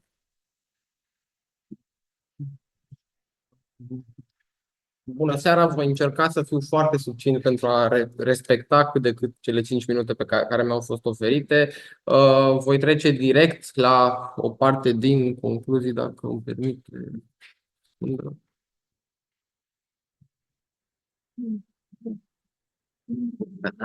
Bun. Îmi propusesem pentru astăzi să discut 4 aspecte, voi trece prin ele, voi spune direct concluzia fiecăreia. În primul rând, voiam să discut despre relația dintre articolul 367 și alte forme de pluralitate constituită de făptuitori și cu privire la aceasta, voiam să spun că pluralitatea constituită de făptuitori este o noțiune cadru, nu este o noțiune definită de lege, este o noțiune inventată doctrinar, astfel încât nu există reguli legale comune pentru toate infracțiunile care sunt caracterizate de o pluralitate constituită de făptuitori. În vechiul cod penal exista un sistem bazat pe 2 norme de bază, asocierea în vederea comiterii de infracțiuni și grupul infracțional organizat din legea specială. S-a renunțat la asocierea în vederea constituirii de infracțiuni și momentan s-a lărgit sfera de aplicare a grupului infracțional organizat. Problema este că de lege lată nu mai avem o definiție a noțiunii de asociere în vederea săvârșirii de infracțiuni și astfel poate să vină întrebarea ce înseamnă asocierea din legea evaziunii fiscale, de exemplu, asocierea de pe articolul 8 alineatul 2. Eu cred că concluzia lucrării mele este că în cazul acesteia nu vom folosi definiția grupului infracțional organizat, nu putem discuta de minim 3 persoane, nu putem discuta de acele structuri, de necesitatea structurii ierarhice, nu putem adăuga la lege condiții care nu sunt prevăzute în mod expres. Deci, concluzia acestei prime analize este că grupul infracțional organizat, deși este cea mai populară infracțiune de pluralitate constituită, nu poate fi considerată o infracțiune de bază care completează condițiilor celorlalte. Fiecare va fi cu condițiile sale. Constituirea unei structuri informative, asocierea în vederea comiterii infracțiunilor de terorism, de evaziune fiscală și așa mai departe. A doua problemă pe care vreau să o discut, cea mai spinoasă de altfel, este data săvârșirii infracțiunii de grup infracțional organizat. Nu am timp să trec prin toate formele de unitate, voi sări direct la concluzie. Din perspectiva mea, această pluralitate de făptuitori, pluralitate constituită, generează o unitate de infracțiune sui generis. O unitate de infracțiune aflată undeva la limita între o infracțiune de stare, o infracțiune continuă succesivă și o infracțiune de obicei, regulile niciuna dintre aceste forme de unitate de infracțiune neputând caracteriza, neputând fi suficiente pentru a explica această unitate de infracțiune. Din această perspectivă, consider că grupul infracțional organizat, chiar dacă este o infracțiune colectivă, de cele mai multe ori ne interesează activitatea grupării, totuși, caracterul personal al răspunderii penale nu ne permite să sancționăm o persoană în ceea ce privește activitatea întregului grup, dacă nu putem identifica activitatea acelei persoane. Ea va fi sancționată strict pentru acțiunea de aderare, pentru acțiunea punctuală de sprijinire. Și când spun că va fi sancționată strict pentru aceasta, mă refer strict cu privire la data la care a sprijinit un grup infracțional organizat. Pentru că nu putem să imputăm întreaga activitatea grupului infracțional organizat altor persoane, având în vedere dispozițiile articolului 51 cod penal care folosesc noțiunea de participanți. Ori în cazul grupului infracțional organizat avem un autorat colectiv, nu discutăm de participație. Prin urmare, concluzia legată de momentul la care curge termenul de prescripție la care am ajuns este, în cazul infracțiunii de grup infracțional organizat, este că va fi de la ultima dată la care poate fi dovedită o acțiune de constituire, aderare, inițiere sau sprijinire a unui grup infracțional organizat de către o persoană. Chiar dacă grupul dăinuie pentru încă mulți ani, dacă o persoană în 2013, să zicem, a efectuat ultimul act care poate fi dovedit în legătură cu acel grup, de atunci va curge data săvârșirii infracțiunii. Pentru că nu putem să o sancționăm pentru conduitele alte persoane. Acela este momentul săvârșirii infracțiunii pentru acea persoană. A treia problemă pe care voiam să o discut este posibilitatea ca o persoană juridică să fie un membru constituent al grupului infracțional organizat, adică să o numărăm în cei trei membri minimi pentru tipicitatea infracțiunii. Am stabilit niște criterii pe baza cărora vom stabili dacă persoana juridică este sau nu poate fi membru unul dintre cei trei membri, respectiv existența unei voințe distincte a persoanei juridice față de persoana fizică care acționează în numele ei. Desigur, nu este necesar o astfel de voință total distinctă pentru atragerea răspunderii penale. Însă, pentru a o considera un membru constituent diferit față de persoana fizică, va trebui să existe o voință distinctă. Apoi, contribuția efectivă și distinctă a persoanei juridice la activitatea grupului infracțional organizat. Dacă persoana juridică acționează în temeiul grupului doar prin reprezentantul său, care și el este numărat, nu vom putea discuta de o contribuție efectivă a persoanei juridice diferită. Prin urmare, persoana juridică, chiar dacă va răspunde pentru infracțiunea de constituire a unui grup infracțional organizat, dacă avem mai mult de 3 membri, nu va putea fi numărată.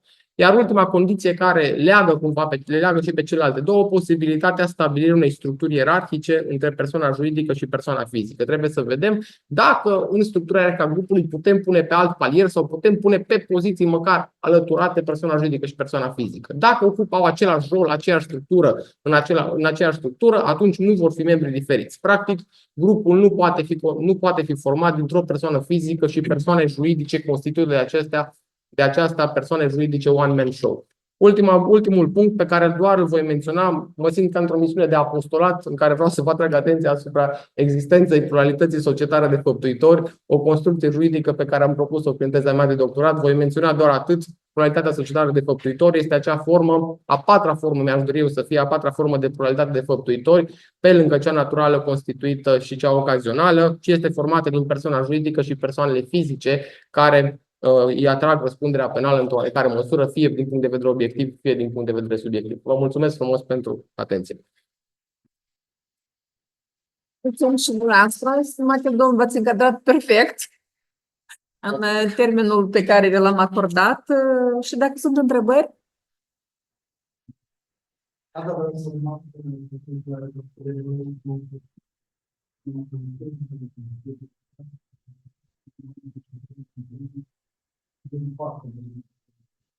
Da, felicitări.